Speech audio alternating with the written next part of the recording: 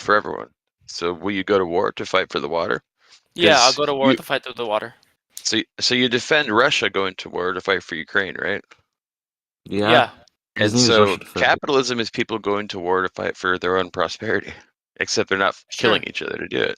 Sure, and I guess, and You I don't support want. capitalism. But Jupiter, again, I don't want a world in which people have to fight over the water. I want a world where everyone has water. That's why I'm a Me socialist. too, dude. But it's And we can live in that world. There's so much wealth and abundance in this world. We can live in that world, Jupiter. We can live in a world where everyone has enough to eat and clothes on their back and doesn't have to have parasites at the top collecting billions of dollars and doing space rocket tests and talking about how they want nuclear annihilation, like Zelensky. We can live in a world beyond these parasites and these like global elites who think they can rule over us. We don't need them.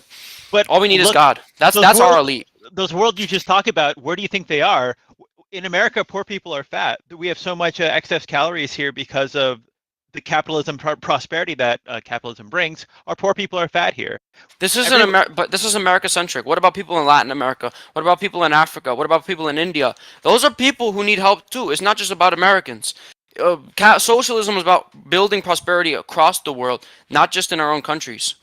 But doesn't that imply that our government needs to take action over the sovereignty of a different country? Like, we can't really do that. That's inevitable. That's inevitable. That's the geopolitical and consequence of the existence. One power gets greater than the other powers and asserts its dominance through hard and soft power over these said powers. That's geopolitics 101. The world we live in. We're going to have to turn this off, and I'm going to give you guys another 5 minutes, and then we got to go to silent mode for a bit while other people get their channels and stuff ready behind the scenes. But I think Square the Science wanted to ask Russian to defend or something before we... Yeah, sure.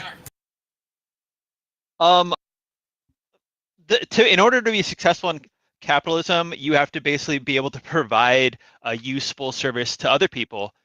And I do get what you're saying, though. In the practice, we actually have like monopolies that are fueled by the government, and we're not actually seeing like there's a lot of control at the top. I agree with you; it's kind of shitty in some ways, but to be successful in capitalism, you have to basically provide other people with stuff that they want, and people get to choose with their money, and they vote with their money. Yeah, but actually, you're not actually providing a service, right? Because what you're providing is the labor of hundreds of millions of people to provide said service. It's not like Jeff Bezos going around at every mailbox and making deliveries, right? The service that he's providing ultimately must be in the hands of the workers. And this is where Marx's term of the labor theory of value comes in, where all value is a derivative of labor, and therefore that labor is ultimately the source of the company. Even if you have a really great idea, it's still exploitation. You would agree, like an Amazon warehouse worker who just like puts a label on a package has a different value than a neurosurgeon who's doing complex like stuff, or like a doctor, or sure. So there is. It's not just about like labor. It's about like neuro people they all do labor. Doctors give their own labor too. Right, but their labor it's a combination of like decades of schooling, work experience, training, and maybe some just skill. So like 1 hour of a doctor. Labor. Specialized labor. Okay. I'm gonna step down now, and we'll do we can set up for the silent. Yeah, can we do? Thank you very much for coming up. Can we do 2v5? Yo, TJump, you're my son, bro. You're my son. Just always remember that. You guys have 2 minutes left. Always remember you're my son, my little kawaii son. I'm just curious. What happens in 2 minutes? The God thing? We're going to start setting up. We're going to disappear. All of us will be removed. We're going to go. You'll be put back into the audience, and then we're going to, after about 5 minutes, we will start. We're scheduled to start in 8 minutes. Yeah, what's going to happen is they're going to cut the internet. They're going to make us say, eat the bugs, eat the bugs, eat the bugs. Yeah, it's going to be Klaus Schwab until a microphone. Russia Defender's going to shoot down all of the Starlink satellites, and we won't have internet. I'm pro-shooting down all the Starlink satellites. Wait, so just to be clear, in a few minutes, we're going to be on topic. Does a goddess exist? That's correct. My name is Jeff. Listen, I'm of the perspective, and maybe people disagree with me. I think Antarctica is stupid. I don't care about it. And I think space is stupid, and I don't care about it. And the people that care about it are just nerds. That's my perspective. You think the Earth is 6,000 years old, dude? All right, let's not get into that, bro. Let's wait for the debate. Well, I mean, you said we have 5 minutes, and we're talking about does a god goddess exist, and you're talking about Oh, we can talk creationism. about God exists. We can. Well, not right now. We're saving that for when the show actually starts in Yeah, that's what 7 I'm minutes. saying. Yeah. Yep. So I think Antarctica is just a waste of time. It's just cold, you know, and I just think space is just kind of empty. That's my perspective. But Antarctica we're in keeps us space. alive. Without Antarctica, we'd all be dead. Yeah, just put a Okay, jacket but on. it has I'll no get covered. correlation. Just mute T-Jump, man. He has nothing to contribute. Oh, I Anyways, owned like him I in was saying, one sentence. so and the now you have to mute me? Antarctica is Okay. honestly like Pwned. Okay, we're not doing kid, that. Pwned. Yeah, T-Jump, you're your Antarctica is son, bro. kind of You're your necessary son. Thank you. for the ocean currents that regulate our environment. It is necessary for the world to exist as it does today. And If it were temperature to all melt, management then and carbon dioxide management and current yeah. management, air current management. Yeah, it's pretty much important for lots of things like hurricane prevention. It does a lot of the work that keeps us alive. Antarctica is Oh, kind we'd of end up important. with like half as much landmass. I mean, if all of Antarctica were to melt or whatever, probably half as much landmass, the same amount of people, not enough farmland, maybe more fish, I guess, because More there's fish. more ocean. So I guess we could eat more fish, but we sort of need Antarctica for the world to exist as it does today.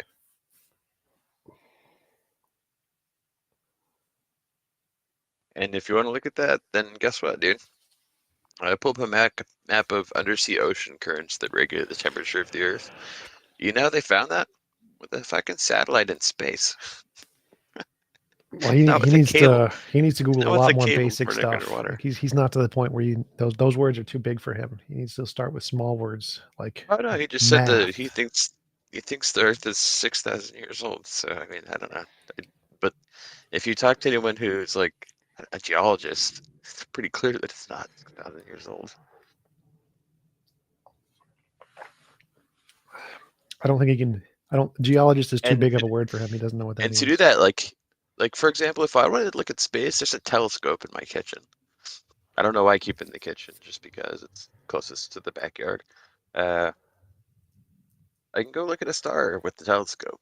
If I want to see like some rocks or some weird shit, I can use a microscope. I have a stereo microscope in my garage. If I want to like carbon date something, I don't know how to do it, but I'm sure I could look it up and figure it out. Well, you can see stars and rocks without a telescope or a microscope. Yeah, but you can't carbon date stuff with. I mean, you can. Yeah, you can see. I agree. You can see. That's true. But I'm saying, you can prove all of this stuff. Most of it. I mean, you like can't really prove, in my opinion, evolution completely. We're starting in 4 minutes. That's fine, dude. Richard Randolph. Whenever we start, just start. Until then, you don't have to keep reminding us, bro. It says 10 a.m. CST, right? This is a convenience for the audience, so I'll run this how I choose. But I'll give you 1 more minute to finish what you're saying, and then we're going to have to go into preparation mode here. I'll finish now. Good. Start the prep whenever you're ready. I'm done. You can. All right, I moved up. Okay, I thought he maybe took himself out. So, okay, everybody. So, thank you for tuning in. We're going to be starting in 3 minutes.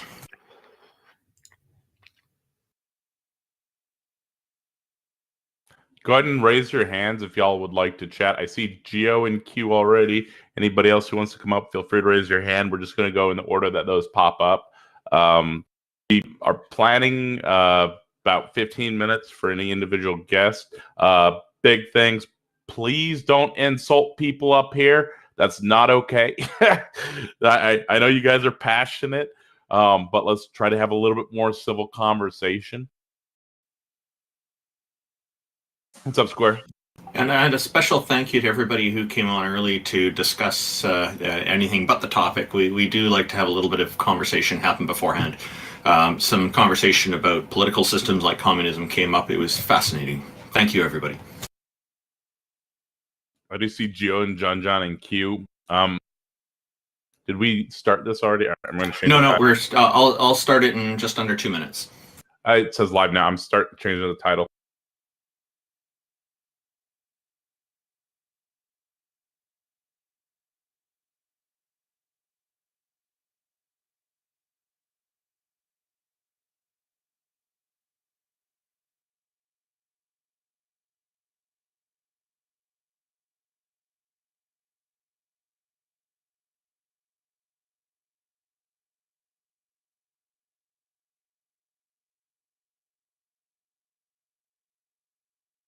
Morning, gentlemen. All right, I'm going to let you get the setup. I'm going to go to the channels and let them know what's going on. I'll be back. Good morning. All right, we'll be starting in 1 minute. Awesome. Morning, TJump. Morning, Amy. What is up? Not much, not much. Early on a Sunday. Hey, how did you do in your Halloween contest? We got less than 30 seconds. Oh, still going on that. Right now, it's kind of like a lull. Voting resumes on Monday. So Monday at 10 a.m. Pacific, noon Central. So. Okay, well, be sure to add mention to it. Maybe talk about it briefly before we start the show after I do the introductions. Oh, we can just I can plug it towards the end. It's fine.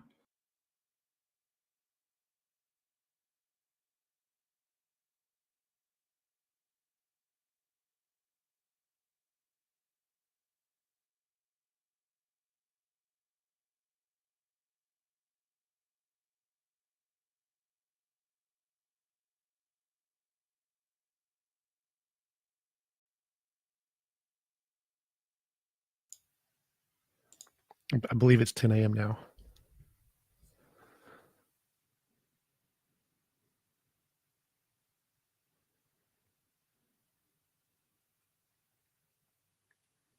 Yes, it is. Thank you, everybody, for tuning in. We appreciate you taking an interest in this topic. Does a goddess or god exist? And we're a group of people on this panel who are not quite sure whether one does. And we welcome attempts to convince us. Sorry. This is a fortnightly conversation, and today is October the 16th, 2022.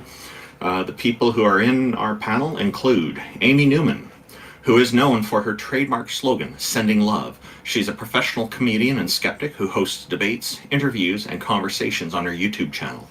She also creates educational and other important content. Her YouTube channel is at youtube.com/Amy Newman. TJump, also known as TJump, is an atheist philosopher who hosts conversations with professors, philosophers, and other academics about topics ranging from biology and physics to religion and morality, and so on. TJump's YouTube channel is at youtube.com/TJump. J. Mike is one of the co-hosts of the Talk Heathen show who joins us from time to time. Jefferson Spatchcock is an atheist inquisitor and intellectual who has particular expertise in analyzing and reviewing debates. His YouTube channel is included in the YouTube video description. J.L. Warren is an atheist activist, educator, and entertainer. He runs the Bridge the Divide YouTube channel where he addresses irrational beliefs, the irrational behaviors that often follow, the societal divides they create, and how those divides can be bridged with education, rationality, and region. The Bridge the Divide YouTube channel can be found at youtube.com/JL Warren, Warren, as that's spelled. I'm Randolph Richardson. I'm an atheist from British Columbia, Canada, and I'm the founding president of the Canadian Atheists. I'm an advocate for freedom, fair justice, and critical thinking. The organization can be found at canadianatheists.ca, and my YouTube channel is youtube.com/Randolph Richardson, and that's Randolph spelled with an F for freedom, not a PH, in case autocorrect tries to change that.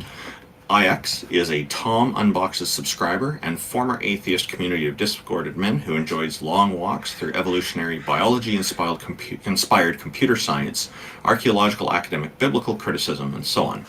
Jack Burton is self-described as a middle-aged, college-educated nobody who drives the Pork Chop Express truck in his spare time. He's a deist and mostly non-committal to philosophical stances. Peter de Tucker is an atheist from the Netherlands who handles the production of various YouTube channels, including Aaron Roz, and generously contributes his professional artistic skills for free to atheists all around the world. His YouTube channel is at youtube.com/GonnaGoForIt. Taco, our organizer, is the #1 Discord debater who has never lost a debate on Discord in his life. Thank you, everybody, for joining us, and I think J.L. Warren's coming very soon to the conclusion of a certain contest. Feel free to tell us a little bit about it. Maybe some of our audience would like to go and vote for him and help him to win. Thank you. Well, I appreciate the shout out on that. Currently, I'm involved in an online contest for the Face of Horror, and it's a big voting contest. You get all your friends to vote for you. Some big prizes at the end. A big shout out for the horror film podcast that I do. So I appreciate that. It's faceofhorror.org. And of course, there's I could put my link in the Heathen chat, but you can go there and vote for me. And of course, I'm on a hiatus. I made it to the quarterfinals. You can vote for me starting at 10 a.m. Pacific time tomorrow or noon Central time because I'm Central time myself. And so people can start voting for me then if you go to that website and check that out. But yeah. So, can you link it in chat? I'll pin it. I can. Give me 2 seconds. Okay. Anybody else have anything they want to say before we start our show? Thank you, Politics Server, for letting us run this as usual. We all rock here. Yeah, well, it's good to be here, and I'm looking forward. I think this is the day we're going to be convinced that a God exists. You know, I didn't you say that last time? Listen. I'm listening. I'm hearing nothing. Is that you imitating a deity? That's true. I just presented the best evidence we ever got for one. That's the exact imitation. So they did an imitation contest yesterday, and that's how I imitated God. I just left stage. That's brutal. Okay, well, shall we bring our first guest up, Taco? Yeah, we had Gio in queue. He's been waiting for a little while. What's going on, Gio? So, all right. My argument today is going to be morality wouldn't exist without a God. Morality wouldn't exist without a God. Was that your whole argument, or did you want to make more of it? No. So morality wouldn't exist because of if there was no God, because there would be no reason to have morality or have reason if there was no God. Because, for example, if everything was based on an atheistic worldview of no higher power or no presupposition, that would mean. Sorry, I'm kind of sick right now. But that would mean that we would have to rely on is. So it means, well, by David Hughes, I think it is, idea is that you cannot drive it is or not from an is, so we cannot have morality from atheism. Okay, so let me ask you something. So morality, like say moral compunctions or moral valuations. The moral valuation of particular actions, or however, it's based upon essentially how you feel regarding the certain situations in that respect. So morality in and of itself, determining what is right or what is wrong, has to be justified. So it has to be justified. So I can justify that to myself, and I can justify, and it can be justified by the society that I live in. Now I can agree or disagree with what the society agrees upon, what is moral, like the moral frameworks of the society, but it's subjectively decided. So it's either it's morality. Morality is objective. No, so morality can exist. Okay, so morality can exist, and with or without a God, it doesn't need a God to do it. It just needs someone. Morality is objective, but you're skipping a few steps ahead and saying it's subjective. Well, no, I haven't gotten there yet. Okay, so morality can exist because morality is just a framework of agreement or a framework of deciding how you feel regarding certain actions. Okay, so like what is moral and what is not moral? That's the question to ask. Is this a moral action? And what is the consequences of those actions?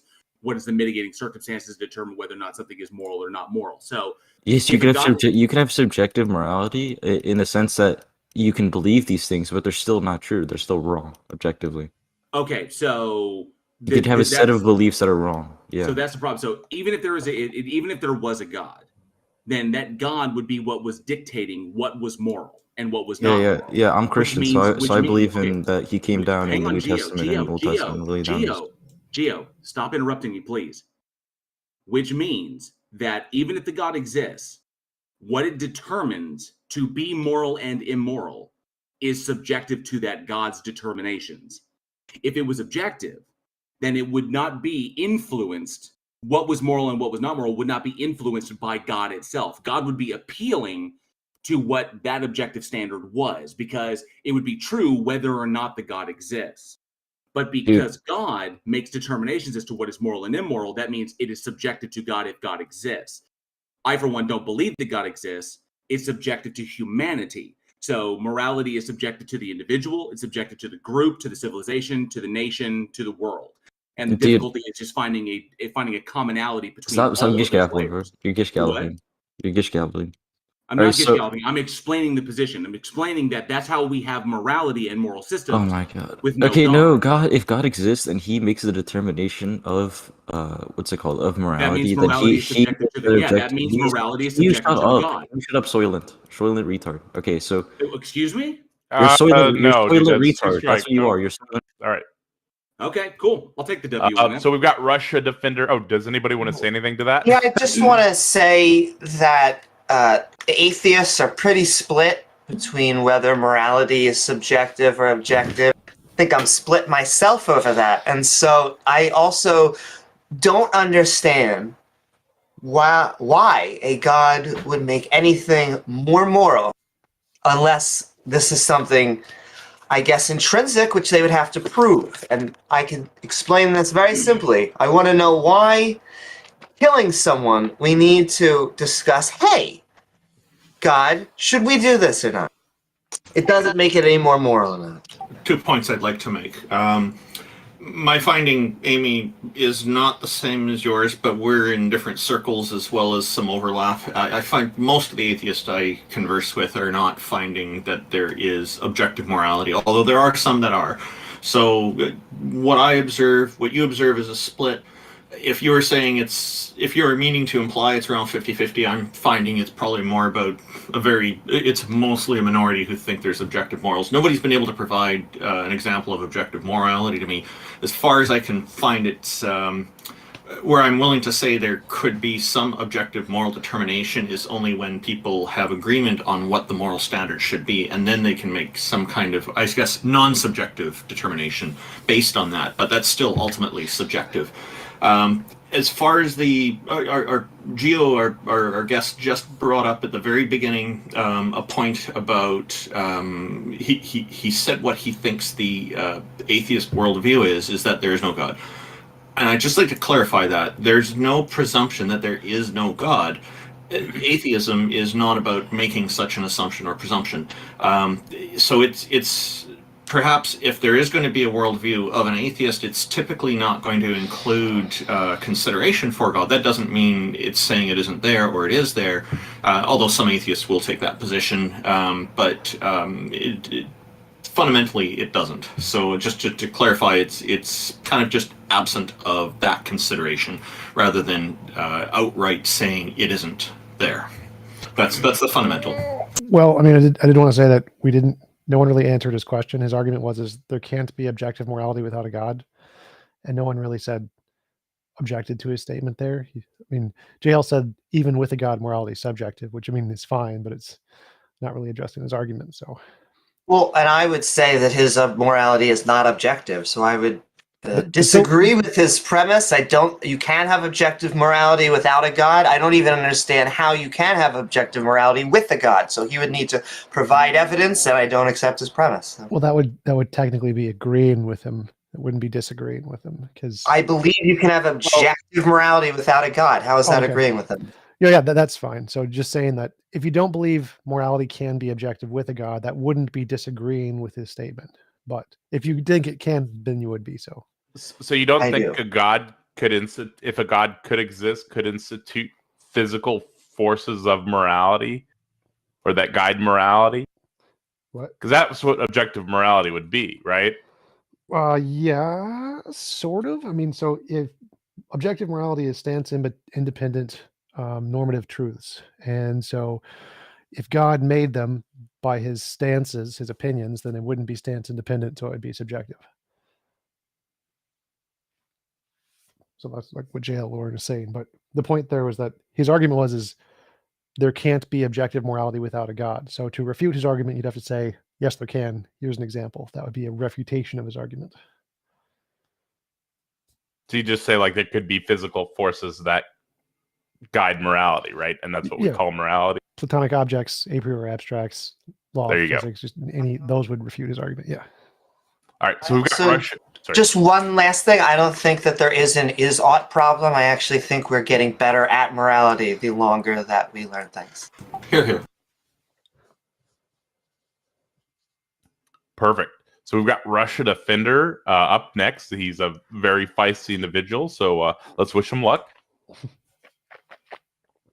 Z! Yeah, what's up, Pano? I'm saying Russia Defender in the building, man. God Defender here once again. Hey, what was that initial sound? Was that like a simulation of a missile? Yeah, man. Hello, TJump, my little kawaii son. So, here's my argument. My argument is, I'm bringing the cosmological argument. Did you call TJump kawaii? Yeah, he's my kawaii son, my little kawaii son. It's so, kawaii. here's my argument. So, whatever begins to exist has a cause. The universe began to exist. Therefore, the universe has a cause. And this, furthermore, the stage 2 is everything is designed. Therefore, design must have a designer. Therefore, God exists. Wait, what? I reject the first premise. Wait, I want to hear that second part again. You said everything is designed. That's one of your? Yeah, premises? everything is designed. Yeah, go ahead. Therefore, what? Therefore, there must be a designer. Okay, and how would you identify if something wasn't? I'm going to repeat it 3 times. Go ahead. How would you identify if something was not designed? Depending on the complexity of it. Okay, so let's say it wasn't complex. Was it? Does that mean it's not designed? Yep. Okay, so then your premise that everything is designed would be false, wouldn't it? How? So if it's not complex, then it's not designed, and you said yep, then there's something that's not designed. Therefore, your premise that everything is designed would be false. If you can show me one thing that's not complex, my argument is conceded. Okay. Show me something not complex in the world. How about a proton? That's complex. How is it complex? Because energy itself and the laws of energy are complex. What's your criteria for complex? That's a good question. Well, complexity can easily be seen through the structure, the internal structures, and how things move, and we can recognize those structures. That's an example, not a definition. He asked for a definition.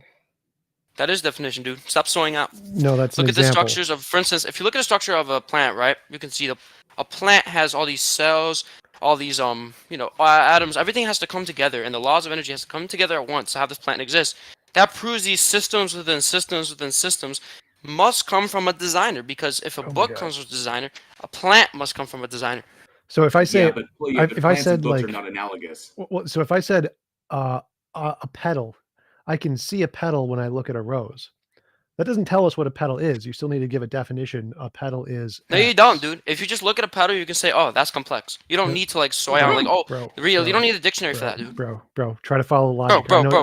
Calm down, TJump. Calm down. I know you're really dumb, but try to follow this here. So if you say no, try to follow this. So, do you think the universe was created? Go ahead. Wait. So if you say a petal is something I see when I look at a flower, that tells us nothing about what a petal is. So if you say complexity is something that I see when I look at something, it doesn't tell us what complexity is.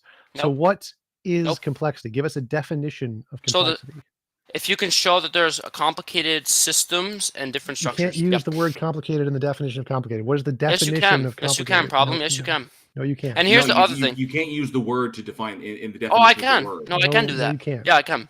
No, you it's can't. not the way this. Yes, I can. Bro. So here's the thing. Do you believe there was a beginning to the universe? To our universe, not all natural things. Are you running, my son? Do No, you believe the universe was created? Go yes or no. So I literally answered it, but I don't think your tiny brain could comprehend it. I said our universe. That means yes. If I could throw out there. Let's not calm small brain. Come on. There is an origin point to the observability of our universe, and that origin point is what we call the Big Bang. The Big Bang. So essentially, do you have evidence for the Big Bang? Russia, hang on a sec. Essentially, the evidence, the initial point where we can begin the measurability of our universe, the measurability or observability. So that's that point. Now we can't really measure beyond that because the way light works, but we can mathematically extrapolate beyond that point. So there's an origin point for the visibility. Okay, where's your evidence? No, Geo, source. Where's your evidence? Any for the Big Bang, go ahead. Any science textbook from any. So you're appealing to nerds and lab coats who wrote a book, and you're saying, "Oh, that's my evidence." How is that evidence? Do I just have it to bring out the ad homs? How is that ad hom? I think that would be a genetic fallacy. I didn't attack you. I attacked the scientist, dude. That would be a genetic fallacy, I think. But it's a fallacy. It's a fallacy. Dude, can we stop nerding out on our fallacies? I just want to point out, we know that the Big Bang happened because of Hubble's law. We can see everything going dark energy is pushing everything outwards except for Andromeda. And then we also have the microwave background radiation, which is a early imprint That of proves the early nothing. universe. That's why physicists understand the Big Bang happen. But I also want to go just back for 1 second. Complexity is not the hallmark of design. I don't know Yes, it why is. you think. So, would you Show me like, something complex that wasn't would designed. Go ahead. you like a simple way to get in your car or a complex way? Simple. There you go. I mean, we're done, right? We can move forward. Simplicity is one of the hallmarks of design, not complexity. Okay, and is you a can car move forward. complex? Your own analogy Sometimes. collapses. Is a car complex? Sometimes. What do you mean but sometimes? A door, you have a hinges, you have an engine, you have all lubricant in there, you have all this stuff. Yeah, What are you talking but about? Exhaust? Because That's not complex? complexity has is more the parts? hallmark of time, and so the more time that something goes on, the more complex it is, and then the engineers have to remake it simple. Oh, so you need a bunch of minds, intelligent human minds, to come together, engineers, and build this car, correct? Yes. totally because So why is that cars- different from an animal? Because cars don't form in nature. I don't know if I have to have a birds and bees talk with you, but humans, animals, Oh, plants. ask your mom these about that. forms. Ask your mom about birds and bees. But here's the thing. Okay. What? Here's the Wait, reality. my mom had No. sex. Stop so slowing did up. your No. mine. Emmy, Well, I sit don't down. understand Sit down. what Sit that down, means. I Listen, will, my but daughter. you My daughter, admit- be quiet. Shh. Okay, but Listen, my my daughter. child, Shh. you will admit your Listen, my mom daughter. and dad had sex, right? And that's why you're here, Yeah, and it yeah. wasn't. Okay, we can go forward then. And they created me, and I'm a Lebanese Yes. superhero. No one's defeated me. I'm undefeated Russia defender. Go ahead, Amy. That's fine. Hey, maybe you should hit that mobilization. Help them out there. Okay, so Amy, here's the thing. The reality is that if you look at an animal, it's much more complex than a car. I know TJ wants to cry right now, but the reality is that an animal is completely more complex than a car. Completely more complex. Russian defender. You do. What we're trying to convey to you is complexity is not a hallmark of design. Simplicity. Yes, it is. Hang on. Simplicity and efficiency are. So simplicity meaning the fewer moving parts in order to reduce failure rates. Because the more parts you have in a thing, ostensibly, the more risk of failure you have, because the more moving parts, each one of those has a chance to fail. And the more you have of them, the greater your failure rates are. So intelligent nature minds, is completely efficient. Hang on, Russia. So intelligent minds create things that are simple in order to make sure that they work all the time, and efficiency, meaning the amount of work goes into them, leads to more work being done and not a loss of work. So something very, very simple would be like a lever. Okay, dude, you're not Demon Mama. You don't have to monologue over me. So I understand your point. I understand your point, GL. You're saying that if there's a bunch of complicated moving parts, it has a chance to fail. Sure. But it still shows evidence that all of these parts must come together at once to create what we know as a car or an animal. And that proves complexity, which proves a designer. It's so easy, bro. It's so easy. Okay, he's just trolling us at this point. Can we just bounce him, please? Yeah. Oh, you're submitting your concern? No, I'm not submitting because times. You keep interrupting is the problem. The issue is this, because you use terminology that is unjustified. The term when you just say created, that's problematic, because when you say created, that implies a creator. When we say, that's why scientists say it is a result of. So we say that the universe that we currently observe is a result of the events that came before that preceded leading up to the Big Bang. We say it's a result of this. It doesn't create it, it's a result of it. Because creator or created implies a creator, and that's how you sneak that in. That's problematic, because you need to demonstrate the existence of the creator to justify you calling everything creation. Yeah, and the point is that we separate what is natural from what is artificial, and so we don't see cars being designed in nature. That would be the point. Now, the argument he put forward, the first premise seemed to be skipped over. Which was that everything that begins has a cause. And maybe at some point somebody would like to delve into how they can prove that's always the case. I think it's false. Well, I don't accept that premise, so that right off the bat. But that's okay. We've focused on the second premise, and I'm fine with that. I do want to bring up that someone in my live chat, Frayed Edges, made the point. Is like, because in his mind, if it's complex, then it made everything, because complex things have to be designed.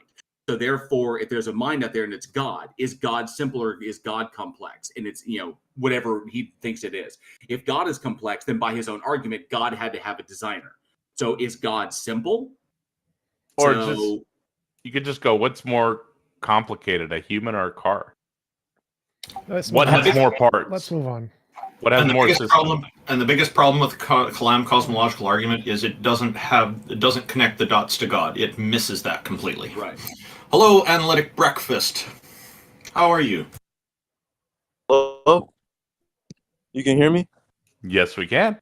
Go ahead and present your argument. I just wanted to basically give you my quick line of reasoning why God exists. So there is a necessary ontological distinction between the mind and the brain, okay? And the mental states or the mind are non-propositional state of affairs, which is a sufficient but not a necessary condition for causality. So it is dependent on a second order chain of cause and effect, but it's a counterfactual chain of cause and effect. So in between each cause and effect, there's an actually infinite number of counterfactual conditionals. And so that is going to invoke a strong PSR, which is a modally necessary principle. And so I'm just going to be appealing to theoretical virtues and making an abductive case saying there is one modally necessary entity, which is going to ground the second order chain of counterfactual dependence. And I'm making an abductive case based on it being more theoretically virtuous than any other worldview. And so there's 10 different contradictions in what you just said. One, it can't be abductive and necessary. Necessary would be deduction, not abduction. But just try to filter out all the philosobabble and the words you don't understand. Wait, what did you just say, little boy? What did you just say? I never said anything was necessary. I said it's literally the first thing out of your mouth. What I say. Kid, it was literally the first thing out of your mouth. You need to listen to what I say. There's a necessary distinction between I said it's a mind modally and necessary entity, and I'm making an abductive case based on it being more theoretically virtuous. Kid, necessary means deductive. Necessary means must be the case in all possible worlds. You can't make an abductive case for a necessary being. Learn basic philosophy. But let's what are you talking about? So do you know what is abductive reasoning? What is abductive reasoning? What is abductive reasoning? Get what is rid of your philosobabble. You don't understand. What is abductive reasoning? You just present identity theory, TJump. Kid, what is abductive reasoning? Skip your gibberish. What is abductive Give reasoning? us a syllogism. No, you just made a Give claim. Give us a syllogism. We're going to kick you off the stage, kid. A necessary proposition. Kid. Analytic Breakfast. You're going to have to one at a time, guys. Come on. One at a time. You have to let people Tom, respond to you. Analytic Breakfast. This is why you. Hey, Tom, this is Analytic Breakfast. Analytic. We're going to stop that. Let him respond. Remove him. This is why you lost to Jay Dyer. Is what you just said a necessary proposition? Analytic Breakfast. Okay. So there was one question from our live text chat on YouTube from Nicholas Lamar Suter. He's challenging our guest, who just has been removed, to demonstrate that a mind exists. Demonstrate that there is a mind. That was my first question before TJump took over. I was like, okay, what is the evidence that a mind exists independent of a brain? So I'm an identity theorist, and the mind is the brain. Agreed. And so when he said all that, after I was like, what? After like his first line, I'm like, what? Because I'm an identity theorist, right? The mind is the brain, right? And so I wanted to ask, how do you get me out of identity theory? Because if you can get me out of identity theory, then maybe, right? But none of that follows if identity theory is possible or true. See, I think that there is a separation between a mind and the brain, but I think that the mind is hierarched under the brain. I think you have to have a physical medium. And so when he's talking about how it's this type of making intentionality real and you need a mind for all this type of stuff, honestly, as far as we can tell, minds, brains, animals that have consciousnesses are a relatively new thing. The universe has been here for 13.5 billion years. We've been here for the planet itself for 4.5 billion years, and then multicellular life for only 2 billion years. And so I'd really want to know why it went a mind and then kind of silence, just blank radio, nothing for billions of years, and then conscious organisms again. It would make no sense. Well, TJump, you were trying to elaborate on something there, and he kept interrupting. What was it you were trying to say? Well, what we should do when people use philosobabble and just use a bunch of words which he understood none of which, we should make him break down his argument and say, give us a syllogism, make it clear, not try to interpret what he's saying in the ways that we understand it. because he's just going to use more philosobabble and say you didn't understand it. So always when there's those philosobabble guys, you got to just stop them and say, okay, give us a syllogism, make it simple and not use all the philosobabble. I think that's a good approach, and I liked what J.L. Warren was doing, which is the same question Nicholas Lamar Suter had from our YouTube audience. So that seems like a reasonable way to respond, because that'll have them bring something more, their ideas articulated more clearly this way, is what you're after. So thank you. No, I think those questions would have been a mistake. I think you would have gone in rabbit trails and more philosobabble. I think if people use philosobabble, you have to say, stop using the philosobabble, give us a syllogism, and don't ask any questions, because they're going to just bring up more philosobabble. Good. Okay, syllogisms. Okay, yeah, I think this is good advice. We've got Zelini SOK up next. They have an argument for God. Didn't specify.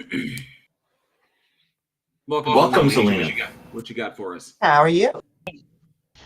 I'm good, thank you. So I have like an argument, but it's not directly for God. I think it's kind of more convoluted, so if I could like go through it, if that's okay. Okay, do you need 2 minutes? Would that be enough? I guess. I don't.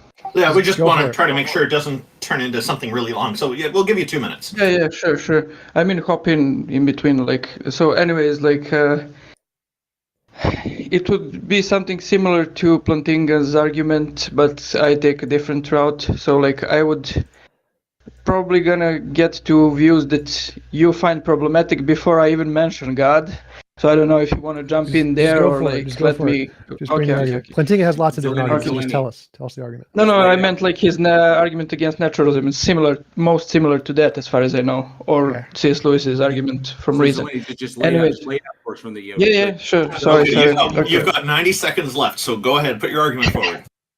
Okay, so my argument goes like this. If we take Cartesian methodical doubt and we remove all the things that we can doubt, we come to the cogito, which we need to accept. Like Hume, we know from Hume that even that could be an illusion, but like it seems to us it's plausible, like that's true, that we exist, that our mind exists. So we build from that. And we go through those basic points in the Enlightenment, like how do we know that the external world exists? Seems like reasonable to us to accept that it does. How do we know that causality in the external world exists? It seems plausible that it does, even though Hume points out that we never see actually causality, we just see constant conjunction, like things happening, but we don't see the actual causality, you know the boring debates of whether cause is prior or at the same time as the effect. So you have several views where you reach the view that the world is material, that it has laws of causation, and that those laws are general or maybe universal. And from like my argument here would be that it's irrational to deny the existence of our first-person experience, which includes the experience of free will, by appealing to materialism, because materialism is much less based on this line of reasoning from the cogito. It's much farther from the views that has much more views that seem reasonable to us than the view that free will exists. So that would be the first step in this argument, to claim that the free will exists and that deterministic materialism is wrong. Okay, well, thank you very much for laying that out so succinctly. I noticed at the beginning of what you were saying, you're talking about plausibility quite a lot. You put a lot of emphasis on that. Do you think that plausibility is sufficient to validate something? Because I'm not convinced of that. Yeah, I think we cannot go stronger than that. I think like Descartes tried, and everyone like pointed out that he failed. Like he wanted to, even the cogito is not certain. It's just something that like seems to us that it's true, like, and we accept, but because it seems reasonable. So to convince me, I'm going to need more than just plausibility. So I'll leave to the other panelists to delve into the other aspects of what you've said. Thank you very much. There's if I can like add a sentence, there's also the modern formulation. What's the guy's name? Heiser? No, not Heiser. The phenomenological conservatism, So he phrases it as like prima facie beliefs, like something seems to us to be Properly true. We're basic. justified. We're justified in accepting them in the absence of like Defeaters. strong enough defeaters. Yeah. So there's a number of things you said that are wrong. One is that Hume did not say the cogito could be an illusion. He just says the experience you're having could be an illusion, but your existence can't be. So that can't be wrong. But more importantly, your argument that free will is more direct, a more direct conclusion based off of our direct experience doesn't mean it's more rational to believe. The fact that something is more directly follows from the cogito or from your experience doesn't mean it's more likely to be true. If we have from our experience, there is some methodology we can use that is a more reliable methodology than our direct experience, then we have a reason to doubt our direct experience if that methodology has conflicting results. So like illusions, delusions, misconceptions, we have these direct experiences and they are far more direct relative to the cogito than science is, but science proves those things wrong. So the fact that something is more direct from the cogito doesn't make it more true. So that argument would not mean that free will would be supported simply because it's something we experience directly, any more than a hallucination is more true because we experience that directly. So your argument that we have free will because we experience it is no more valid than delusions actually exist because we experience them. Okay, so how does this go? Can I respond, or someone else also wants to say? Yeah, you can respond. Okay, so yeah, the first thing, like I meant the bundle idea of the self. So like that's as far as I understand it, like that's a philosophical idea, which is, for example, parallel to Daniel Dennett's idea that like there is no self which like perceives as how does he call it in the Cartesian theater. There is no person who perceives stuff. There's just a bundle of perceptions, and one of those perceptions in the bundle is the perception that I am a self who is perceiving those things. But there is not really a self like that perceives it. So, as far as I understand, Hume said something similar in the philosophical area. Well, none of that refutes the cogito, but that wasn't my main argument. So, what about the fact that free will is a closer direct correlation to the cogito doesn't actually make it true, just because there are lots of false sensations we have that are close to the cogito. That doesn't make them true. Sure, but I would like. So my point was that it seems that the acceptance of free will is on stronger foundations because you need much more steps, equally doubtful ones, to even reach materialism and the view that there's only matter and it functions in a causal way and that causality is universal. So like, for example, there can be a view that everything is material, but matter doesn't function necessarily in a causal way, but has some places or whatever we could formulate it where it functions in a free will way. So I think that would fall. That would fall into, for example, panpsychism. Like, but no, I'm saying like that most people reject the existence of free will due to materialism and determinism inside it. Like matter functions deterministically, so we are material. No, so it has nothing to do with materialism. It has nothing to do with determinism. It has to do with all of the evidence indicates that regardless of your meta ontology, there's no evidence that there's free will. There's no evidence that we can do otherwise. That doesn't exist. And so empirical evidence, any kind, there's zero kind of evidence that can happen. Where there's lots of evidence that it can't happen, that your decisions are determined by your brain structure. But that doesn't matter. Is there evidence that the external world exists? Yes. What is the evidence for that? Novel testable predictions. So again, what you do is you say, you exist, cogito, then there's some difference between your imagination and the sensations you're experiencing. So like you can imagine a unicorn, but you don't see it. So there's two different kinds of experiences there. You need some way to differentiate between the two. You come up with a methodology, that's science. And then this methodology, if it can accurately predict the sensations you're going to have in the future, it's more reliable than your imagination, because your imagination can't do that. So but you didn't bypass the... Okay. Sorry. Well, I did. I bypassed all of that. So in this one, I have a method that can differentiate my imagination from my experience.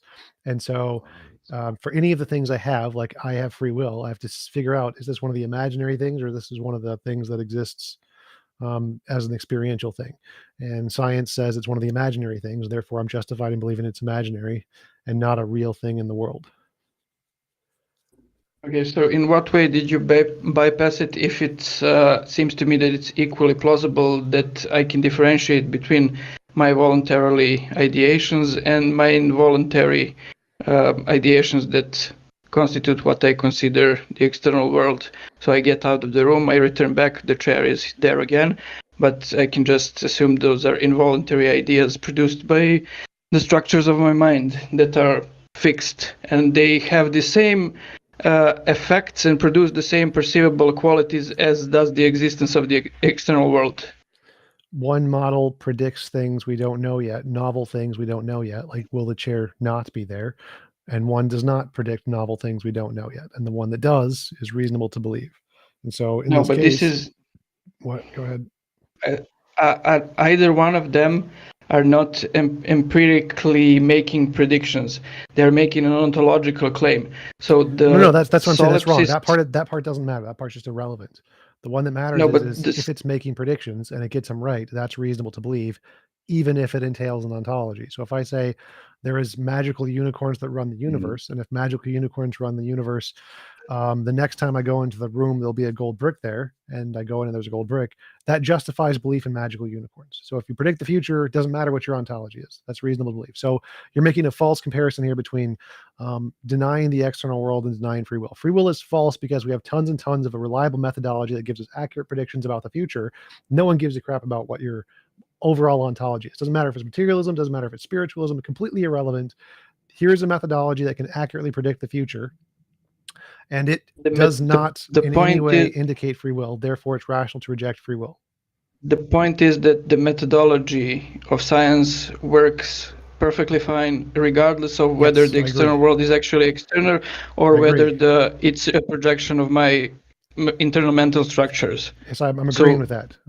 So the existence of scientific results doesn't give you an answer whether the external world is actually external or is it just within my mind. It doesn't matter. So science works. It doesn't matter if it works because there's an external world or because there's a matrix. It doesn't matter. It works. Okay, nothing so else does work on that. So if the science works and nothing else works, it's rational to trust science and it's not rational to trust anything else. So if science does not indicate free will, then it's not rational to accept free will. So if we have one method that works, zero other methods that work, and this method rejects free will. Didn't you just agree that the science works under both models, solipsism or the existence of the external world? Yes. If it works, it doesn't matter. So how does it deny solipsism? If it doesn't indicate a truth of a claim and it works, it's rational to believe what it indicates. And if it doesn't indicate something, it's not rational to believe it. Doesn't matter why it works. But I don't get this, how you're conceding the point without conceding the conclusion. Like if science works in both cases, in the solipsist ontology and in the realist ontology, like it doesn't give us reason to reject solipsism and accept realism, right? Right, but in neither case it indicates free will. In both cases, in the solipsistic world and in the materialistic world, free will is still false because in neither of those cases does science indicate free will. So I don't care what the fundamental ontology is there. Science works in both, and it's rational to trust science, and it's irrational to go beyond science, and free will is beyond science. Therefore, it's irrational to reject free will. How can it indicate from a unbased ontology that another ontology is false? Because I'm not basing my free will on empirical claims. I've told you this like 6 times. It has literally nothing to do with ontology. This has to do with does free will exist? And if the science does not indicate free will exists, it doesn't matter which ontology you use. It doesn't indicate free will if you're an idealist. It doesn't indicate free will if you're a panpsychist. It doesn't indicate free will if you're a materialist. Science under no conditions indicates free will. Therefore, it doesn't matter which ontology you choose. It's still going to be irrational to accept free will. it does matter because we started from a higher ontology and came to this point. No, I didn't So start with any the ontology. science I started can with zero ontology. science can disprove can disprove that any matter functions in a free will way, maybe. Like No, I never because said that's that. its empirical sphere. No, I Like never said if that. we started from the cogito and like first accepted that, like science cannot tell us that's true. You have scientists such as Daniel Dennett who deny that such a thing is true. Okay, but I never like, said any of that. That's not my argument. My argument has nothing to, I don't care. I started with no ontology. Cogito, I exist. I haven't said nothing about ontology. There's some difference between my imagination and my experience. I've still said nothing about ontology. I need a method to differentiate the things I'm imagining and the things I'm experiencing. Still said nothing about ontology. I create a method to do this that works and accurately predicts the future. Still said nothing about ontology. This method that works does not indicate free will. Still said nothing about ontology. This method is the only one that we know that does work. Therefore, it's only rational to believe the conclusions that this method indicates. Still said nothing about ontology. I've said ontology 0 times here. Nothing in my argument has anything to do. It's ontology independent. I don't care what the ontology is. Denying free will does have implications for ontology. It does not. No, it does not. Free will may or may not exist on any ontology. You can have a spiritual worldview and no free will. You can have an idealist worldview and no free will. Panpsychist worldview, no free will. Free will is not an ontology. Free will is a particular kind of thing that could exist in any ontology. There is no evidence to exist that on any methodology we use does not indicate free will, regardless of which ontology is true. Doesn't make a difference. We have no methodological reason that justifies belief in free will. We have lots to reject it, just like we do for any hallucination, delusion, Empirical, misconception. methodological No, reason. any kind. But there any kind. There is zero evidence.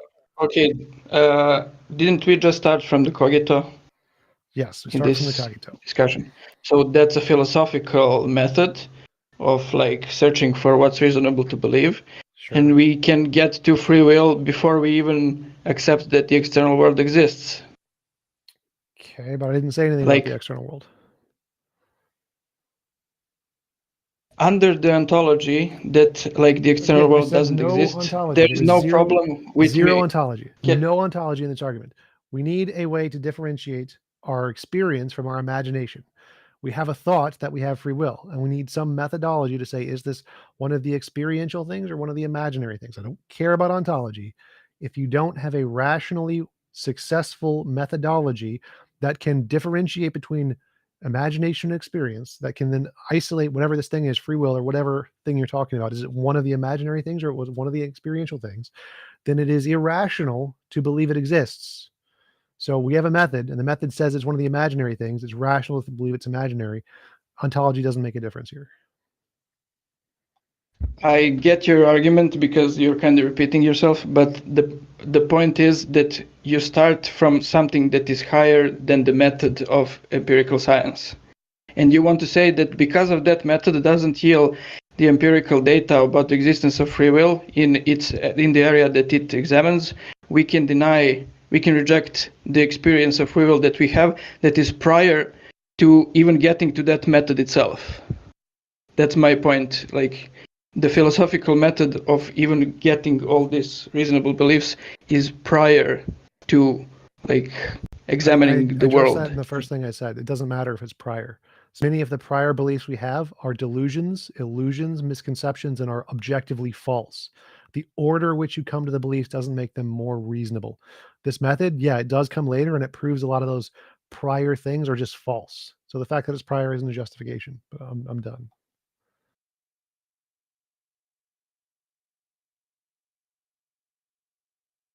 Oh, sorry, I was muted. Well, I don't know what to say except to repeat myself again, but like do a little bit more research, a bit more reading. I think we come to a good spot. Is that it? Is that it, Zeleny? So no one has anything else to say, no? No, I think TJump covered it quite well, and so, he pretty much laid it out.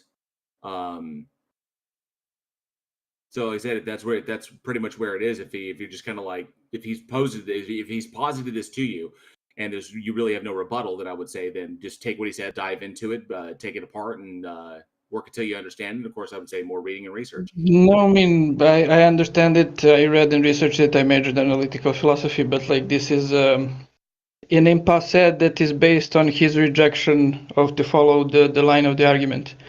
Like he simply denies my claim that the later based claims cannot be stronger than the earlier based claims in the methodology of getting to reasonable beliefs. Like, I cannot do anything against that claim. Like, he just claims, yeah, science doesn't allow us to believe in free will, so we must reject it. I mean, okay. I wouldn't say that science doesn't allow it. It's just that science doesn't seem to support the idea.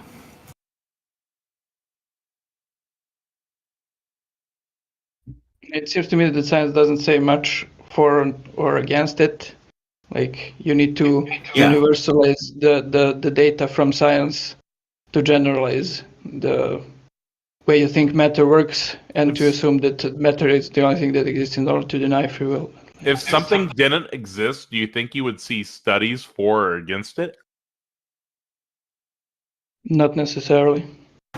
Yeah, and then there's the other studies are about empirical questions. Metaphysical questions are usually dealt with in the faculties of philosophy departments. So one of the things that is important to not lose sight of is that there are many things that we don't know about reality yet. You know, we've figured out quite a lot from our perspective, but you know, it could be at some point in the future that there's a discovery of, say, a free will particle that instigates and causes free will to happen in people's brains, and maybe some people have one or more of these particles in their brains. We don't know if this is the case. Now, there's of course going to be lots of people who will reject the idea because we have no evidence of this, so it's only an idea. But I think it would be a big mistake, is my point, that if we were to think that we know what all the different types of matter are. No, that's not. I wouldn't assume that in this argument. Like I was just saying, sorry, that you get to those things you perceive, like you necessarily and universally perceive in your introspection, that like the one who denies free will says, yeah, it might be a delusion.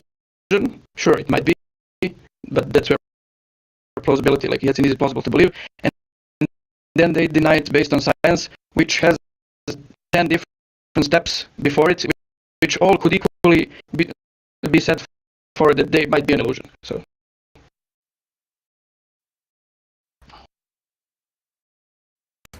yeah.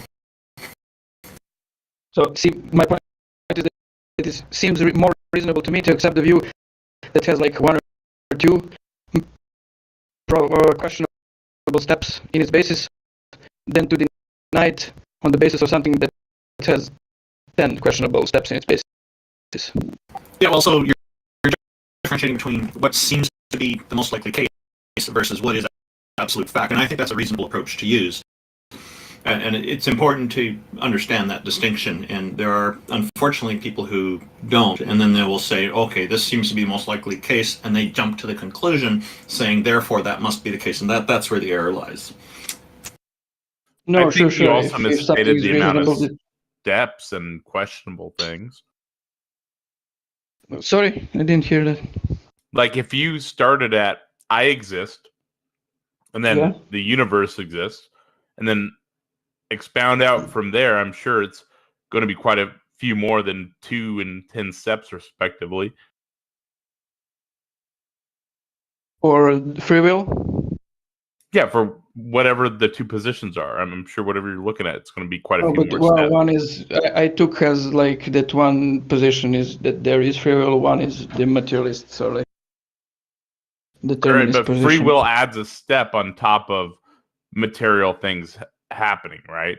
So like cause and effect may not actually be like a universal thing, right? But cause and effect all the way through, adding a step would be free will. No, sure. On the, how do you say, on the scientific approach, you get free will very, very late. Like you get it I don't know, in psychology as data that people perceive that they have free will. You get it like 14 billion years after you get through various other things. But in this Cartesian methodological skeptic methodology, you start from the cogito and you get it in a second or third step when you introspect what you perceive about your mind. And then you get to the existence of the external world and the existence of causality and the universality of the causality and maybe universality of materiality much later. Like you have to go Are to... you dualist? Substance dualist, yes. I just disagree from the get-go. Similar to TJump, I guess, so. No, sure. I that's why I said I would probably get like very contentious claims that seem very improbable to you even before I mention God. Yeah. There's a question from our live YouTube chat. Mark Reed is asking if you're using free will as an axiom. Not an axiom, but like one of the first things that it seems reasonable to believe in. Like very close to that it seems reasonable to believe that I exist, that I am a mind that exists. I'm just because when it comes down to it, regardless of whatever you're posing, like none of that logically, none of that entails that a God exists, because you could boil it down. You could basically say that we're all just, we could all just be in a reality simulator being run by some future civilization trying to determine what happened in the past. So, but that doesn't entail that a God exists, and it doesn't entail that any specific God exists.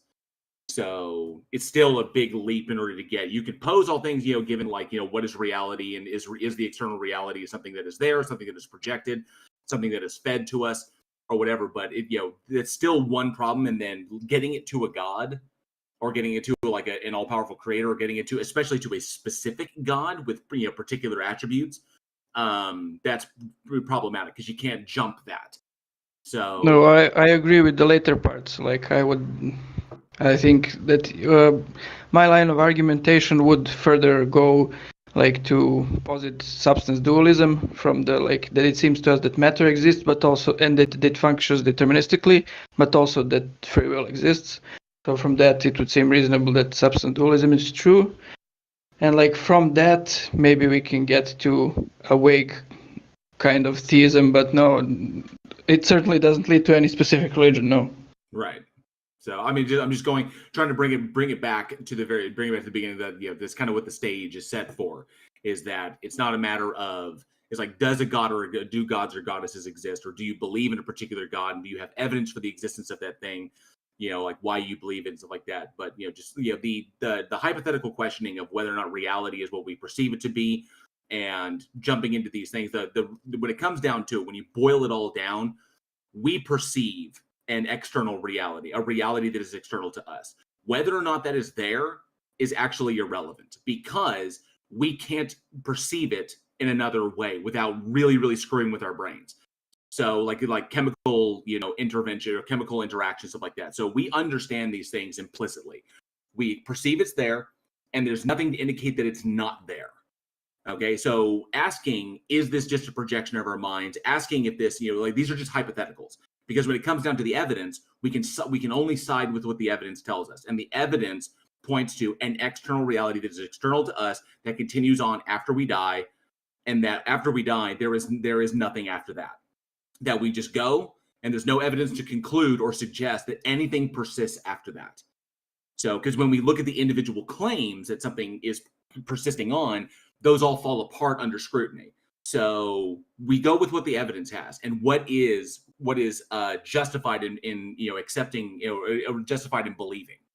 And so if we start positing things that are hypothetical possibilities, that doesn't entail, just because we can conceive it doesn't mean that it actually exists.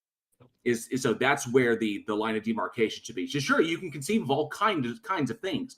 We've spoken to theists who legitimately believe that we are all just projections of God, that God is the ultimate solipsist, and that we are all everything is just a projection of God's mind. Sure, but there's no way for us to demonstrate that, and that's not an empirical claim. We can't demarcate it from what we currently perceive. So when it comes down to it, it doesn't really get us anywhere. I mean, kinda from the empirical perspective, I understand that. But for example, even the idealist, like it's not like he's talking just from hypotheticals. I mean, sure, maybe the specific people who, I don't know, go into debates do that. But for example, if you read about Berkeley and the discussions about his arguments and counter arguments, like he actually has good arguments that the external world is made out of mental stuff and not material stuff. Like it's not just that he's giving a hypothetical, he's examining, like we are starting from this like introspection, we don't know if the external world is real, so maybe it is, maybe it isn't, and we are trying to examine which of those two options is the more reasonable one to accept. Like, and he gives various arguments, like. Cool, he can argue for it, but just because an argument or a syllogism is valid doesn't make it sound. I think we can agree on that, right? Sure, but I think that he also had sound arguments. But we don't have to get into Berkeley, I mean, specifically. But you know, right, it's not. I'm just saying, we can pose arguments for all kinds of things. You know, there. You know, it's like if your argument is like the structure of it is good, then it is valid. But it doesn't make it sound. So great, fantastic. He can make an argument for how everything is just a projection. Everything is just a projection of mental states. Fantastic. Demonstrate it. But he cannot demonstrate it empirically, if that's what you mean. Bingo. No. So bingo. So why would we accept it as a legitimate possibility? If sure, we can argue for many things. I can argue for all kinds of stuff. Okay, but it doesn't he's mean talking that actually, about ontology, not empirical. but it doesn't. It's irrelevant. It doesn't matter. Just because I can conceive of a thing doesn't mean it actually exists. Just because I believe a thing to be true doesn't entail that it is true. So, just because I can argue for a particular hypothetical situation doesn't mean that hypothetical situation represents reality. So, yeah, it's a great argument. Fantastic. We have many great arguments for things that don't exist. And we can push these things and they can subsist in the field of unfalsifiability. They exist out there as kind of like, well, we can't prove it or disprove it. So, great. It exists out there in the world of unfalsifiability. So, that's where it's going to be. And, you know, methodological naturalism, we can just reject that because it's unfalsifiable. But, again, the thing that I and TJump agreed, science works both ways. Like the claim that the external world exists and that is material is also an unfalsifiable claim because it is an ontological claim, not an empirical one. That's why we go where the evidence lies. So that's why you're literally creating an ontology, though, from the get-go. You presuppose an unconfirmed ontology, non-physical. Yeah. No, this approach allows you. That's wild. This approach would allow you to get to physicalism, if, like, for example, I don't know, you wouldn't universalize the causality in matter. So that's, for example, the view of, I don't know, like Chomsky or the New Mysterians. Like they say everything is material and matter generally functions deterministically, but in some instances it functions in a manner of free will, and that's our brains. So that's a possible view. Great. So we can posit this as a possibility. Now let's insert it into the methodology and let's start making some novel testable predictions. So I'm gonna harken back to what TJump says. So the thing that TJump hammers home, how we differentiate between reality and imagination. Okay, and primarily it's novel testable predictions about it. So yeah, so let's insert that into the methodology and let's start making some novel testable predictions with it. And the problem is we can't do that. It doesn't offer anything new about the universe, doesn't explain anything, has no explanatory power, and it doesn't make any predictions about the future that come true with any form of accuracy whatsoever. The methodologies we do have, they do have explanatory power, and they do make extremely precision predictions about the future. Then they come true, therefore they validate the model. So, but again, science both works on both ontologies. That's the point. You cannot use science to disprove the ontology. It works with equal. Well, okay, but that's a different view than claiming that the external world and simply assuming it because, like, it seems to us that we do science within it. Like, it's a different claim to say this question is irrelevant and we shouldn't discuss. Okay, yes, but we work with the tools that we have available to us. So if you're positing things that are outside of the realm that we can do actual work, then what's the point? Because you can posit this, you can posit it, but you can't be demonstrated to be the case.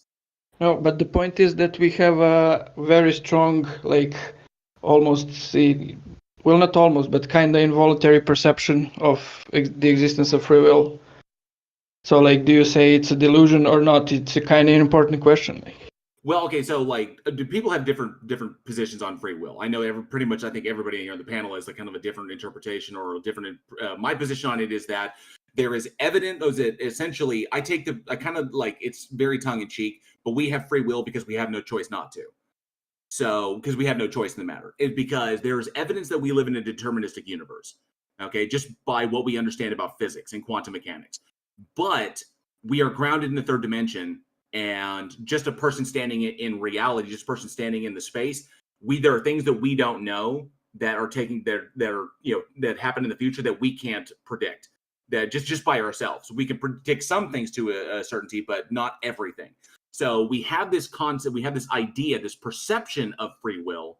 So because we perceive it and because it works that way, and I can make different choices myself, then we have the perception of it. So some people would argue that it's illusory, but I perceive that it is, and I can watch it and I can kind of see it in action from my perspective.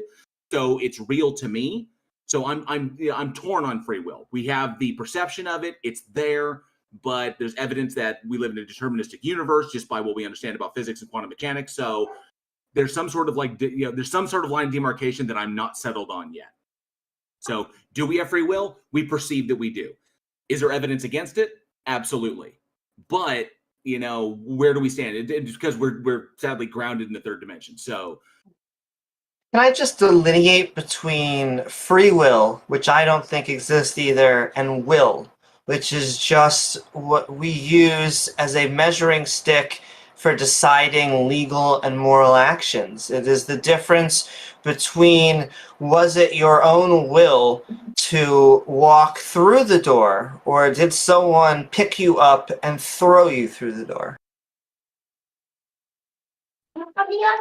Sure, but that's, difference between legal stuff and metaphysical claims. I mean. Sure, but I think that when it comes to a conscious, that is still part of that. We have our own being. We have us as a social species coming together to enact moral systems and legal systems. I don't get what would be non-natural, non-physical. The asterisk that I always put when we talk about these things is there is energy and matter. So it's one of those. If it's not matter, it's energy. It's doing work. I mean, possibly. That would be an empirical claim, so we would have to find energetic functioning that works in a matter of free will. Yeah. I agree, but I also think that these will eventually all be empirical claims. I think that when, not that you're putting forth empirical dualistic claims, but when it comes to this stuff, I think they have a burden of proof as well. And I don't see that getting fulfilled, but we'll see. Good point. I think we're in a good spot. Yeah, this was a very interesting conversation. Thank you, Zelini Sock. Really appreciate that. No, I like your avatar too, by the way. Looks lovely. Thank you for coming up and being so honest. I'm going to pull you down from stage now, but do you have any last words? No, just cheers. Just what? Cheers. Oh, cheers to you as well. Cheers. Yes, cheers. We've got Otangelo. He actually waited a long time the last show, at last couple shows actually. But what's going on, Otangelo? Hello, guys. What's up? What's up, Hello, Otangelo. Hello, Otangelo. Okay, so I will ask here a question, and I would like not to be interrupted, and then you can answer. Okay. How much time do you think you need? A minute and a half. Okay, no problem. I'm starting the timer now. Go. Okay. So I will read that, okay? So we create two hypotheses and predictions. The first is that coincidence and random chance is able to create computers with hardware and software using codes and languages instantiating information, and after encoding information transfer, translation, and decoding that instructional information, it is used to construct factories full of machines, production lines driven by energy, made by energy turbines. And the other hypothesis is that intelligence is capable to instantiate all these things. Based on our background knowledge and experience, which of the two hypotheses and predictions do you think will be successful and meet the prediction?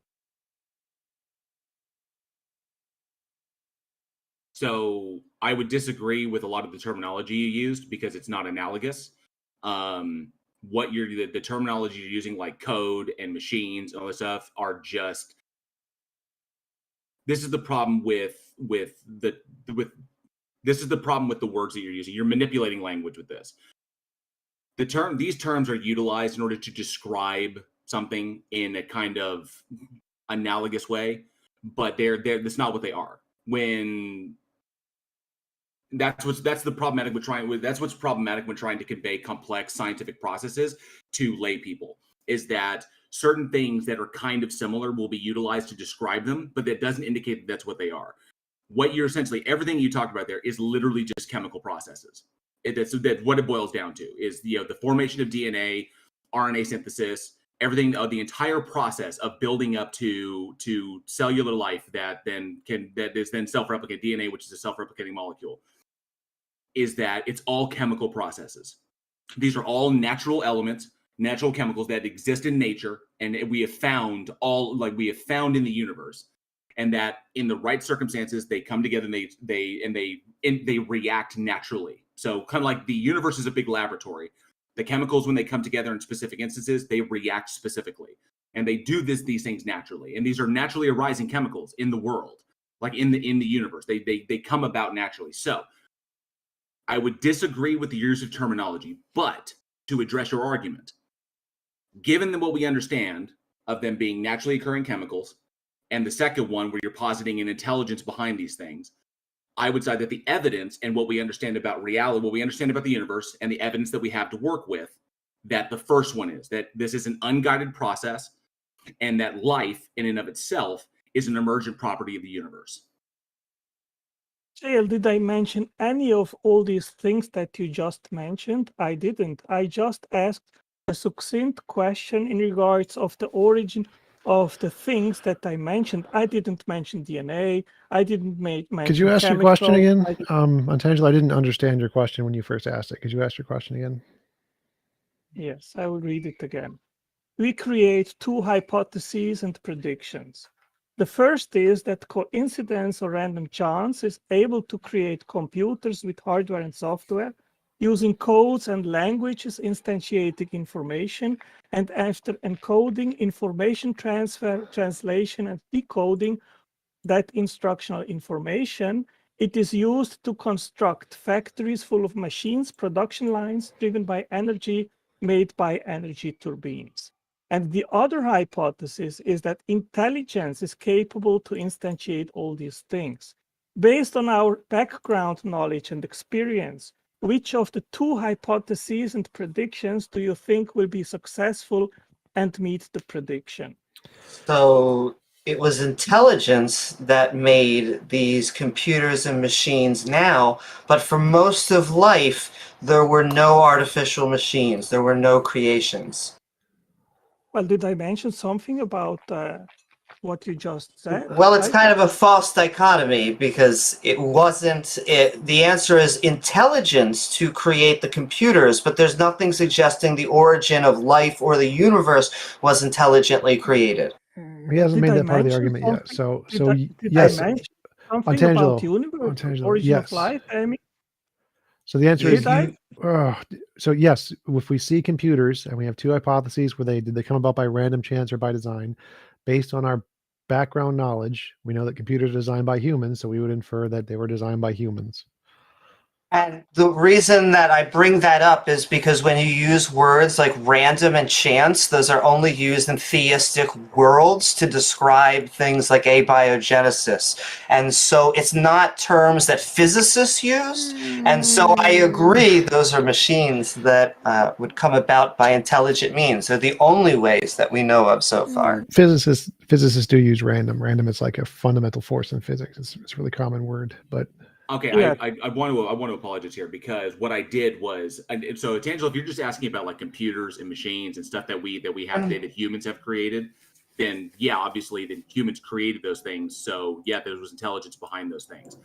But and then you said the other side that they came about, so yeah, I would agree with that part. What I did when I was addressing you was jumping to the part where you're going to then conflate machines and production lines and factories like that to like organic chemistry and cellular biology, because you're going to take that and you're going to say, because we observe intelligence today creating things, creating production lines and factories and various other stuff, because we observe that today and human minds are responsible for this, because these things are analogous to because you think they're analogous to organic chemistry and biological and cellular biology, that there must be an intelligence behind that back then, because these two things are not analogous. I was basically cutting at the end. So I apologize. So I kind of jumped ahead in your argument, because you're going to posit what we observe today. You're going to try and draw an analogy or say that these things that we observe today are analogous to the precursors for life way back billions of years ago, and say that it had to be an intelligence. No, that's not the way it works. So if you're talking about just like computers and production designs and factories, sure, humans made those things. We do it so we can make other stuff. But you cannot draw a line between that and OChem and cellular biology and microbiology. It doesn't work that way. And I would also like to point out, I wasn't saying that physicists don't use the word random. I'm talking when we are talking about the instigation of computers, when we're talking about the internet, when we're talking about these things, computer scientists don't talk about it coming about by random chance. That is theistic language. And so I'm interested to see where you're going. I thought that was the question on Tangelo, but we... No, I was just asking about if these things are better explained by intelligence or not. Okay, so to answer now in regards of why I'm bringing up that analogy, I disagree with JL, because what we see actually in living cells is that there is the genome, which is an information storage device, and it stores instructional information through a language, which is the genetic code. Then there is information transfer, which is transcription and translation. And then through that information, there is the instantiation of molecular machines, which are proteins, metabolic pathways, which are production lines, energy turbines, which is ATP synthase, which makes ATP, and chemical factories, which are cells. So what I described as an analogy is precisely what is actually happening in the cell. So what JL is claiming is simply not true. No, that is incorrect. Like I said before, like I tried to state at the very, very beginning, because I knew you were going to go this direction. You are drawing an analogy, and what you're essentially trying to do is you're trying to use terminology that other people have used in order to make these things a little bit more easier to kind of like conceptualize for lay people. But no, when it comes down to it, evolutionary biologists, microbiologists, or people who work in organic chemistry, they do not look at these things the way you're looking at them. Okay, so it's an abuse of language is what it is. Okay, so no, these things are literally chemicals that are simply interacting. That's it. In order to describe the very, very complex processes that take place from beginning to end in the formation of cellular life, instead of going through everything, all the big complex words that mean various things, instead of doing that, we analogize things to make them easier to conceptualize. But when you get into the actual fields and you learn these things, that's not the way we understand them. They break these things down bit by bit, piece by piece, and we don't use these analogies when we're actually learning the field. So no, what you're doing is again an abuse of language.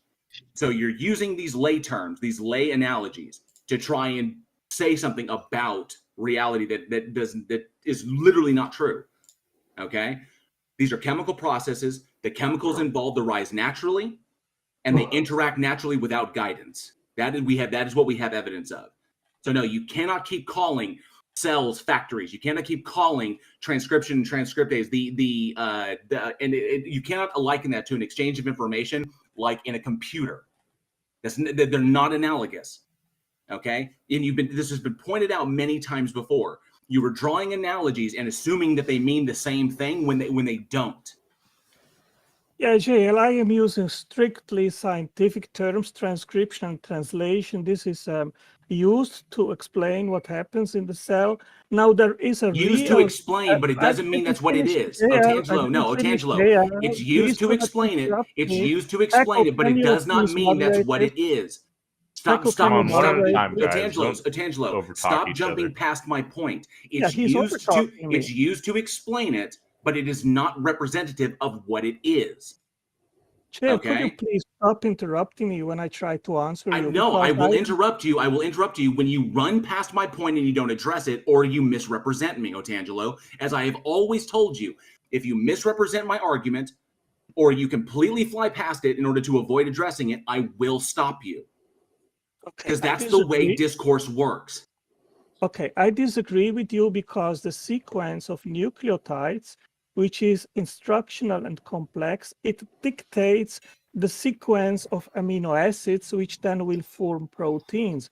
So we have indeed literally and factually an information transfer here through transcription and translation. So your claim that we are not talking here about an analogous state of affairs is simply wrong. And if you actually would once in a while, JL, use actually your internet and Google molecular machines and chemical factories and software and hardware in the cell and all the terminologies that I use, then you would actually find hundreds of thousands of links which precisely describe the state of affairs that I do the way I do. So no, your objection is not taken and you are factually wrong. Otangelo, you make the assumption that because I disagree with you, that I have no background in organic chemistry, microbiology, cellular biology, or evolutionary biology. Okay? I am telling you right now, as someone with a background in these fields of science and someone who is continuing to be a part of these fields in the work that I do, you are wrong. Okay, you are misrepresenting science. That is what you are doing. Okay, I'm telling you, you cannot keep calling these things. Yes, there is an exchange of information, but not information. Yes, there is. But you are equating that exchange of information like we understand a transference of information through like a computer, through like something that's intelligently designed by humans. They are not the same. Okay, one is a chemical, one is an unguided chemical process. The other one is people putting information into a system and the system using that information to put out other information. Okay, what is the function of the information stored in DNA? What do you mean? You mean the chemicals that create life? Is essentially it depends upon where things code. Okay, but you're completely running past my point now. You're running past my point, and the random. I would say random, but the pressures that guide whatever gene, whatever alleles are selected for, where everything's code, where all those nucleotides hit. Okay, the process of that is literally called evolutionary pressures. Determine which ones get selected for and which ones do not. It is an unguided process. There is no intelligence behind it. Okay, you just expose your complete lack of knowledge in the field. Okay. I made you a very simple question. What is the function of the information DNA? And you gave me a blah, blah, blah, blah, blah. I pointed out that what you brought up was irrelevant because you completely jumped past my point. Address my argument. Stop bringing up other things, Otangelo. That's the problem. Okay, what I said has directly to do with my syllogism and question which I brought up in the beginning. The thing is that the information stored in DNA through the language of the genetic code dictates the making of molecular machines, which are proteins. It dictates the assembly and sequence of amino acids, which then will fold into 3D form and constitute the proteins, which are the molecular machines, the working horses in the cell. So we have here a direct correlationship and interdependence, which has to be explained. And if you say no, JL, you don't know what you're talking about. Yes, okay. Well, can I just cut in for 1 second? Yeah, Antangelo, have you been able to convince anyone in the scientific community of this? I don't care if I can or do not can convince other people. Well, the scientific community does. Well, Amy, what I am doing, I am describing here a real state of affairs in the cell. Go and study it, and you will see that what I am describing here is precisely what happens in the cell. Incorrect. I have spent years studying these fields. You are incorrect, sir. The making of chemical factories which are full of molecular machines and energy turbines, which are ATP synthase proteins, which generate ATP, which is the energy currency in the cell. So you have here indeed a direct correlation and interdependence of information dictating the making and operation of cells. That is what has to be explained, and it is analogous to what we do. We use assembly information to make machines. Can I get your definition of information? In regards of biology, we are talking here about instructional assembly information equivalent to an architecture plan or a blueprint. I, as a machine designer, I make all the time these kind of blueprints, which have the precise instructions to make a machine, for example, the size. Now you're not talking biology. Yes, but that's exactly what we have. We have the instruction in the genome, which dictates and instructs the assembly of molecular machines and the operation. Can I give you a less like senator answer, the definition my teacher gave me? It is information is the translation of data. Data tending to just be symbols. And so it doesn't need a mind. Oh, really? Do you know some kind of information system, a language and code, which didn't have a mind, which instantiated it? Yeah, we can create systems where you just say, look for these. You just said it. We can create intelligence. We are intelligence. Through our intelligence, we create these. But Angelo, everything we make is we're going to create. But you're talking about something that's natural, that's been here for 4.5 billion years, and in the past 100,000 years. In fact, the past 100 to 1,000 years, basically, we started making artificial codes. The point that J.L. Warren is making is that there is no mind guiding any of this type of cellular meiosis. It's not actually being, like, you can't go into the DNA, or at least the DNA, anything on the cellular level, and change itself. It's just doing the chemical instructions. Yeah, Amy, DNA is not self-correcting. DNA is not self-correcting. Wow. Okay. Can I answer, please? Amy, did autonomous robot have a creator? So, autonomous robots, by definition, there are creators. We created them. Yes, there are creations. Okay, good. So they operate autonomously, but someone with intelligence programmed them to do what they do, correct? Yes. Okay, so that's analogous to what we see in the cell. Proteins, they are analogous to robots. I gotta stop you right. Otangelo, I'm gonna stop you right there. It is Otangelo. I'm gonna stop you right there. It's not programmed, because when you write a program, this is why it's not analogous. Okay, when you write a program as a software designer, okay, when a program is written, the program runs one way as it is written. This is why calling it a blueprint is problematic. A blueprint is a design for one thing and one thing only. Okay? And when you follow the instructions on a blueprint, you get that same thing every time, unless you screw up the blueprint, but that's intelligence working in there. Blueprints design one thing. When you program something, you get the same thing for every time you've programmed. All right? Genes are not programmed. Okay? The whole process of getting from RNA to cellular life is not programmed. We have demonstrated, we understand that these things naturally occur in the universe given the right circumstances. Okay, the planet simulator at McMaster University is literally just an experiment where they have recreated what we understand to be the early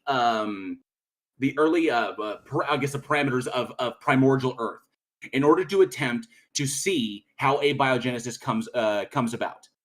And that is successfully working along, and it's already up to protocells. So we understand how these things just occur naturally with no intervention. It just requires the right situation, the right parameters. So the laboratory conditions of the world, of the planet, have to be correct for it to happen. Now, we also understand that certain parts of this can kick off and then fail. So it kicks off and it fails. It kicks off and it fails. Abiogenesis keeps attempting to do this until it finally succeeds. And then evolution by natural selection is what allows it to take the forms that it takes, the evolutionary pressures of the Earth.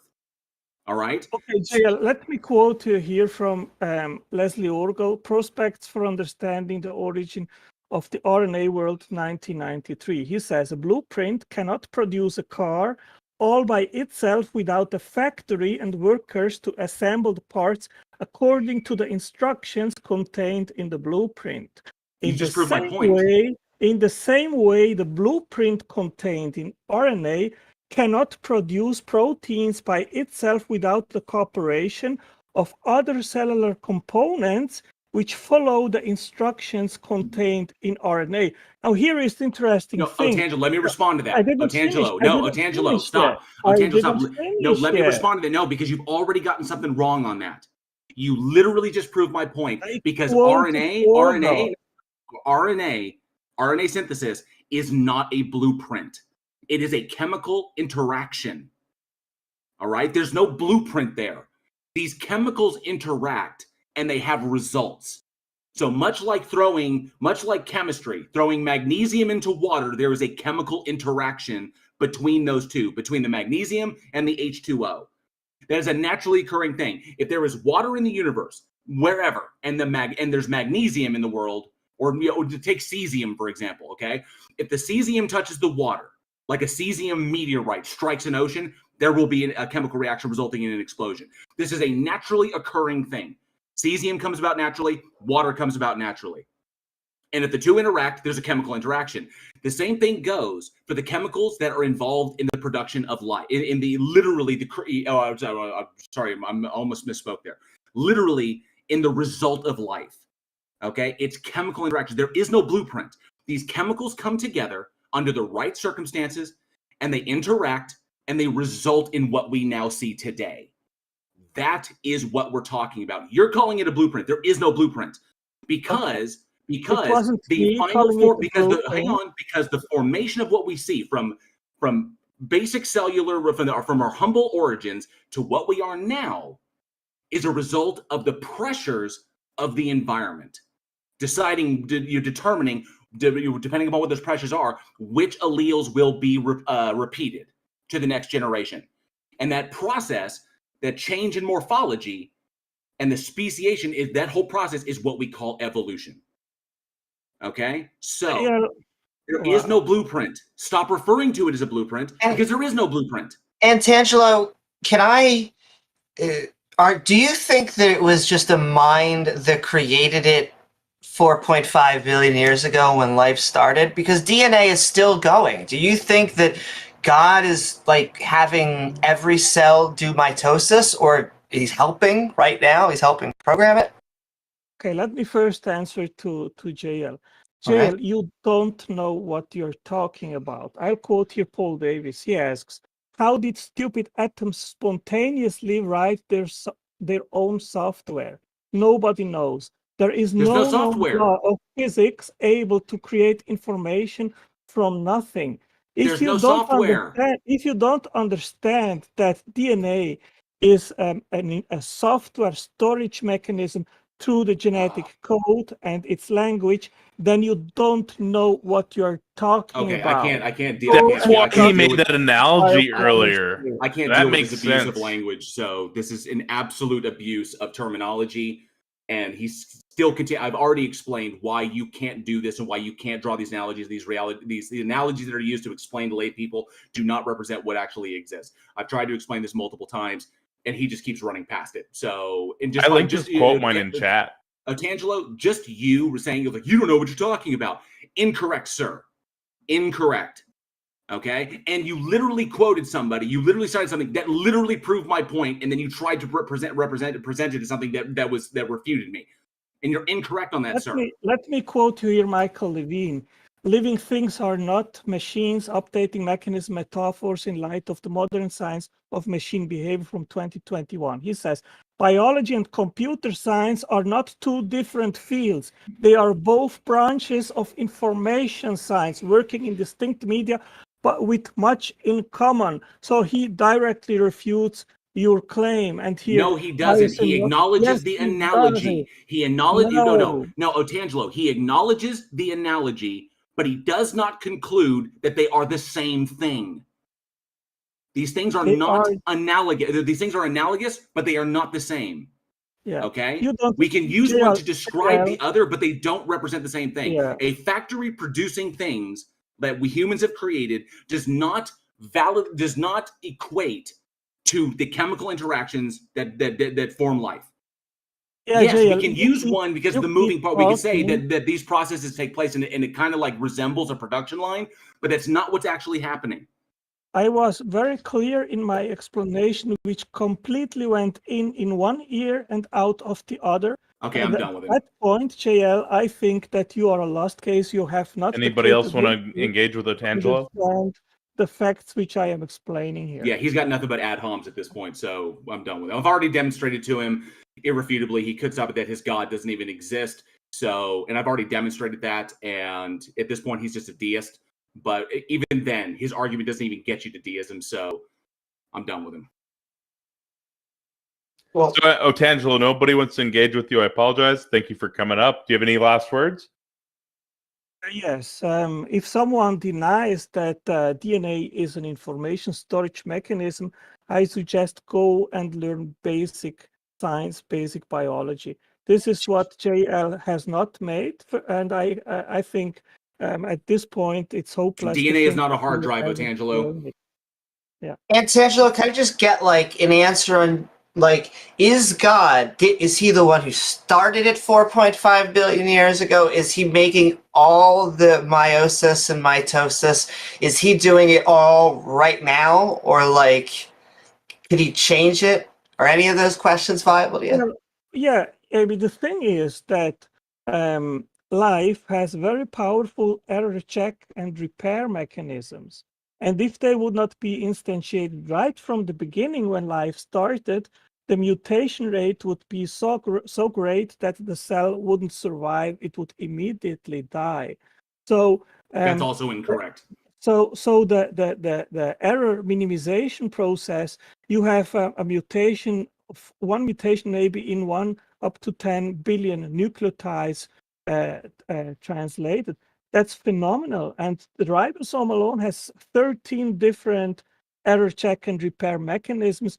As well, in the making of the ribosome, there are also many error check and repair mechanisms in place in order for you to have a functional ribosome. Okay, so God has made it right from the beginning in a way that life can replicate for many generations, and you have still a low mutation rate, and it will permit life to go. So God made it, but then is God also maintaining the only reason that we are able to, our cells are able to split is because of God? Well, I think also meiosis and mitosis, that is a pre-programmed process, and you have in meiosis 16 checkpoints And if the process isn't going right, then it is abrupted and stopped. And these 16 checkpoints, they have to be all there. If you don't have them all in place, meiosis cannot happen. That also means that everything had to be fully set up to start right from the beginning. No, unless it started and it failed multiple times before it finally had the conditions in order to get that point.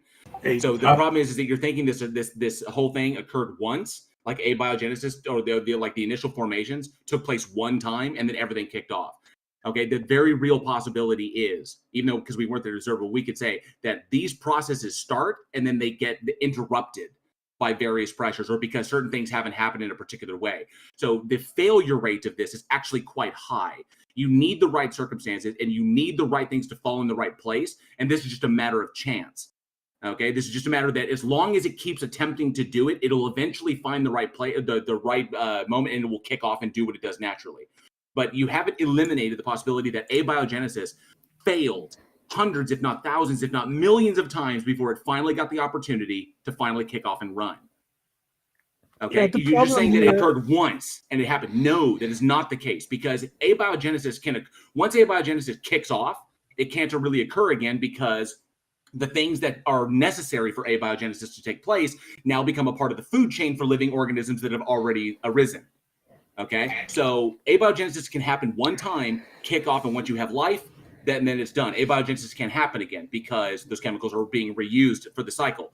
However, if abiogenesis does not kick off, that doesn't mean that the initial points can't start or attempt to start, and this normal chemical interactions cannot keep happening and attempt to happen over and over and over again until eventually it is successful and it kicks off, and then you get to DNA and DNA self-replicates, and then you have life.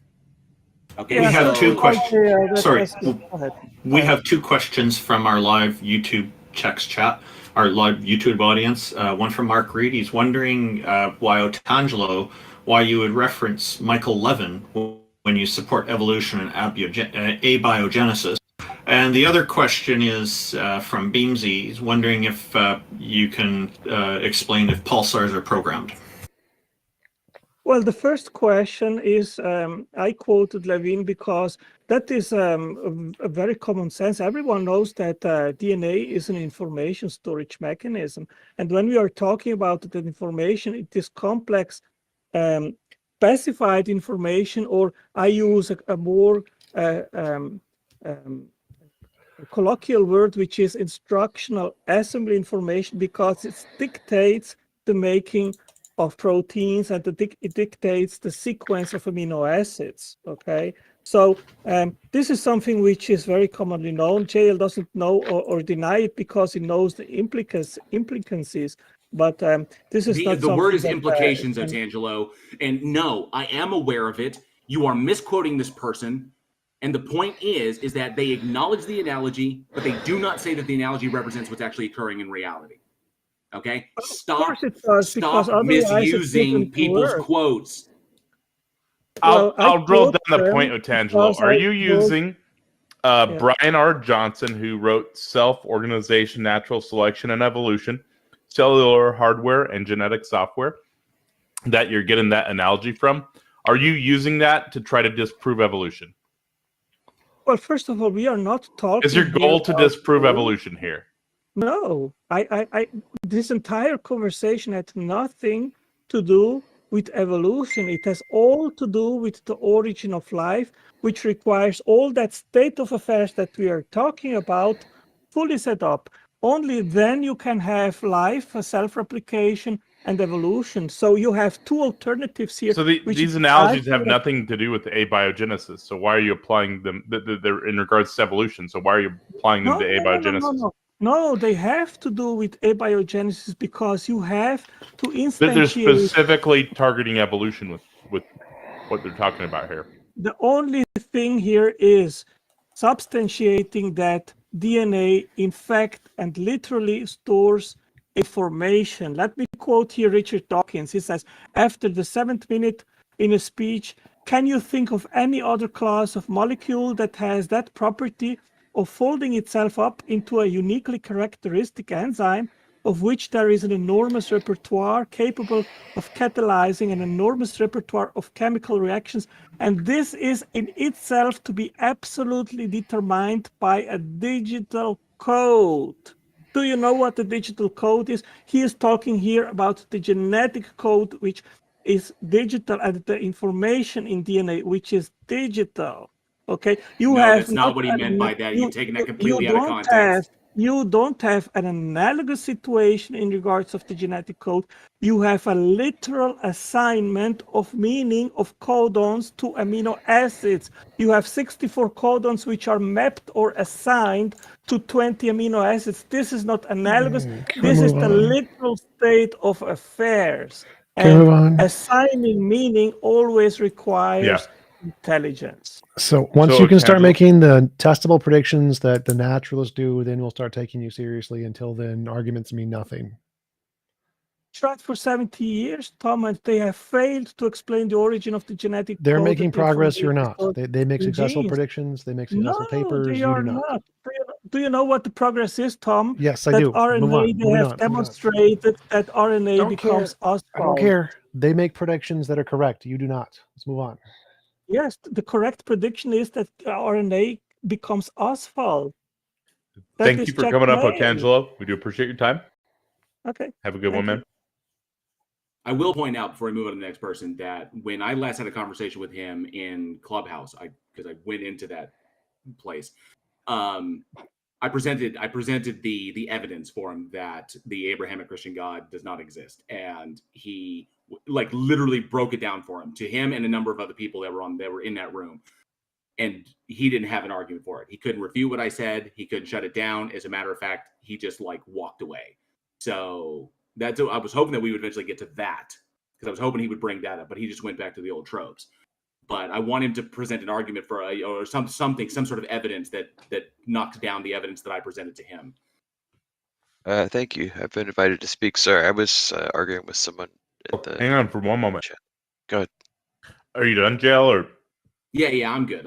Cool. So, all right, Jupiter. What I was hoping to get from Otangelo, what we didn't get from Otangelo. So. I've been waiting for a while, and I'm agnostic, so I'm asking the same question myself: does a God exist? And I think it's possible, but I don't know. And I don't think there's any way for us to prove it, because we live in, let's say that God created the universe, or let's say it was the Big Bang, whatever the fuck you want to call it. Sorry if, excuse my French. If God does exist, then he or she or it or whatever exists outside of this universe, right? Like, if I build a computer, then obviously I'm not inside the computer because I built it. I'm outside of it. So there's no way to prove something that's outside of our realm of perception. You can't prove it. You can try to reason to it, but you can't prove it. Do you believe in Santa? No. Are you Damn, agnostic? look how easy that was. We made atheists, ladies and gentlemen. But yeah, possibility and impossibility both have to be demonstrated. So it also... So it's kind of so you can't really prove that God exists, and you shouldn't have to, because it's a religion. That's the there we go, ladies and gentlemen. We're all atheists. Well, it's not something to prove; it's a belief. If you don't mind, I'll let you finish. Would you let me finish? Well, no, it's just because you made a statement there, and you made a positive claim there, and there's a problem with that positive claim, because you have to differentiate between what the God is. So if you're just talking about unfalsifiable deism. So just deism in and of itself, just a sufficiently powerful enough entity that kicked the football in the universe and then pissed off with no evidence of its existence left behind. Sure, that can't be proven nor disproven. That is an unfalsifiable hypothesis for everything that we observe today. And sure, you could hold on to that, for whatever personal reasons. But you would not be justified in saying that is true about reality. Now, depending upon the God and the God's attributes, one second. You just made a positive statement too. Can I reply? Right. So the no evidence of a demon. Go ahead. Yeah. Well, I'm just saying that. But the God, depending upon the attributes of the God, you can gods die on their logic. Gods die in the swords of logical entailments. So you can't say that. Well, I mean, if we could have a conversation, you can't say I'm that just God. Saying, just make a differentiation. If you just say God, there's a lot of baggage that goes with that. So you have to say what God I'm talking about. If I'm just talking about deism, you'd be correct. But if you're talking about like a specific God, like the Abrahamic God, then no, that God dies on its logical entailments. So I totally agree, because guess what? There's a lot of books that say a lot of things are God, and how do you know which one's the right one? Just because you were raised that way, most likely. Most people, their religion is the way they were raised. I was raised Lutheran. And don't forget the better half of goddesses.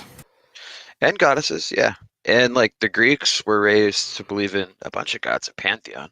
Same with the Romans, same with pagans. So we were all raised to believe these certain things, and that's why we believe them. But can you say, does a God exist? My answer is no, you can't. You can't say it because you can't know. Oh wait, are you saying you are not convinced a God exists? Yep, that's all exactly right. what I'm saying. Welcome to atheism. That is the definition of atheism. You're an atheist. No, atheism is when you're saying, I believe that God does not exist. That is strong atheism. I don't know if God does exist. Some atheists do ascribe to that, but atheism fundamentally just means you don't believe. And people who do hold that position, that there are no deities, are part of this demographic. That's how it is. So the definition that you're using there, you're limiting the scope and excluding people like me from atheism when you do that. Jupiter, what would you call somebody who says, I do not believe that any gods exist, or I do not believe that any gods exist? There's lots of different terms for that. I would call that, if you say, like, if I were to say there is no God, that's atheist. I feel like that's a different statement, though. If I would say, is there a God? That's agnostic. Agnostic. If I would say there is a God, that's atheist. Okay, agnosticism, because I'm also agnostic, means that I don't know whether there's a deity, and that's fine. But belief is more of a psychological state where no, it's more of epistemology. So I'm in both of those camps, and it sounds like you are too. I think we are. Yeah, I think we're on the same page here, because I think it's possible. If it is, then I have no way to prove it, but I also can't disprove it. So it's an infalsifiable hypothesis, basically. There is some confusion with the terminology because philosophy of religion pundits are taking a particular article from the Stanford Encyclopedia of Philosophy and misinterpreting it so that they can, because they have this idea, this intention to try to shift a burden of proof or create a burden of proof on atheists by limiting the scope and excluding people like me and you from the demographic. And the person, Dr. Paul Draper, who wrote that particular article that I'm thinking of about, it talks about atheism and agnosticism, he updated it a few months ago, and he made it more clear. But that article actually doesn't say what they're claiming it says, and they're taking it as scripture, and really it's just another opinion piece article out there. If we take a look at the word itself, we can see very clearly what it means. Yeah. That's actually, the way you just said it is exactly how I view it. Let's narrow things down a bit. It's just another opinion piece out there. Let's talk about, is Christianity true, or is the Abrahamic God true? Is that the right one? Does he exist? Is it real? Is he the one who created the universe? No. That's a lot easier to disprove than does any kind of God exist, because we can't prove if any God exists. But can we take like a book that was written a couple thousand years ago, well, 2 to 3, if you count the Torah, and say this is the right book? And why? Because the book says that it is, and it's really old, so we can't disprove it. Then it's kind of like, it's very easy to disprove Christianity, in my opinion. Yeah, I agree. So I wanted to jump in really quick. Yeah, go ahead, TJump. The academic definition of atheism is someone who believes God does not exist. That's not specific to the Stanford Encyclopedia of Philosophy. That's in general in academic philosophy. Atheism means that. I agree with TJump. That's philosophy of religion. I can grant you that. No. This is all general philosophy is not really addressing that, as far as I understand. No, Randolph. In philosophy, in academic philosophy, one sec, Jupiter. Stop talking. In academic philosophy, in every branch of academic philosophy, the word atheism definitively means the belief there is no God, with very few exceptions. That's just that's how it's exact. No, typically used. we're spot on. Yeah, What about there's no consensus there on that. There is. There TJ. is. There But is we'll a just consensus. we'll just leave our opinions separate on this one. I think. I'm very could I well respond to educated on this. TJump? There is a consensus on this. Steve McRae is correct when he says in academia. Sorry, who? It is Steve McRae. You know, he's No, he's an idiot. Let's not go there. I agree, he's an idiot, but he's right on this point. No, he's actually wrong on this. No, but I'm not going to get into this with you, TJump, on here. It's just Steve McRae is a very bad reference to use on this. And Randolph, you are wrong. Randolph, you are wrong. I am academically trained in this field. You are wrong. Hold on. Randolph, TJump was nice enough to explain what atheism is. And so I'm curious to know, TJump, what would be your definition for agnosticism? What is my definition? So it's a separate thing. Or, what do you think is the academically accepted definition, I guess? The academically accepted definition of agnosticism is someone who doesn't take a position on whether God does or does not exist. All right, thank you. That's I agree with that. It is like if you just talk to like Oz, Modius Ramses, or what's his name, the other Alex Malpass, and you ask what is the philosophical definition, or what's his name, the other big atheist philosopher. I can't, too tired to even think of it. I don't know. Starts with the G. Graham Oppie? Yep, Graham Oppie. If you just ask them what is the typical definition of the word atheism in academic philosophy, they're going to be like, yeah, God does not exist. That is typically that's it. That is the consensus definition in philosophy. Do we have any like anyone with a specific religion here? But none of that matters. The definition of atheism does not matter to this debate. So did you have an argument for why God exists? Because you not knowing, do you believe Santa Claus does not exist? I believe Santa Claus does not exist. Okay, why would you believe God any differently? For any different reasons? I wouldn't, because I feel the same way about both. So you believe God does not exist? Well, sorry. I misheard you. I'm sorry. Well, because Santa Claus would technically exist within our universe, and what? You would see him, right? He's real. He's here. You could see him. God could be someone who exists outside, so they're different. One is inside the universe, and one is beyond it. I can see the Santa tracker on the news. I also want to take a pot shot at this. The creator can never mess with the creation. First of all, I feel like if we're already knocking things off what an all-powerful being can do, then they are not very powerful. But we can interact with, you could get really silly. You could say, I could put my hand inside the computer, and so technically it's in there. Or you could say, well, that's not actually interacting. Well, there are ways to interact with the computer. That's why we create parables like our mouse and our keyboard and the operating system to kind of be a link between them. It's actually, it's almost, our goal is to have an interaction with our creation, and the fact that God is unable to do this, I kind of see as at least a failure on specifically an all-powerful God who wants a personal relationship. Yeah, that's where I was boiling it down. It's like, it depends upon which God we're talking about, because no two gods are equivalent or are exactly the same. Everybody has different interpretations as to what their God is, whether it's the Christian God or the Jewish God or the Islamic God, or you go into anything else, it's different gods. So that's why I was hoping to find it. Yeah, you got to look at what the God entails. Like, if this God exists and the God has specific attributes, I just say, what are the entailments of these attributes, and what do we expect to see if this thing actually exists? I just want to get back to Jupiter's comment. I let TJump go ahead, but I want to get back to Jupiter's earlier comment. Go ahead, Jupiter. One sentence. There's 1, 2, 3, 4, 5, 6 of us talking right now. Taco said a couple things, but it's mostly the 5 of us. I think we're all kind of on the same page. So should we get Jupiter, atheist in here?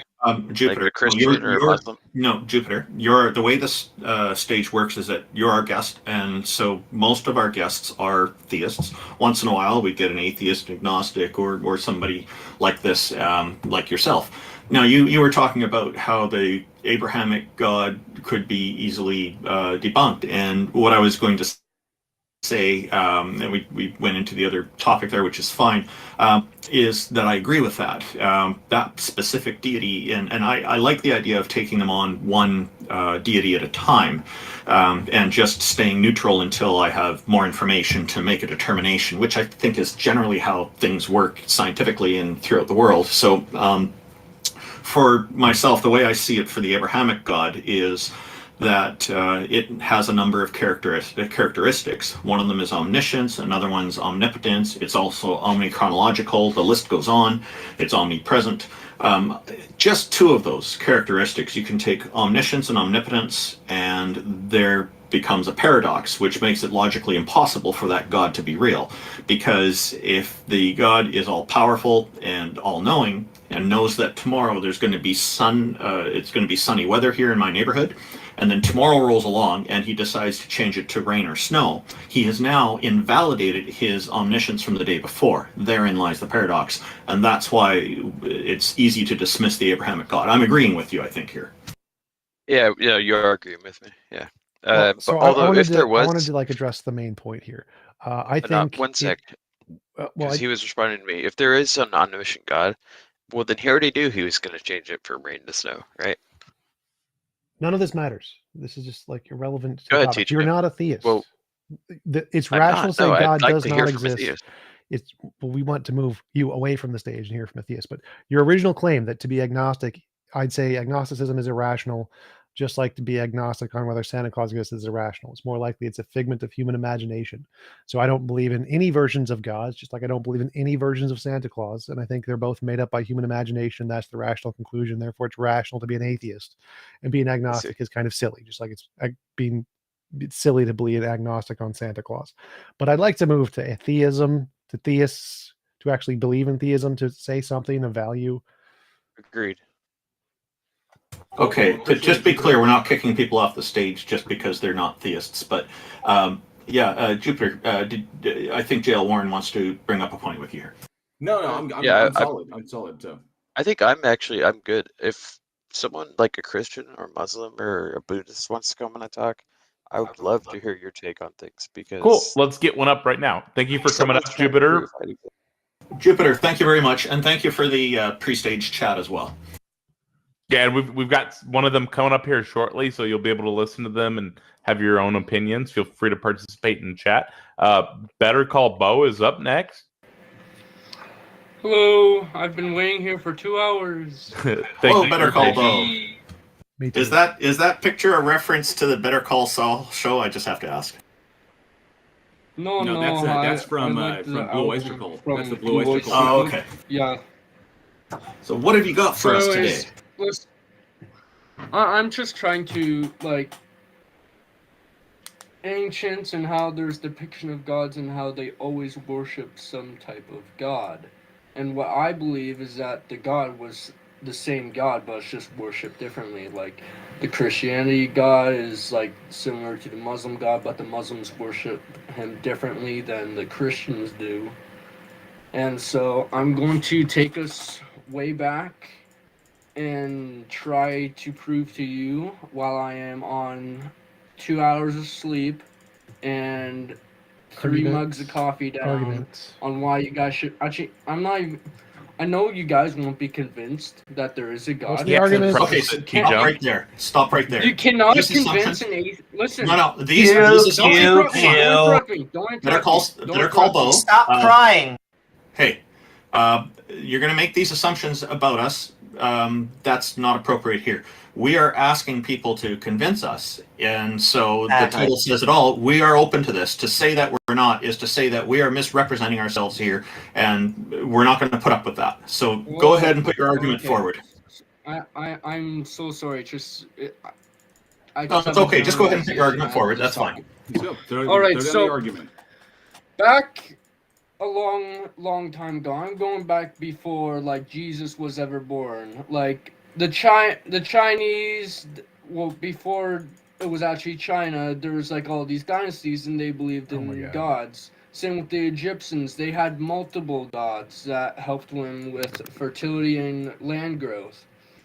So there has been gods before whatever God we want to represent here, but what I'm trying to say is that religion has been a part of this world for how many centuries already, and I think if people believe in this, there must have been something way back that convinced them, or something that may have happened to show them, hey, this is a god of some sorts, and these are the people that created you, or something.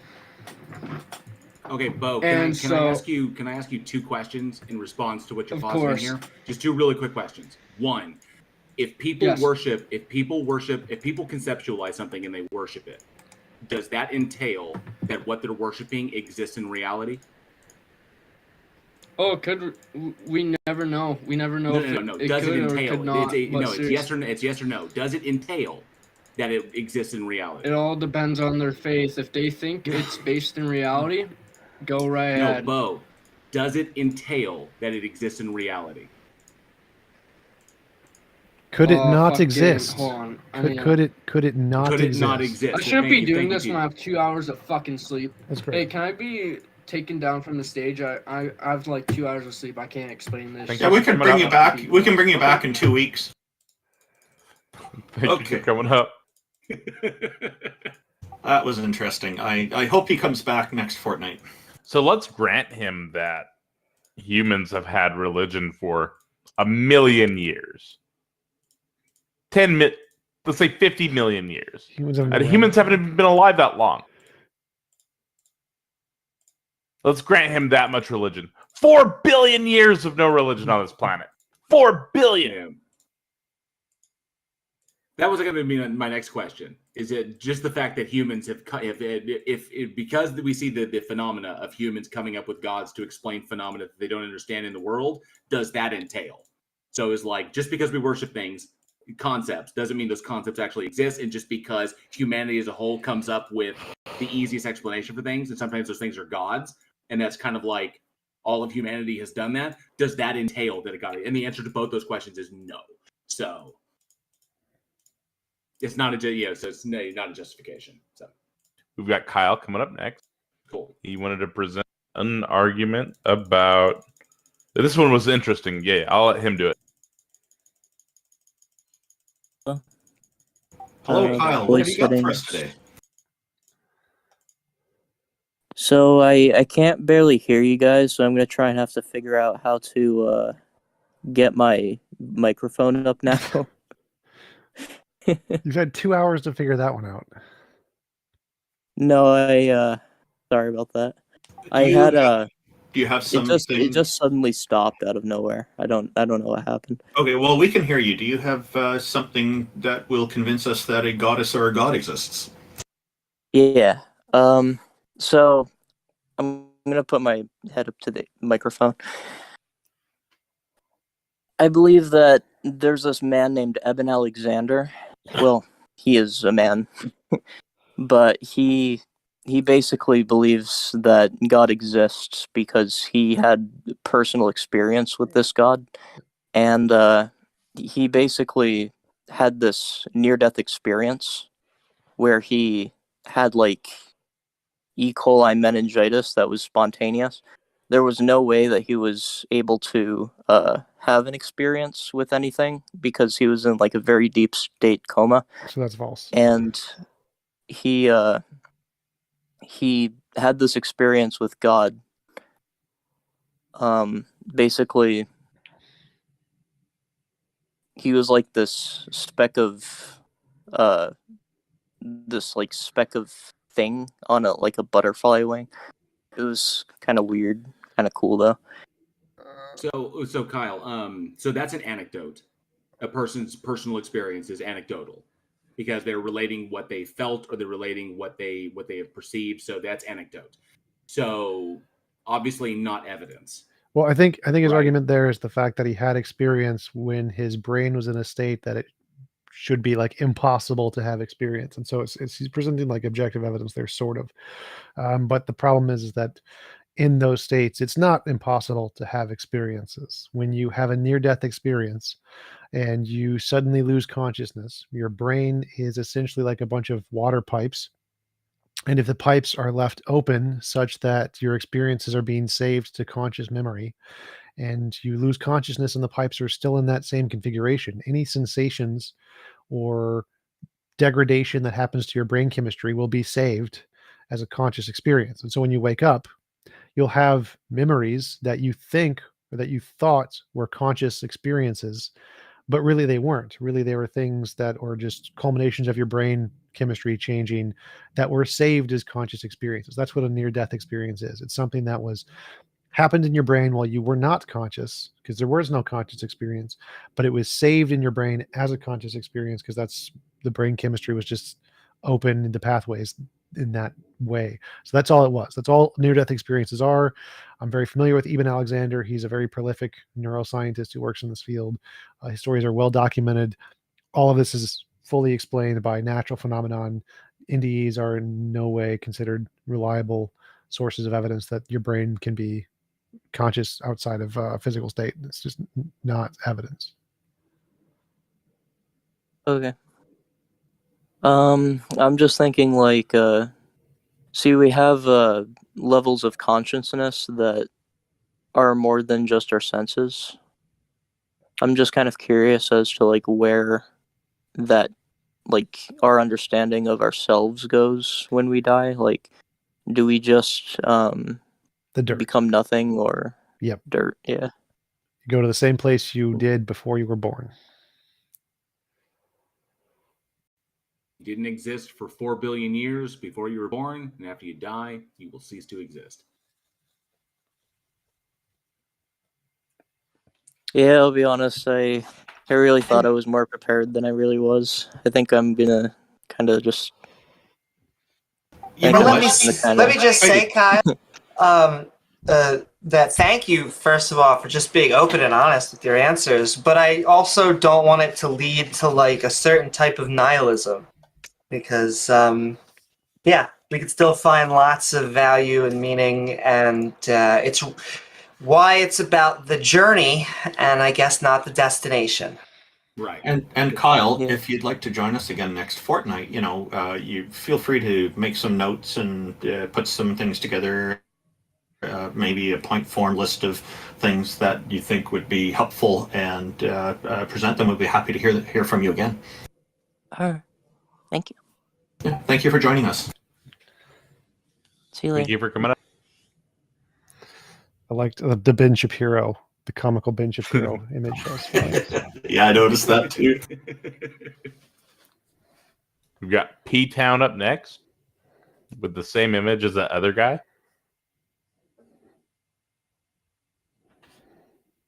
Maybe not. Oh, there's P-Town. Oh, that's a different person with the same avatar, that nice one. Okay. Hey Taco, I gotta ask you: is your PFP is that like a fuzzy image of the Michigan dog man? It was a cryptid. I was just googling cryptid pictures, and it's supposed to be like a werewolf or something. I think it's like the Michigan dog man. Okay, cool. Hello, P-Town. Welcome. Thank you for joining us. What have you got for us today? Hey, atheists. How you doing? Can you hear me okay? What a good start. Yes, yes, we got you. What do you got for us? Well, hey, Amy. How are you? I'm doing good. So I bring this up quite a bit, and I still kind of want a valid answer, but when I was an atheist, I failed to see the simple proof.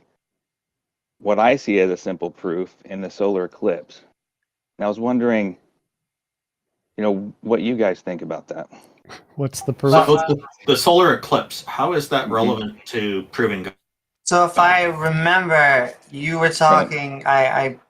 You wanted to know why the moon is able to make such a beautiful, perfect eclipse. It matches up with the sun, and I said it just seems to be a coincidence. You appreciated the honesty, but you still think that seems to point in a direction of a god. Well, I appreciate your honesty, Amy, in saying it's a coincidence. I'm curious if everyone else here on this feed thinks that's a coincidence too. Well, I wouldn't really say it's a coincidence, because understanding the formation of the moon and our prevailing hypothesis for moon formation, which is we understand pretty well, and the fact that in the future there will be a point that solar eclipses are impossible, because as the moon progresses in its orbital trajectory and we progress in ours, eventually there'll be a point where what we experience in solar eclipses now will not occur anymore, just by orbital mechanics alone. So what we understand about the process, this just happens to be a point in time where we can observe the moon at the position where it's at. But we also know that distance is changing. So the moon is getting I understand that, yeah, but the moon's your getting position further away. So your position is very similar to Amy's in the sense that there is a coincidence that we happen to be here at that point in time. No. Correct. No. So it's like the solar eclipse only happens from a specific point on the planet, and if you're up at the northern hemisphere or the southern hemisphere, it doesn't happen. So it's like if you hold a marble up to a sun flashlight or something, if you're so small that you're standing in the shadow that the marble creates, then it's going to look like a total eclipse to you. So if your entire body is in the shadow left by the marble, it will look like a total eclipse to you. But if you're anywhere else, it will not look like a total eclipse to you. So TJump, you're using the path of totality essentially, says it's not coincidental. It just depends upon where your position on the planet. Well, so any object that is blocking light from another object is going to create a shadow, and if it creates a hard shadow in one location, if your entire body exists in that shadow, it will look like a total eclipse. But if it's outside of that tiny little spot, it won't look like a total eclipse. So it's not like the moon needs to be in one perfect position for this to happen. It'll happen in pretty much any position as long as you're small enough and you're inside the cone of the shadow it creates. It's not magic. Well, forgive me, but I think it's pretty phenomenal that the sun and the moon appear the same size from our perspective. I think that's tremendously amazing. No, have you ever seen the sun through a welder's From mask? It looks like a dot. No, like the moon looks like about the size of a quarter in the sky. So yes, when they align, they almost perfectly eclipse. No, they don't. The sun, the Earth, the moon is bigger from our perspective than the sun is. If you look at the sun through a welder's mask, where you can actually see the borders of the sun in the sky, I'm not kidding you. It looks like. Yeah, what you're talking about is the luminosity of the sun. The luminosity of the sun makes it appear bigger, and so the moon when the moon moves in front of the sun is blocking out the vast majority of the luminosity. But the actual sun in itself, like Xerxes is saying, when you actually look at it with filters on, you can see that it actually in the sky appears as a very small circle. Yeah, back in 2017, when the eclipse went over the North America, like all the way across the United States, everybody was like freaking out and they wanted to go look at the eclipse. And I lived in Missouri in the Midwest, where the eclipse was like, you could get the best view of it in the Midwest.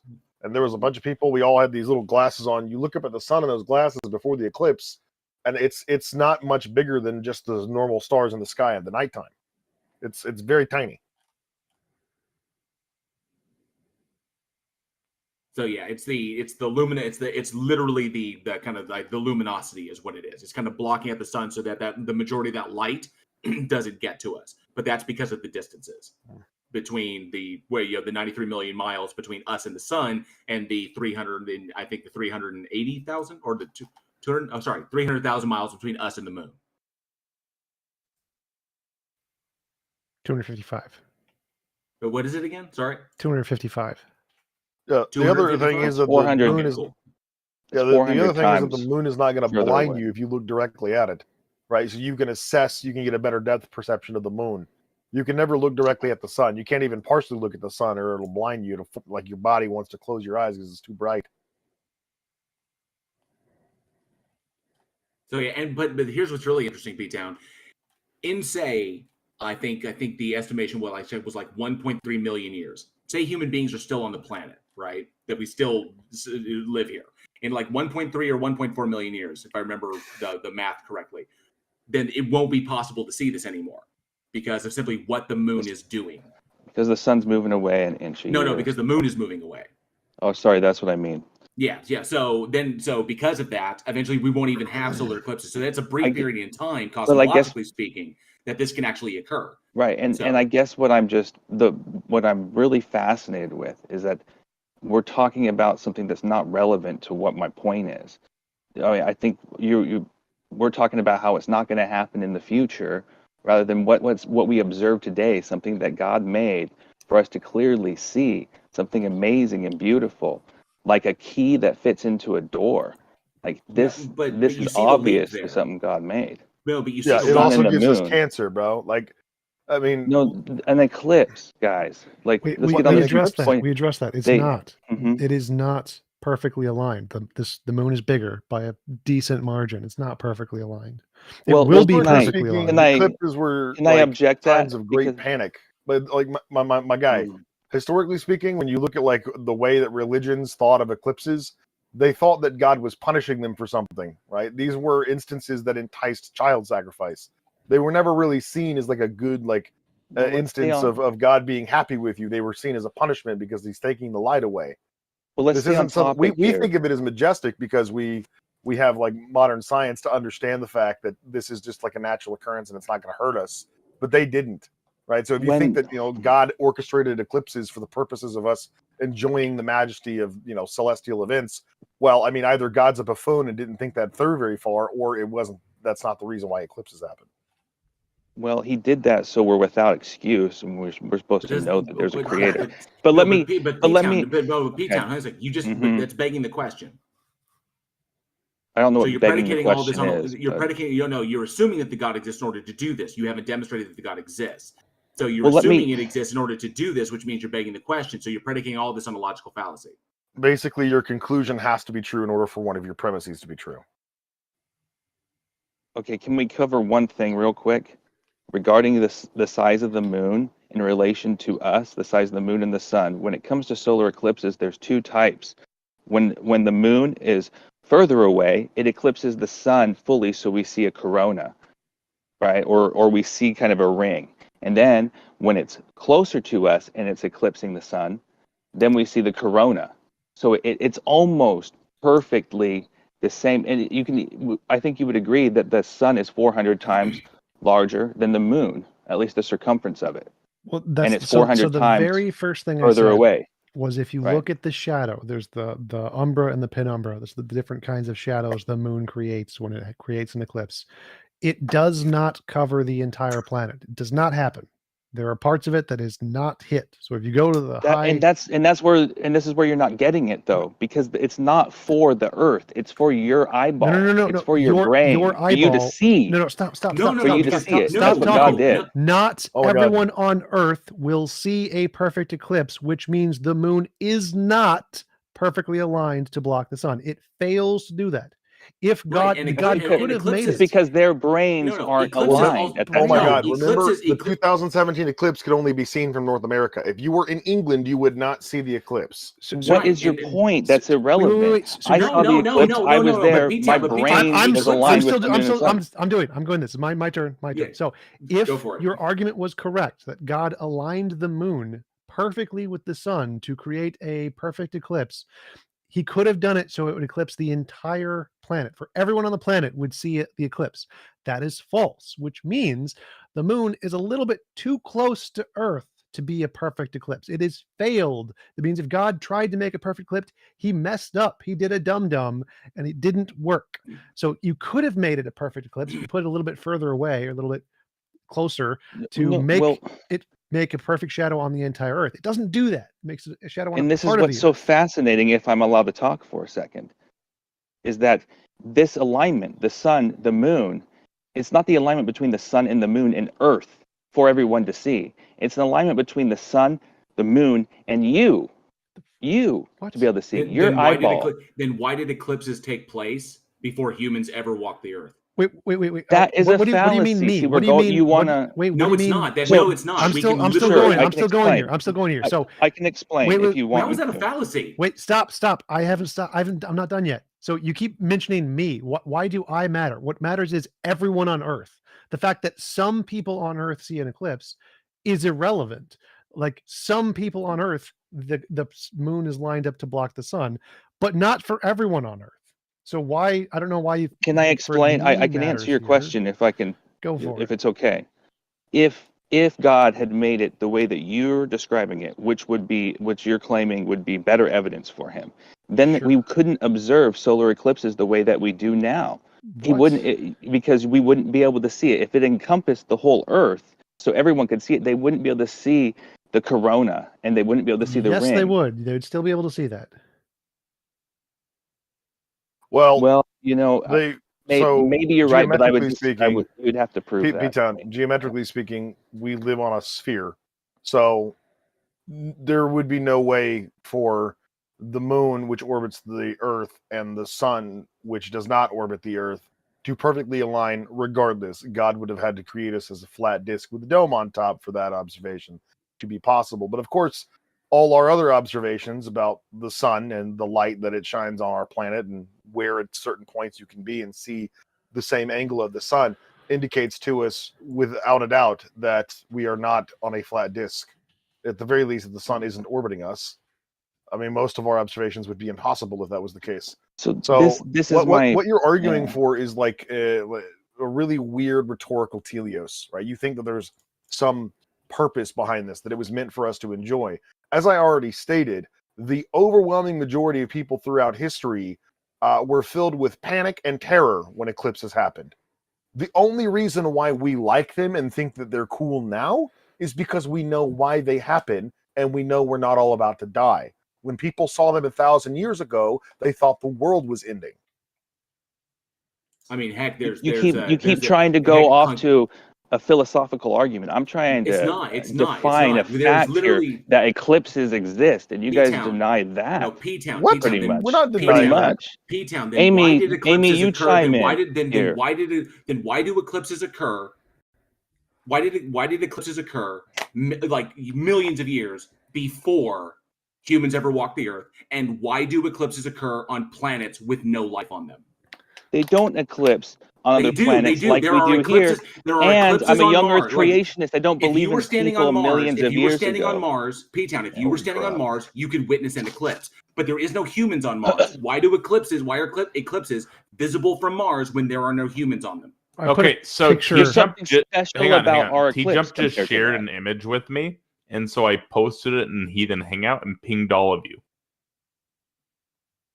So yeah, P-Town, could you look at the image in the general? I don't know how to do that.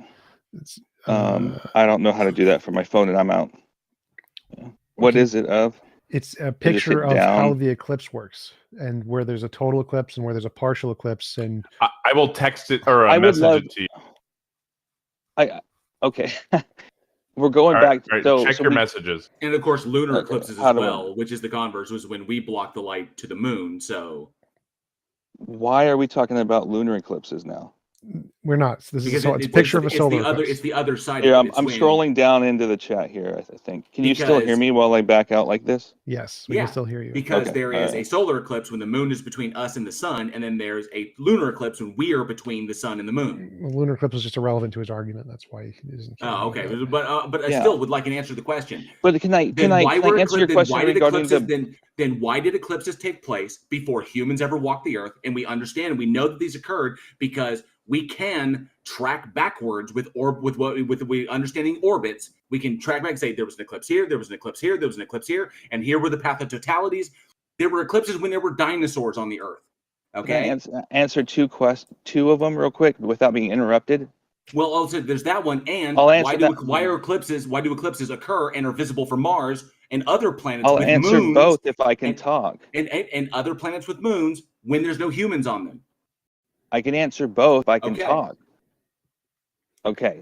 So regarding the millions of years thing, because the moon's moving a little bit away each year, and when you extrapolate that backwards, millions of years ago they didn't exist. Well, again, I believe in the Bible, so it's irrelevant to me that millions of years ago, God made that. To answer your, okay, you're fucking wrong. Okay, but that's a different conversation. Okay, we're no, going it's off not on a different conversation. Let me answer the next one, and then you guys can bash on me. Eclipses in some way indicative of God.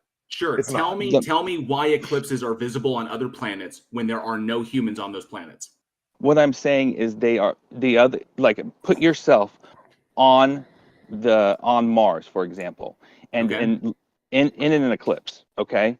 That eclipse, in this, assuming that you're able to do that, okay, that eclipse is nothing like the one that we experience between our sun and the moon and us here on Earth. If you go to Mars, it's nothing like that. Incorrect. Total solar eclipses are visible on Mars. It's We've not seen a them on the total. Just rovers. it's not Well- just the total solar eclipse. It's the fact that it's perfect. That Look, it's can you, I sent you a There's no picture. perfect- Wait, there's wait, no wait, wait. such I thing sent as you, P-Town, perfection. P-Town, That is P-Town. bullshit. I sent you a picture. Could you look at the picture and tell me what about that is a perfect solar eclipse? What the hell does perfect even mean? Why don't we get him to define that word? He looks like he's just throwing it around. I have no Perfect idea means because whatever what he we- thinks looks pretty. Because what maybe we observe is not what is detailed out by degrees. Like you said, if you filter everything and you filter the light down, they're so far from perfect. Do you see the picture, P-Town? I'm looking at it for it in the. Do I go to announce? I don't know where to go for messages. Someone messaged me on here. Yeah, I sent you a message. If you go to like the three lines thing, usually in the upper left Perfection hand. is inherently a subjective evaluation, so I don't even know It's how we irrelevant. would begin to describe a natural process as perfect. At best, we could just be saying that it does what it He's does. talking about the relationship between the size of the moon and the shadow it creates, and he thinks it's a perfect relationship. But it's, so, But what does that even mean, though? But will It's you relevant. agree that the sun the sun please find is the 400 picture. times? Find the picture, please. Stop I can't. going on. I don't know where the three little Just DM dots. it to him. Just send it to his direct I message. literally did that. That's exactly what I did. I don't see three little dots on my screen. So if I go to, do I go to settings? Nope. Sorry, I'm brand new to this. Top right corner of your phone, or top left It doesn't corner have of it. your It phone. doesn't. It doesn't have it. There Swipe should be to the swipe to the right. Push your thumb to the right, and it'll bring over this little sidebar at the very top left corner. You're going to see a little 1 emblem, and you're going to see your direct messages from TJump. Okay. New mentions. No. Okay, I found the three little dots, and then I go to my message thing, and there's nothing there. Oh, here we go. Message requests. Yeah. Okay, got it. Check it out or got it. Got it. Okay. Who am I? Which one am I opening? TJump. Do you see a TJump on there? TJump. Look for TJump. Yeah, the total solar eclipse part is small because it's made for our eyes. Bro. Not for the Earth and not for everyone on the Earth at that moment in time. Hold it's made for us to be able to P-Town. see it. Oh, okay. We gotta just give This is- warning to everyone in the audience. Do not look at a solar eclipse with your naked eyes. Yeah, that's what I was about don't to say. Made for your eyes, except you cannot look at it without going blind if you don't have protective coverings over your eyes, which we've only invented recently. You can look at it when you can look at it when it's a total solar eclipse, though, guys. No, you No, absolutely you can't. cannot. No, you cannot. To the You audience, can take do off your not look at it. glasses. Do not look when directly it's at a a total Wait, solar look at the eclipse. picture. Back to the picture. Don't do it, audience. Stop. Back to the picture. Don't do it, audience. Tell me about my the picture. point is valid. Oh my Go god! to the picture. And people wonder why we think that Go to religious the people need to picture. be corrected on what they believe. Why do you Wait, care? stop, Because of stop, this stop, shit. You're stop. actively Oh my encouraging God. people to look at a solar eclipse with their naked eyeballs. Picture. Tell me about the picture. Do you see the picture? Do you see there's a little No, tiny? false. Do you see there's a little tiny dot on the planet where there's a total eclipse, and the people in that little tiny dot are the only ones who can look at the moon, and it blocks out the holy sun. The little tiny dot right in the center. Do you see that? I agree with you. That's because it's made for your eye, for Wait, your wait, brain stop. to be able to see that God made that. Stop. The eyes of only the people in that tiny little dot see this. Nobody else sees this. Everybody else on the planet does not see this. So it has But to be everyone on the only planet people- can now with YouTube and pictures and the knowledge of it. So no matter where you move the moon, anywhere in that big I don't believe yellow this is a bar, serious argument. it's going to make a little tiny black dot somewhere on the planet. There's no way this guy isn't trolling us. He literally just said that it's perfectly fine to look at a solar eclipse with your naked eyes. There's no fucking way in hell this guy is not trolling us. It doesn't matter to the argument. I don't care if he's wrong about that. Who cares?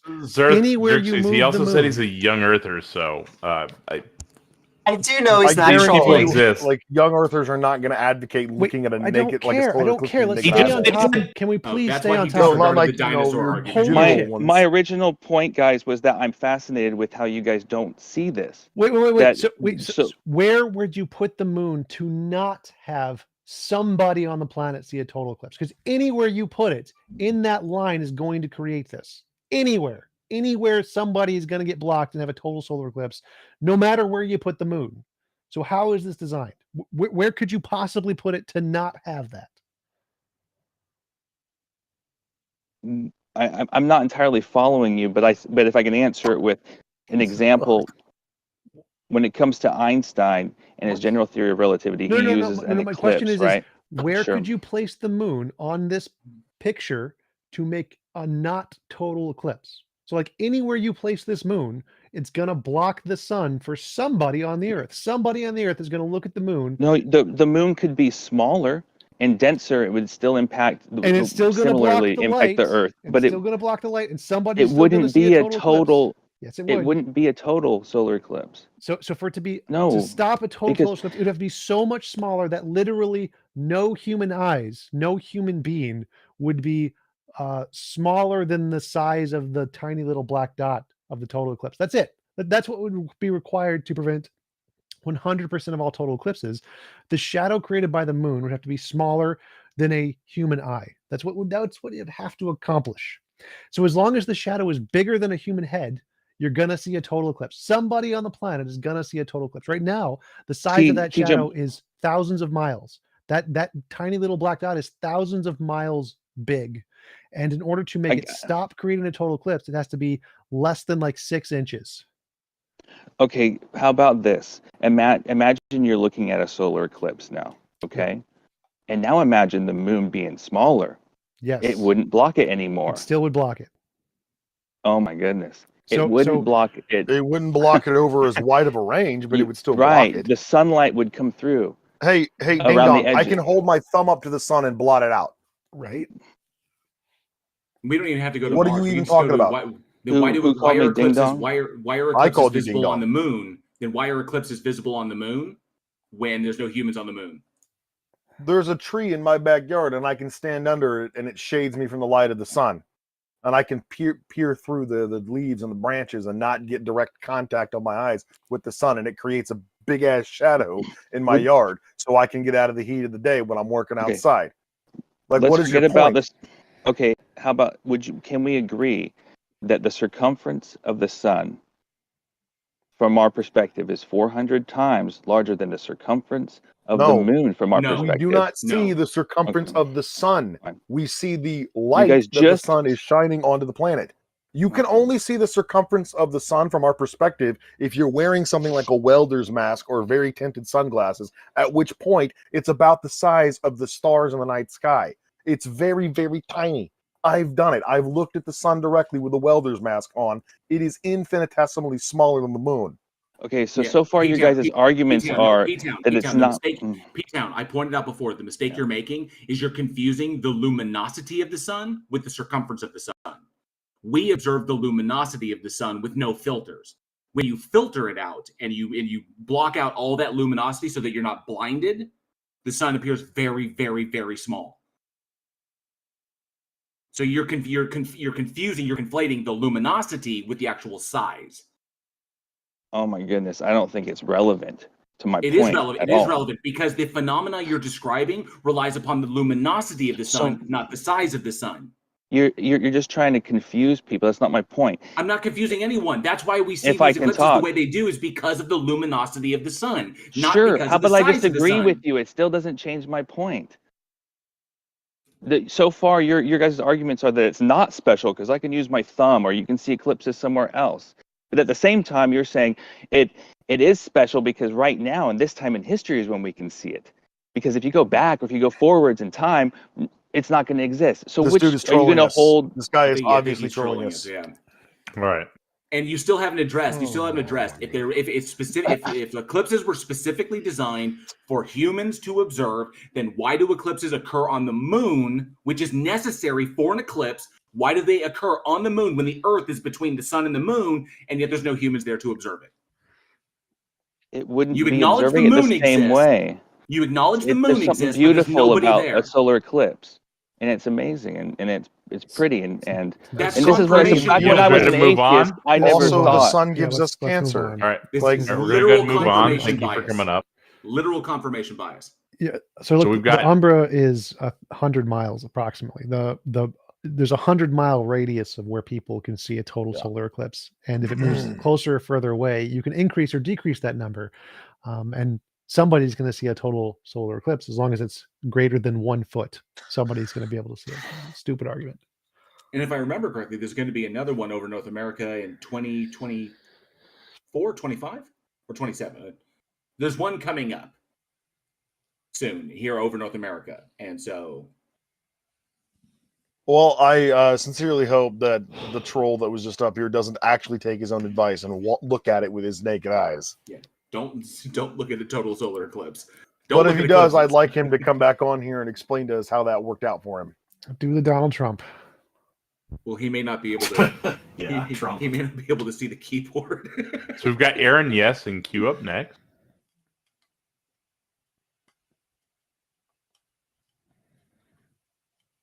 Maybe not. Turn around, bright eyes.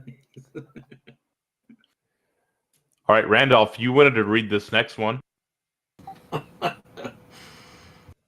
think I know who's coming. Yeah, go ahead and read it. Okay, bring him up on the stage. It's Hugh. Welcome. Jazz. Yeah, welcome. All right, welcome, Hugh. Jazz, it's great to have you on with us. What have you got for us today? Hello. Hello, I like your name. Carry on. What have you got for us today? Well, I mean, I'm an atheist, so I don't know if this is going to be interesting. But I watched a couple of videos of TJump, and he says he believes in objective morality. That is very interesting to me. But again, I don't want to like derail the conversation or anything. What point did you want to make, or did you have a question about something that TJump was presenting? His theory just doesn't make sense to me. Like, how do you conclude? Because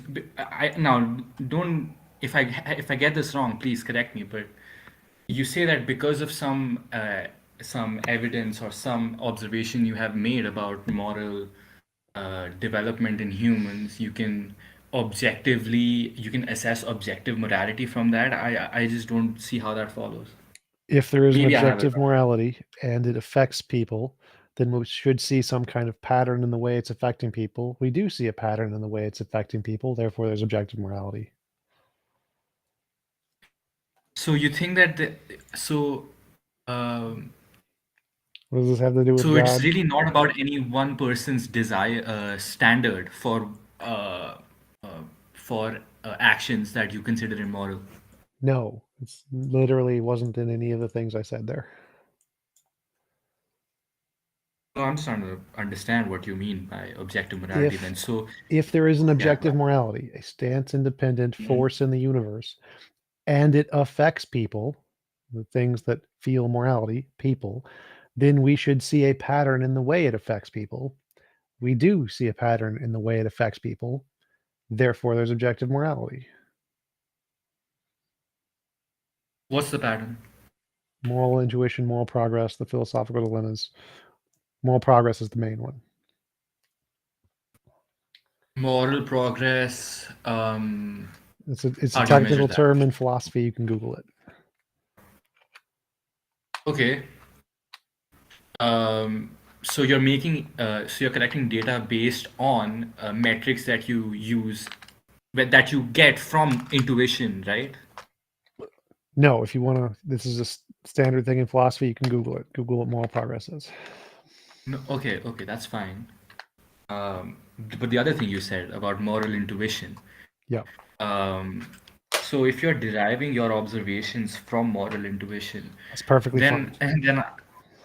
Yeah, that's fine. That's perfectly fine. But I just don't see how that's different from a preference, Your personal experience, whether it's direct experience through sight or direct experience through intuition, is still your personal experience, and you still get evidence from that. Either way, it makes no difference. Of course, but there's a difference between experience and intuition, right? No, those are both experiences. What matters is can you use that to make predictions? But again, this has nothing to do with a God. Can we move on to a God topic now? Yeah. I knew this was going to be not that important because I'm an atheist. Most academic philosophers are moral realists, and most academic philosophers are atheists. So most professional philosophers believe in moral realism. So go just Google moral realism, moral naturalism, learn the academic philosophy.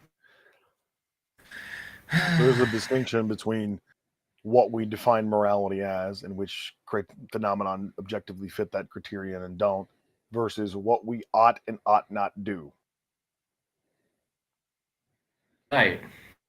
But everybody is going to derive what they ought and ought not do from the conditions they prefer to actualize. It just happens to be the case that because we're all human beings, we all experience stimuli kind of the same way, and we all generally desire a higher quality of life than a lower quality of life. And so we observe that we should behave in a way that's conducive to a higher quality of life, not doing things like murder, raping, and stealing. But morality works on a spectrum. He's talking about from the objective outside morality. in. It's easy to identify what is obviously immoral and obviously moral from the extremes of the spectrum. But the closer you get into the center, that's where disagreements come into play. It's the same thing with like health. Like nobody would deny that there's an objective reference to what is healthy and what is not healthy for the human body. Like it's objectively the case that it is not healthy for anybody to consume battery acid. But some people have different metabolisms allowing them to digest or eat certain foods. For instance, it's not unhealthy for me to consume dairy products in adulthood because I'm not lactose intolerant. It would be unhealthy for a person who's lactose intolerant to do that. So the closer you get into the spectrum, what is and isn't healthy, you get into that gray area. It's going to vary from person to person. But you go to the outside extremes, and it's not going to vary from person to person. Exercise is objectively healthy for everybody.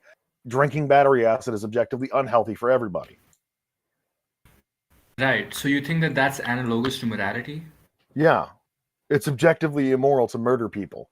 This is a behavior which is objectively, I don't have to agree or believe that it is deleterious to the promotion of a happy, healthy, cooperative, flourishing society for it to actually be deleterious to the promotion of a happy, healthy, cooperative, flourishing society. I'm talking about the earlier part. You were talking about how it varies from person to person. People have different metabolisms, right? And that's valid, you know. Right, and people are going to have different values in reality, and they're going to favor certain values over others. I favor free speech over people being comfortable in certain environments. Like, I believe that it's more imperative to defend people's right to say things, even if they upset you or you disagree with them. That's a great example because I probably disagree with you. A comfortable environment for people. Other people think it's more imperative to create a comfortable environment for people than it is to protect people's freedom of speech. And so we're going to argue and fight over that. So right, those things are going to be subjective. Those values are going to be subjective. But so is that analogous to outside morality? extremes are not going to be. Yeah, I understand. So, but I'm talking about the gray area part that you were talking about earlier. So, is this part also an analogous to morality? Yeah, it would be.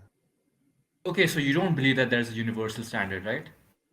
Well, a universal standard and moral realism aren't the same thing. These are entirely different words. No, we were talking about objective morality. TJump has a model for objective morality. Yeah, all that means is that there is a normative standard that we can appeal to, independent of human opinion or stance, that informs the way that we ought not behave in reality. I don't agree with that. I agree that if you establish a normative standard of morality, which phenomenon fit that criterion and which don't is going to be a matter of objectivity. If I define morality as that which promotes human well-being, health, or happiness, or diminishes unnecessary suffering or harm, well, according to that definition, murder is objectively immoral at that point. Okay, that's fair. So, I mean, I think I agree with you more than TJump, which I think you disagree with. Well, I mean, I have my nitpicks with moral realism when it comes to like oughts and duties. But that's a question of deontology, not ontology. Well, that's all I had.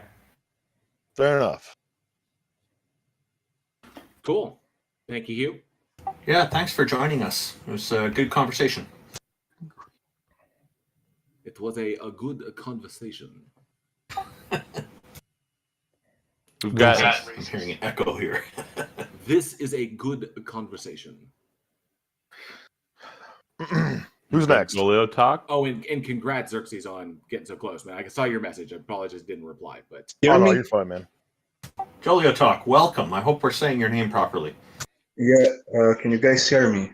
Yes, we can. What have you got for us today? Well, I do have a case for Christianity, but I think I would need some time to lay it out, right? Go for it. I don't know if. Do you think you could do in 2 minutes? Do you think 2 minutes could give us a quick overview? I don't think so. I think I would need like 5 minutes. well, how about this? So, Golia Talk, you're a Christian? Yeah, Okay, and are you any particular denomination or? I'm a Catholic. Okay, Catholic. Okay, great. So, what is the argument for the existence of your God?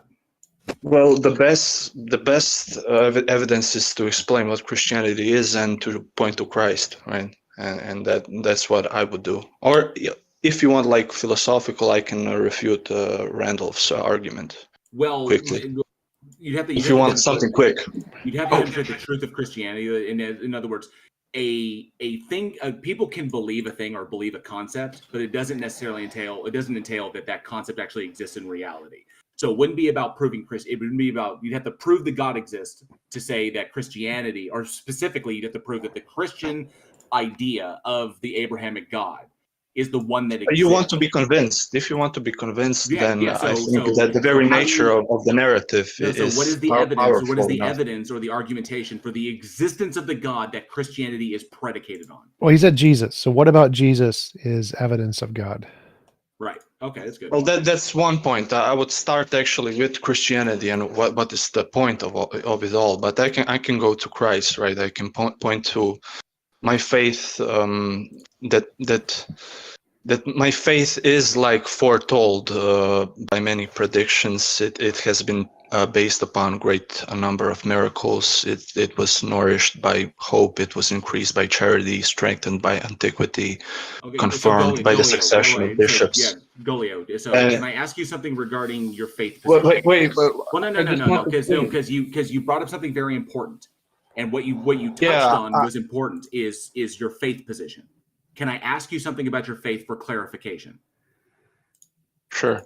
Okay, so regarding faith as a mechanism for determining what is true about reality, just real quick questions. It's just really easy yes or no questions. Can faith be misplaced in things? Yeah, sure.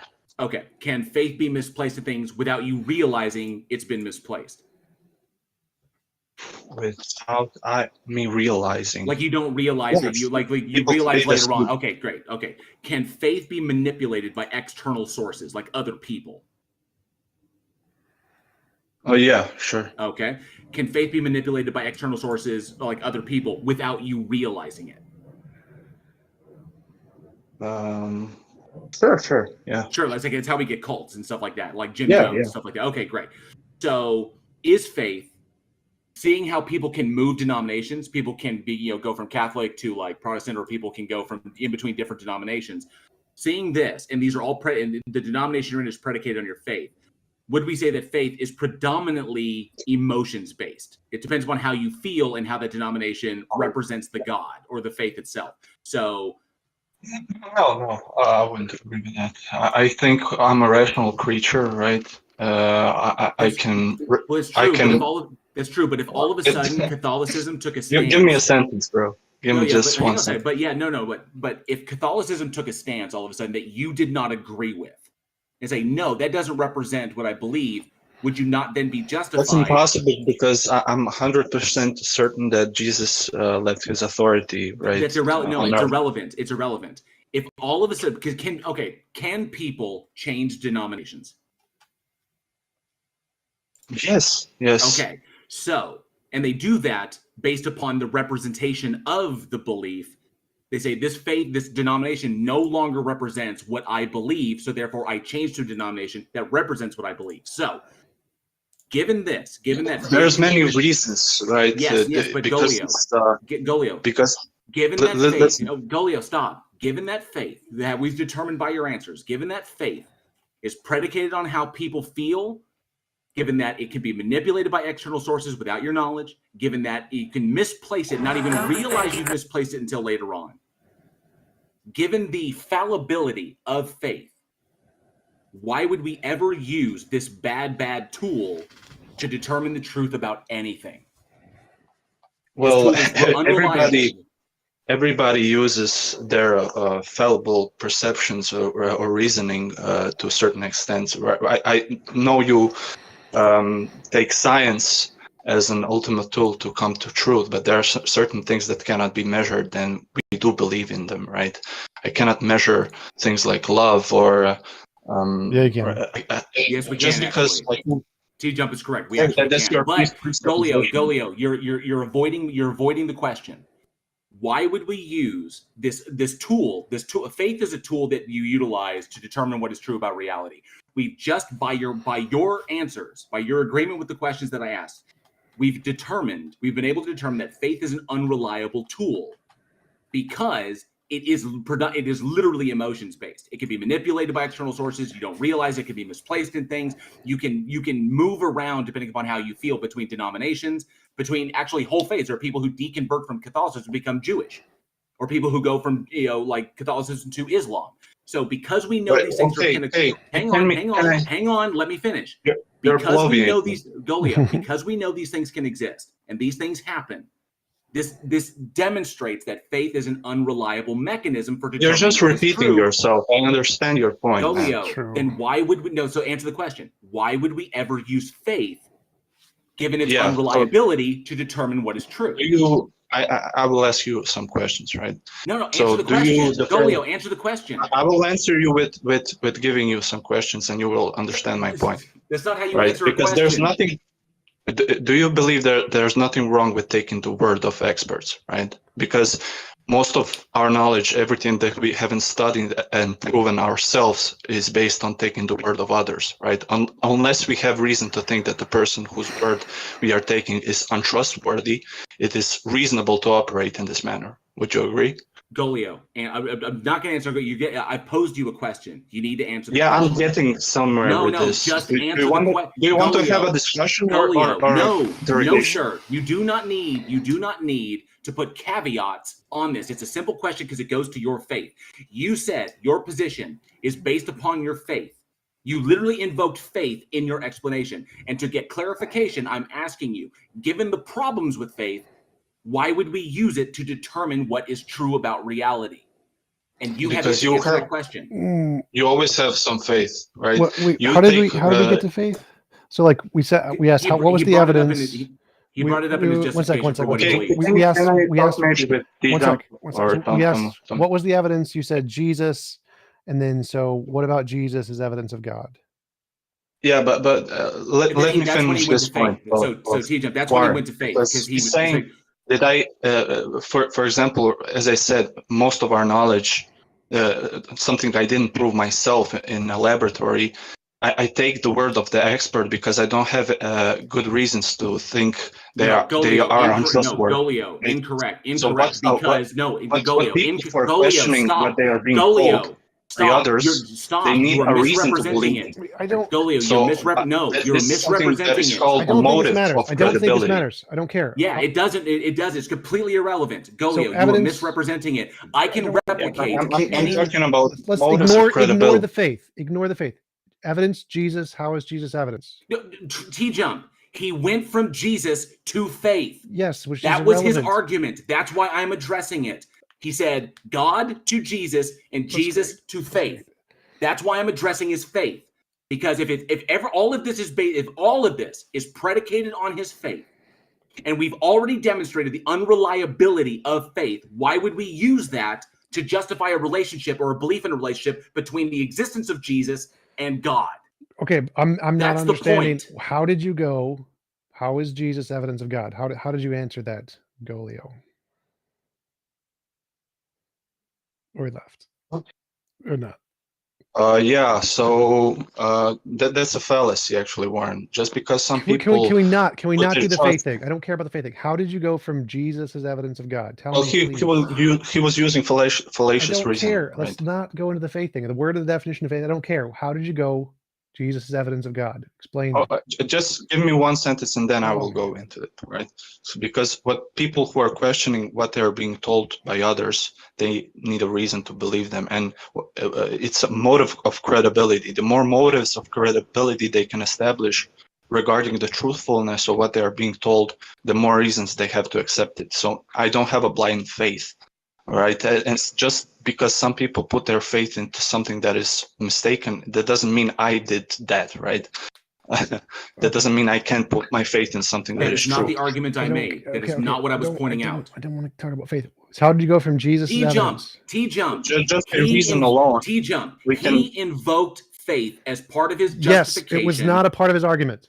So what is your argument? Yes, it was. No, it wasn't. Golio, how did you get from It Jesus? was. I heard him. Let's let him finish. My Let's let him live finish the chat argument. confirmed it. So Golio, how did No, you get I from said Jesus to God? my faith was foretold by predictions of the prophets. It has based on number of miracles. How is that and nourished evidence by of God? hope, increased by charity, strengthened Go back, antiquity. Golio. Stop with the first one. Your faith was foretold. What does that mean? How is this evidence? I don't understand. Okay, let me get my case out, right? Because I think by reason alone, we can recognize that the existence of the universe and humans do reflect God, but Christ reflects God totally and wholly and fully, right? And the reason I believe this, he said, "I'm the way, the truth, and the life." Okay, right? again, So I'm the lost. truth How was do you go from identified. Jesus is evidence of God? How is Jesus? Yeah, because truth. He said basically said the truth was identified with a person, right? Not a proposition. So we can recognize God in a person, right? So in Old Testament, we see Jesus achieved what Israel couldn't.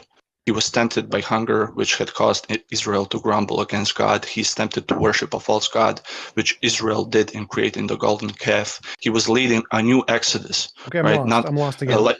There are stories in the Bible. I'm listing the things. I'm listing the things. I don't understand how point those things are the relevant. fullness of Christ. I don't understand. Fullness of God in Christ. I don't understand how any of the things you are listing is evidence of God. There are stories in the Bible. Yes, I agree. How does the fact that there are stories in the Bible indicate God? I'm just like let me give you this like a resume I don't need a Christ, resume. I need and then tell me conclusion. So this is the evidence, right? No, that's this the part is I'm the missing. I evidence. don't Because we are talking understand about how that is a evidence. person. Golio, I believe in a person. I don't understand how that is evidence. Like evidence is something that increases the probability a proposition is true. So we're looking at something that increases the probability God is real, and saying Jesus is a person does not do that. Well, you're cutting me out. Can I get the 2 minutes at least, maybe, Randolph?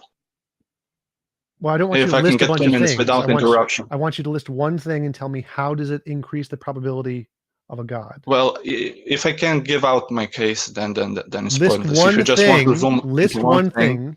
Tell me how it indicates the existence of a God. I want to give the resume. If I can't do it, give your best. Give your best. Your number one thing. Let's all give him the 2 minutes he needs, and let's hear the argument. Let's not. Let's so ask yeah, him to this give one kind thing. Okay. So this new Exodus, right? That Moses,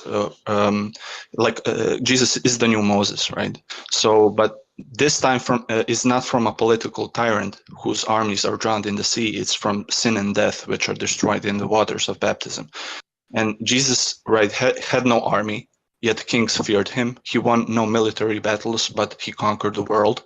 He committed no crime, yet he was crucified. How He does was a that prophet. indicate a God? How does He was a prophet before Moses, a priest I don't care. Stop listing He was things. an offering in the Stop place of listing Isaac. things. He was a king from the line of David. Stop. He was a now. wise Stop. counselor Oh my of God. Solomon. Stop. He was a beloved, rejected, exalted son of Talking Joseph. now. Sound like you're just railroading, Golio. He's the loftiest a dead idea. guy This is why can't you conquer never anything. give him 2 minutes. Personality and philosophy. Dude, you're just railroading. Oh my It's God. very hard to mute people on stage. Very difficult. Randolph, this is why you never give them 2 minutes. Make a single point. Do not let them get 2 minutes to spam nonsense. No, say no when they say that. Make a single point. So you have to explain how any one of the nonsense, gibberish, garbage you just said increases the probability of God. You said Jesus was the new Moses. So there's a made up book that's a bunch of bull crap that says of a made up character named Moses, and they're made up a story about Jesus, how he's similar to Moses in some kind of analogical sense. None of that bull crap is evidence of a God. So you need to show how the bull crap you just said somehow is evidence of God. He's still talking. If I could just add that we have no good So I can archaeological take you 2 evidence minutes. for a Moses, I wanted to talk to him about why he thought prophets are true. Jesus didn't conquer the world. He died and then didn't come Randall. back from the dead. Randolph, I can't get my 2 minutes. No, you cannot get your 2 minutes. Answer the question. So his incarnation touched and transformed time. Jesus No, Christ no, is the no, central you're not figure gonna, of you're history. not gonna keep going. You're He not gonna blesses the keep young. going. He cleanses the Get him lepers. out. He defends Get him the out. feeble. He Get him delivers the out. captives. Get He him the out. charge. Get him out. He Get him out. Kick him off the stage. He's done. He's done. But he died. He didn't come back to life. Like, your goal was to prove one of those things and tie it to a god. Give us good evidence of a deity. Next So when it comes into it, everything he was asserting, whether or not he gish gouged or not, or was one point, all of it was predicated on what he said earlier, that it is a faith-based position, that he utilizes his faith in order to That's not what he justify said. these claims. That's not what he said. Yes, he did say that. No, he didn't, JL. What he said Yes, was he that, did. No, he didn't. Everyone no, in he my didn't, live JL. chat verified it. No, JL, what he said was that his faith was predicted by the Bible. That's what he said. Which is a faith-based claim. No, it's not. He didn't claim faith was his justification. He said his faith was predicted by the Bible. Predictions are But fine. So faith was just irrelevant to his argument here. I'm not doing this argument with you here on the stage. Okay, so let's move on to the next person. Cool. We're pulling up the next one. We've got Aaron Yes, who had an argument they would like to present. Hey guys, can you hear me? Sort of. Okay. You're very Your muffled. mic is really muffled, bro. Yeah, coming in kind of wonky. It's good now. Still muffled. Yeah. Okay, so I have one question and an argument. Is he breaking up to everybody else? Oh, yeah, he's that's roboting. very hard to understand. Yeah, Aaron, yes, maybe you have some other windows open in your browser. You can close them and we can hear your sound better after that. Okay, one second. Maybe my Okay, good yeah, friend good. Bubblegum could come up here and ask us what's the transitional form between a Dalmatian and a gray wolf. It's a Chihuahua. Every single dog in between that led to it Yeah. genetically. I don't know if any of you watched the video that I posted, but I had this debate with this guy named Bubblegum, and he made that point, and I was flabbergasted. Like, who comes up with that? They're the same thing. They're just weirder looking. Yes, just yay, evolutionary pressures. I think Aaron yes needs to check his connection and check his setup. What's the before- transitional We're gonna form go to the between next a one, human Aaron, being yes. and a Mexican or a Caucasian? I think you did well in that, King Xerxes. I'm not sure if I saw that particular one, but I saw some of your stuff already. Wait, was the question the difference between a Dalmatian and a wolf? The transitional No, form? he wanted an intermediate form, but he didn't specify what kind of intermediate species, genus, taxa, whatever, clade. He said he wanted an intermediate, just full stop, intermediate between a Dalmatian and a gray wolf. Well, very specifically, Bubble has a weird view. I guess all young Earth creationists do, but he does not think that dogs came from wolves. And just to clarify for our audience, we're talking about Bubblegum Gun, right? Yeah, the guy that was in my YouTube video, he thinks that every single domesticated breed of dog all existed as they were from the beginning of time, I guess. Even the ones that have only existed in the last, 30 years, like the ones we've literally created ourselves in real time, like the Labradoodle and the Breyer Terrier. But they're mixed dogs, apparently, as if though not every single dog in the world is mixed. So he kept asking me for what's the name of the dog that is the He's probably looking in-between for of the Dalmatian and the common gray wolf. ancestor. He's probably looking for a common Yeah, ancestor. He just didn't know the word. Well, I mean, if he's looking for the common ancestor of all wolves and dogs, it would be some basal caniform, is what it would be, like a nymphorid or something like that. Yeah, but that's but not what he was asking for. He wanted the in-between of the gray wolf and the Dalmatian. But I knew that the technically- moment that I gave him something like a pointer or a Great Dane or a retriever, then he would want the in-between between that and the gray wolf and that and the Dalmatian. And it's just this ever-receding loop because they're never satisfied. It's a gotcha question. It's not serious. Yeah, I just thought it would be literally funny. the transitional form is every single dog in the genetic line between that wolf and that is the transitional form. Every single one of them. Does he just take artificial selection and throw it out the window? Probably. He doesn't believe in any of that stuff, apparently. I think he was just being a troll, but I'm not sure. Okay. But it was funny. It was definitely the most amusing conversation I've ever had with a young Earth creationist. So what's up, Dr. Katz? Hey, Dr. Katz, welcome. Thank you for waiting for a moment there. Looks like you have an injury. Hope you're doing okay. What have you got for us, Dr. Katz? I think he just has a bandana with a do-rag on. This is just a weird moment for me because I used to have a Dr. Katz as a GP, but I'm hoping this is definitely a different one. You might need to. Okay, I'm going to move you to audience. You might need to exit out of Discord real quick and relaunch it. We've got Health Coach up next. If Dr. Katz, you come back up and put yourself in queue, we'll pull you right back up, though. Hello, Health Coach, with a unicorn symbol. How are you today? What have you got for us? Hello, I'm good. How are y'all doing? Great to hear your voice. What have you got for us? So, yeah, I'm not good at debating or anything, so I'm not really going to debate, but I just want to know y'all's take on, because like how technology has advanced and we have like Xbox Live and live streaming and stuff. So I was just wondering, like, I watch a lot of like YouTube paranormal stuff, and there's a lot of people who like catch ghosts and like apparitions on their lives. Like they can't edit the videos or anything. Like it's real stuff. So I just want to know what your take is on like these videos on YouTube where it's like they catch a ghost or something. I think what will be very helpful to you is to look up James Randi and look at a lot of his works. He passed away recently, but he used to be a magician, and he ended up promoting skepticism, and he revealed how all these kinds of things can be easily refuted, and it's very enlightening, very interesting, highly educational. I highly recommend it. I think that'll help. A lot of this paranormal stuff is just people's pattern matching imaginations going wild, and they're thinking it's a lot more than what's really going on. Well, and just to add in that what they do with magic is what I think they're doing a lot in these videos, which is what I would priming, is that there's something like they show you a deck of cards and they say this is a normal deck of cards, and they say that because it's 100% not a normal deck of cards.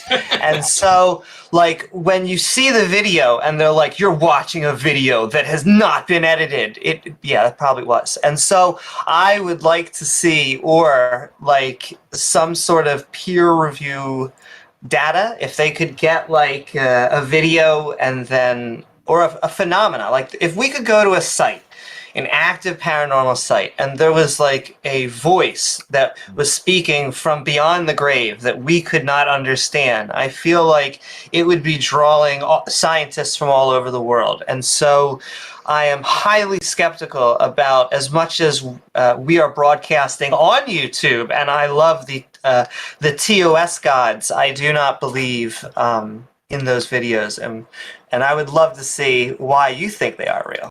And just so you know, James Randi's name is spelled James, last name Randi. It's an unusual spelling of Randy. And Health Coach on my channel, I actually do live streams where we'll pull up videos that people say that are like videos of paranormal or stuff like this, and break down, because I'm a filmmaker because it's what I do aside from this is part of my job, and understanding photography, understanding filmmaking, and understanding how digital information is compressed in hard drives like this. I will go through and I'll actually debunk. We'll actually review like supposed videos of this, and we're able to debunk and explain why exactly these things are occurring.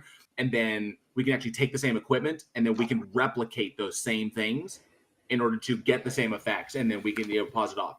There's also a problem with people that when they watch these things, they're inclined to believe they're already kind of, like Amy brought up, primed. So they already believe that these things could potentially exist. So then when they see these things, they view them through the lens of their prior held beliefs. So it's just kind of confirmation bias in that respect. So they look and say, oh, I believe ghosts exist. Someone shows me a video of what is actually compression overlay errors or artifacts in a digital, like, security camera, and say, oh, it's a ghost. Ghosts exist. No, it's not. It's that, but you believed it was ghosts because you already believed that ghosts existed. Yeah, definitely look at J.L. Warren's works as well. He's more up to date, more modern, because he's covering current stuff as well. If it was real and they could actually capture ghosts, they'd be millionaires. Because you'd just be able to capture ghosts, find a new thing in science, and make millions of dollars. It's fake. Well, it's all fake. They can still be millionaires. Just go watch Ghost Hunters or Ghost Hunters International, and just watch all the ghosts they're not catching and still making money off people. Sorry, Health Coach, you had a question. Oh, I was just gonna ask. So that's J.L. Warren on YouTube. Yes. My It's just channel, J.L. Warren. His channel comes up as Bridge the Divide. Yeah. YouTube.com/JL Warren, and my channel is Bridge the Divide. Also, I have to take one more pot shot. Oh, okay. If ghosts were real, they would be on the Science Channel, not the History Channel. I ain't scared of no ghosts. It's the History Channel. Hello, you learned that in school. Come on. I thought the History Channel was aliens. Yeah, we're gonna knock ancient aliens now. Come on. So Health Coach, just to clarify, what you've been asking about brought us into the realm of skepticism. It is true that many atheists are skeptics and critical thinkers, but there are also many atheists who aren't. I just wanted you to be aware of that. So skepticism and critical thinking, it's great that you're asking questions, and definitely look into these fields. I think you'll find it very useful as a tool to get through life with these things, because there are a lot of charlatans out there who can present eloquently and present things very convincingly. And so this is why critical thinking is so important. Yeah, that's so true. And yeah, because I get confused because it's like they're saying it's a live stream, it's a live TikTok, or it's a live Xbox, and then they have like sensors, and then you see like a figure or something. So I get confused. Like, what do I believe? Can I also say there's two techniques out there, not necessarily with ghosts, but just with readings and talking beyond the dead, which is cold reading and hot reading. And sometimes they use both. Sometimes it's just cold reading. It's people going out into the audience and saying, oh man, I feel like someone in their life has had a grandma pass away. Someone here had a grandma, and chances are, like, someone with a grandma, and already you're in. A hot reading is when someone actually sits there with a microphone, or sits behind the stage, or has someone on the end that is actually feeding information, manipulating the person, or doing something. And a lot of times both of these techniques are employed on people, and it feels completely normal, natural, dare I say even supernatural in the moment, until you look in hindsight. And Health Coach, to address what you were talking about, like when they're doing live things and they watch through the monitor and they can see like it constructs like the stick figures that looks like somebody's there. Is that what you're talking about? Yeah, stuff like that. Yeah. Right. Okay, so that technology, that actual monitor, or that program that does that, it's a very specific program. I can't remember if it's not like a PVS or something like that. I can't remember the name of it. But the Xbox itself, the Xbox Connect, utilizes some of this similar program. So essentially, the problem is that thing picks up all kinds of stuff in the environment, and it can pick up dust. It can pick up other things that you may not see with the naked eye, especially in a dark environment, that you wouldn't be able to see, that it interprets to be objects, which is sometimes you get stick figures that have like 3 arms or like 3 legs or 2 heads. So it can happen sometimes, but there's not actually a figure there. Or it's manipulated, and there's somebody there, but you can't see them. But the program, the computer is picking it up and interpreting it and giving you kind of a lattice work of a person there. So, and can I add one more thing too? What about dolls? Because there's like a lot more videos now with like haunted dolls, like people are catching on video because like they're having like cameras rolling all night and then the dolls moving. How do you guys explain that? Those could be easily animatronics. And yeah, it's a string. You put a string on it, and you can pull the string. It makes it move. Bingo. Yeah, marionettes, puppets, animatronics. There's all kinds of ways to like simulate that. When they have, when they have a video of a doll like getting up, walking around the room, like maybe picking stuff up and doing stuff like that, then I'll be shocked. But it's always just like a head turn or like a shift adjustment, something that you can do that's really, really subtle. Health coach, you're Okay, got it. And you're yeah, questioning so much. It's good. Keep doing that. Anybody tells you shouldn't question something, take it as a red flag. I mean, health coach, have you ever seen a yes, magic for show sure. or a street performer? Yes. When they show you their trick, Uh, do you just automatically assume they have magic powers, or do you assume that you've been tricked? You just don't know what the trick is. I know it's like a trick. Like I know there's certain tricks. Yeah.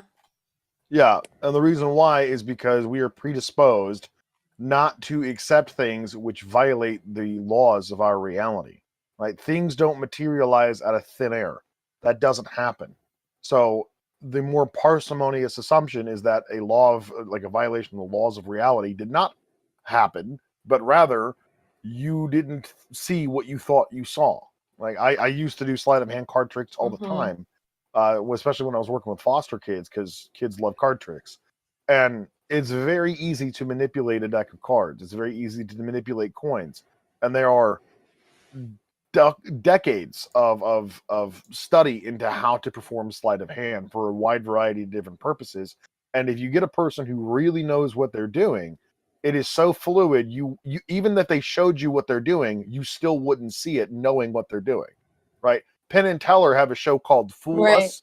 These guys have been magicians for like 40 years. They still get fooled even when they know how the person is doing the trick because they're doing it so well. They also have a show called Bullshit, which is That makes really, sense. really good. The slogan "Trust but verify" Okay. is an important one. Right. Yeah. Thank you, health And coach. then, so if I find a Go ahead. oh, Go ahead. sorry, y'all. No, you go ahead. okay, You have a question. so Go ahead. sorry, there's an echo. But Not anymore. so if I find a good, compelling ghost video, can I send it to you, JL Warren, and then you have to debunk it or something? 100%. Absolutely. I would invite you to do that. Send it to me Anything too. you got. JL Okay. Warren I is literally like, have a cryptid as my profile picture. Send it to me too. So this help. guy, he Taco, does like okay. horror stuff all the time. He knows how the tricks are done.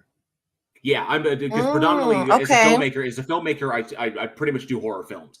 So like doing stuff like in camera effects, out of Nice. camera I effects, love horror. practical stuff. I'm well aware of it just because I'm a student of all the makeup artists and practical effects artists across the board. So, and I work with these people on the regular. Oh my So gosh, it's that's a really awesome. it's a really awesome deal just to see how they do this stuff and how they pull it off. But it's essentially the same thing.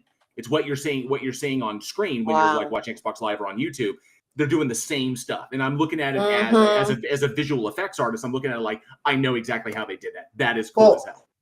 I have a good rule of thumb that I got from someone else, and that is the people that tell you that magic is real are full of shit, and the people who are just saying that it's magic, those are the people who you should believe. But like, if you listen to intention when it comes to these people, when they're saying, look, we found a ghost, we're uploading it onto our YouTube channel, once again, I'm happy for it, or on their Instagram, or whatever form of social media.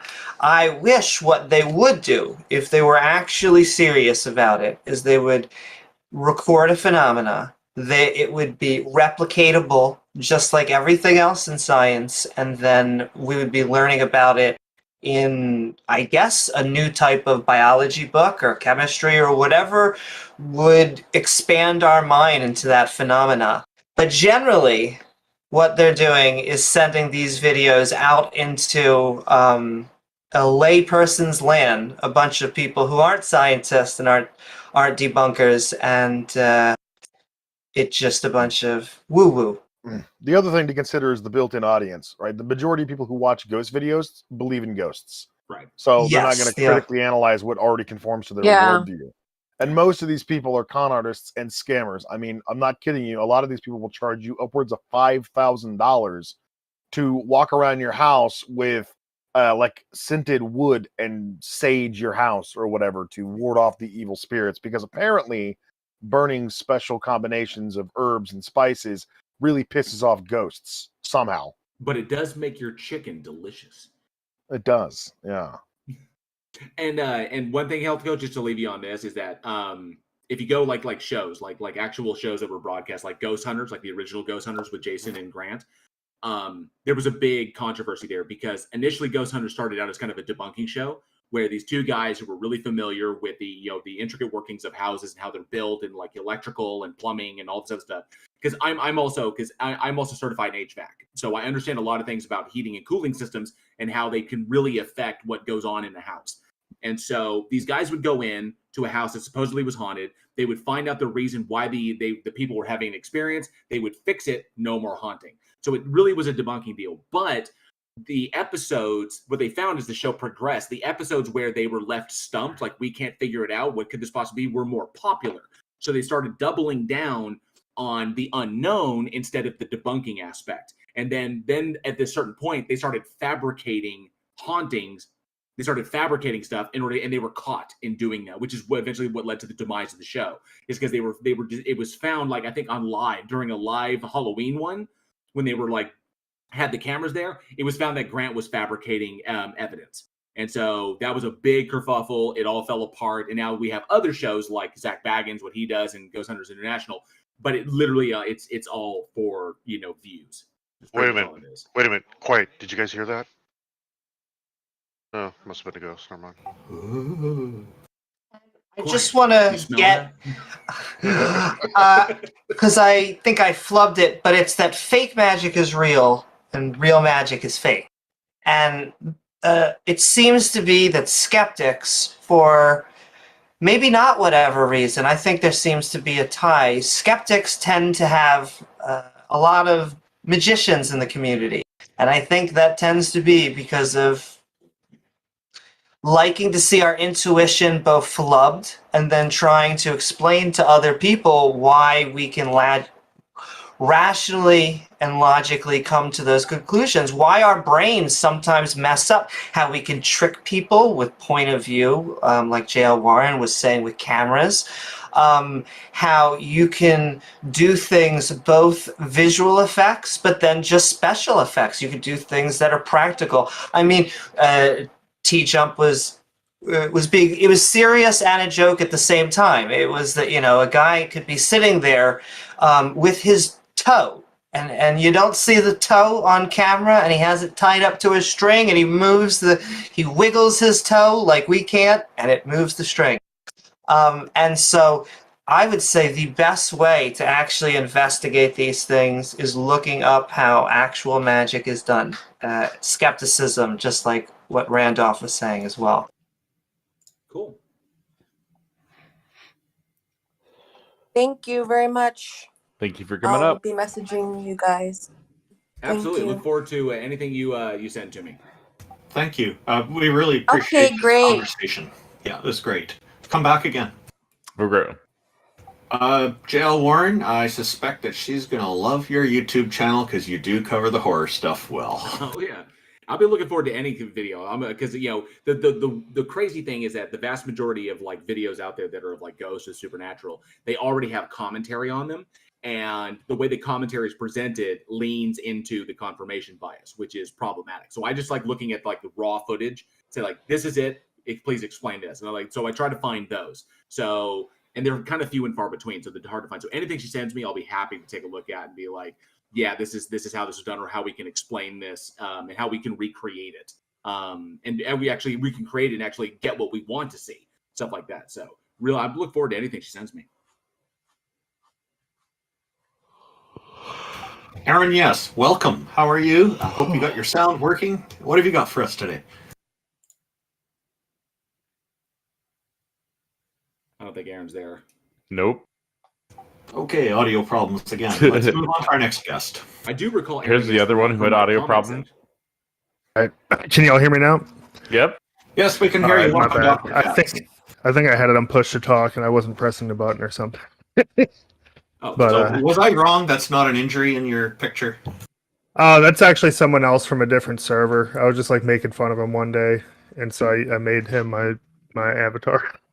I think he had an injury though. I didn't notice that until you pointed it out. It's a bandana with a do-rag over it, right? It's like a bandana, and it looks like there's a Band-Aid over the bandana. I can't tell though. I never asked him. Give So us arguments the back of for it. God. Thinking it's a That's do-rag. funny. Arguments for God. That's probably a cigar. I think we can all agree on that. God, Me too, God, it's a God do-rag. arguments. Yeah, you're probably right. God arguments. All right. Anyway, let's stay on topic. I guess I'll try to keep it short for y'all, because I know y'all have a long day. But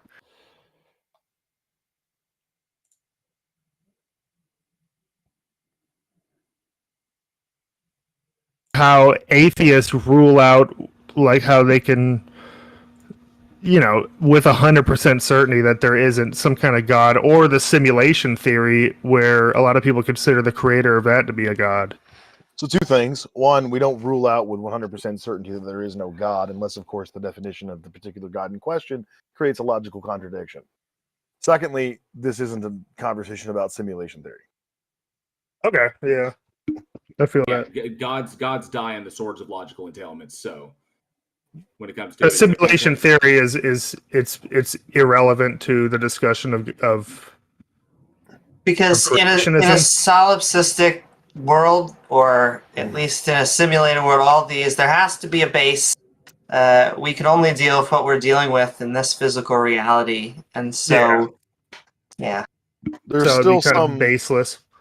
There's still some like extant even if there's like a simulation, there's still an extant reality, and all the ontological questions we ask about the present reality would apply to this extant reality. So unless we're like within a simulation, ad infinitum, none of the questions or like get answered. even interdimensional, or Most of these sorts of like obviously not human. simulation or brain in a vat ideas are just really weird philosophical tools that certain people will latch onto because they think it makes them sound clever in arguments, but in reality it's just the game that children play. When I was 9 years old, I discovered the solipsistic inquiry of prove it. No matter how obvious or self-evident the claim, prove it would be my response. Oh I would yeah, ask my friends. Obviously, that's really common with religious people. Yeah. So it's just what's not a your functional way of going about and investigating the world in a way to like synthesize it in a view of yourself in a way that's useful. Anyway, it's not. There's no meaning to it. It's just argumentative combatants. What was your question Okay, so again? atheists. Well, I was just wondering if an atheist could actually infer with 100% certainty that there wasn't some kind of a creator of the universe, I guess. No, we can't. Yeah, well, some kind of a Essentially- creator of the universe isn't well defined enough for us to evaluate it. Wait, if you're wait, talking yeah. about a specific God, like the Christian God, for instance, I will tell you with 100% certainty that God doesn't exist. Yeah, definitely. I mean, they obviously ripped. It's like science fiction. They just ripped off other books. Dr. But the phrases like some creator of the universe, what does that even mean? Like, yeah, the world's here, but I don't know that it was created. And even if there is some creator, I would wonder about the source of it, infinite regress and so on. That doesn't imply anything to me. Back to the mystery. Oh yeah, because where did the creator come from? And then that. I mean, if you want to, if you want a more in-depth discussion on this, my YouTube channel is in my bio. You can go watch this video I recently published called "God Doesn't Explain Anything," wherein I go through and I highlight the fact that God, as an explanation for anything, is fundamentally useless, and it doesn't actually solve any of the epistemic problems that people think that it does. Yeah, I think the chances of it being a thing would be so tiny, it's not even worth talking about, really. It also isn't a coherent concept to me. Just because it's not coherent doesn't mean that it's not true. However, we don't see minds, beings, agents creating natural phenomena. Yeah, that's true. What would it would be a baseless thing. How could a thing be simultaneously incoherent and true? Oh no, I'm saying I think it's not true, and so I would say that it's both incoherent and not true. But I guess I haven't been able to seen an angle, or maybe there hasn't been evidence that I've come across that will change my mind. But I'm actually convinced that the gods, most of the gods we get presented with, don't exist. I wouldn't say 100% certainty though. So the answer to your thing is question is incoherent. no. No, we can't have 100% certainty. We don't need 100% certainty. Did you have like an argument or evidence for God or something? No, not really. I just wanted to say that really quick. Okay. Well, thank you. But y'all have a good day, though. You too. Yeah, I appreciate y'all. I just to answer your question, probably would apply not necessarily to all atheists, because some are not going to be able to come up with a certainty in their response. But yeah, it was a great question. Thank you very much. And I just want to say once again bye to the Dr. Katz, who I assume wasn't my general practitioner from a decade ago. Islamic Space Program from out of this world. Thank you for joining us. How are you? No. Oh my God, no! Please, fucking no. No, it's fine. I'm going to do a great job. I'm going to I'm add just- value to Doobie's empire. What's your argument? Go. Jesus Christ. Does God exist? I was talking to a friend of mine about this earlier, and either there's a creator or it's infinite regression. So No. you have to make. Well, it seems. I mean, those are the two choices. Well, actually, so just it'd be a creator or no creator. It'd be there is a infinite regress or there is no infinite regress. Those are two true Either dichotomies. the system of nature or the laws of nature, this system that we can observe, this material system that we can understand and see and measure and everything else. What created that? That's the biggest question of all. So my question to you, Islamic Space Program, is you're giving us a limited number of options here. A creator or no creator. Is there a reason that you are excluding or not mentioning the possibility of multiple creators working as a group? Well, I mean, I guess the pagans got that. I mean, it's the sum of all of their powers equals, the total power of creation, I guess. Sure. So what are you advocating for? You for a single creator or a group of multiple creators? Well, I mean, I have to make a decision, and if Aristotle's compelling, how can I prove it? And within that physical realm, no evidence. There's no evidence that's going to convince you guys. I've listened to you for so let's go back. 40 minutes now. now. Let's go back. So So you made a point there that you don't know, and we have the same problem that we're having doubts as well. Yeah, I wanted to get back on topic here. So the conversation is over. God doesn't exist to you guys. That's it. Stop. So the first thing you said was wrong. There's infinite regress is a possibility, but there could also be a necessary natural thing. Infinite regress. Infinite semi-regressive and semi-firm. It's either absolute or it's in constant regression. Stop. So God. There could be a designer like a god. You're used to interrupting people and winning. I understand that. Oh my God. So there could be a Yeah, god. 6v1 Oh my here. God. Shut up. There could be a god who created the universe. There could be a necessary natural thing that created the universe, not a creator. Or there could be an infinite regress. All those are possible. What is your argument? Because you didn't get to your argument. Your first statement was just wrong. So what is your argument? Or you can just leave. That's fine too. You caught him in the false dichotomy. Is where it is. Well, no.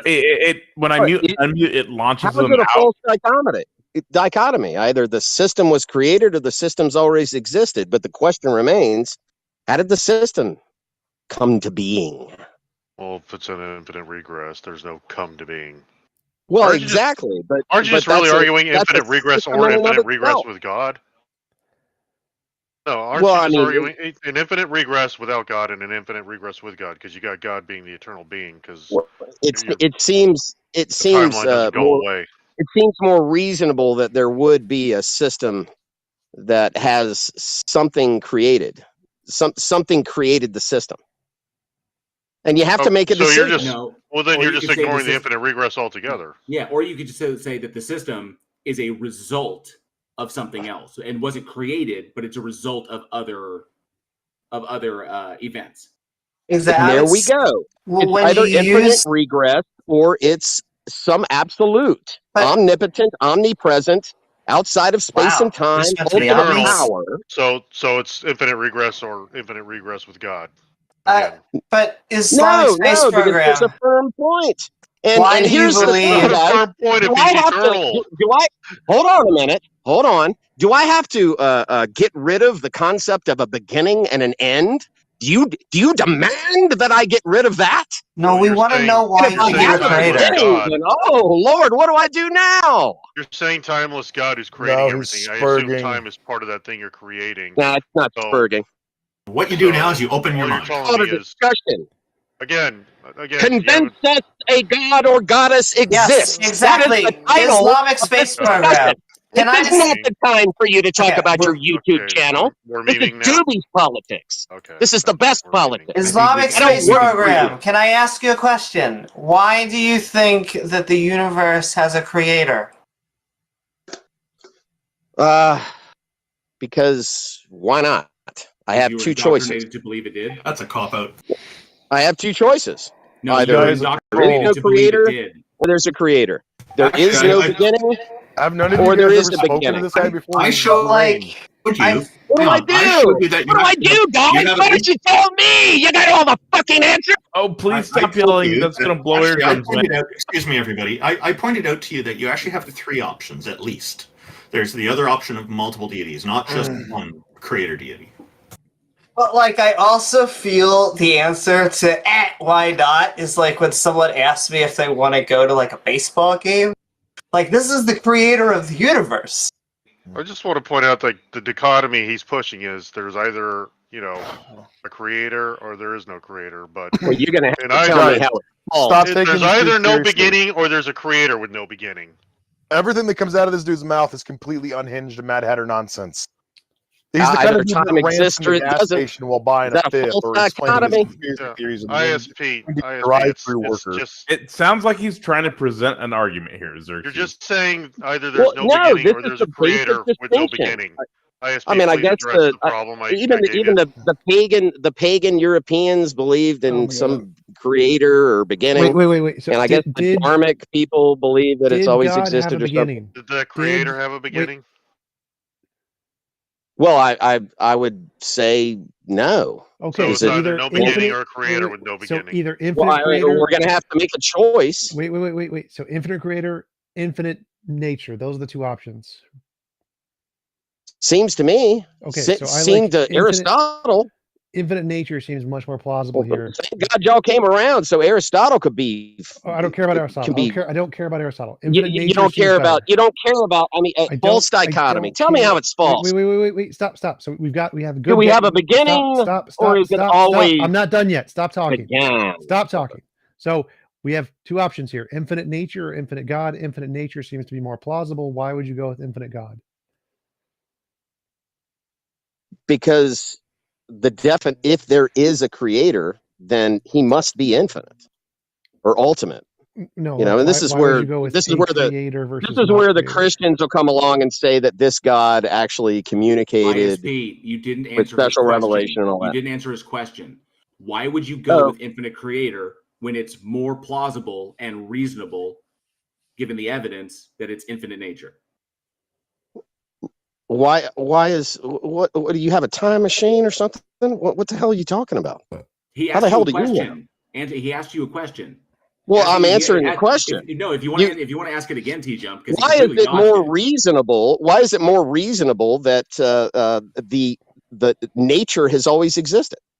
Because why is it more reasonable that nature and the order established in it was not created? Why is that? Why is that more reasonable? Because order would have to be the same whether there's a God who has order or nature who has order. But all the evidence we have seems to indicate that the further down we go is just more nature and no God. And there's no evidence that minds can exist outside of space-time. There's no evidence intentionality can exist outside of space-time. So to say that there's a creator or designer who created the universe is about as reasonable to say there's a magical pineapple. Oh, like a conscious designer, that has a beard and everything and loves you and everything. Like there is no Is that what evidence you're of talking about? any kind of creator, any kind of mind, any kind of intentionality outside of space-time. There is evidence for nature outside of space-time. Quantum fields. We got quantum fields, lots of evidence of quantum fields. So infinite nature is more evidence. Quantum fields. Wait, hold up, don't interrupt. So infinite Yeah, nature. that's why I'm gonna stop get it. talking. There's more evidence for infinite nature than there is for infinite creator. Therefore, it's only rational to go with the infinite nature. Why would you go with the creator? Infinite creator, it is. I guess the Beatles were correct to go to Tibet. Okay, that doesn't answer what Islamic I said. Space Program.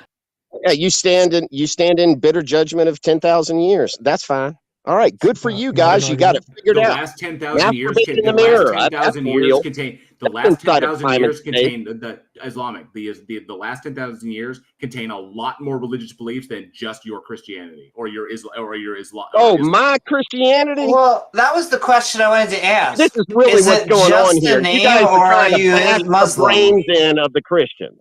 I'm not a Christian. No, don't clutch your pearls, man. Come on, it's too late Yeah, to be crying. and also, well, is there a speaking of creator or is crying, there not? You guys say there isn't. Good for you. Move to India, shit in the fucking street. ISP, I'm That's on your fine. side. I think there's I a God. remember- Oh, man, he's angry. That was a little much.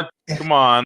Take your ball and go But home. yeah, I wanted. He at one point he's like, you sit here and you listen for all these arguments, and you're still not convinced. I wish he had also picked out of all of the theists that have gone on, which was his favorite argument that he thought would have convinced us of God. He's not a Muslim. He's just been running that Well, troll ever since. if I've it's known the not guy that- since his days on Grindr. Trust me. Oh my!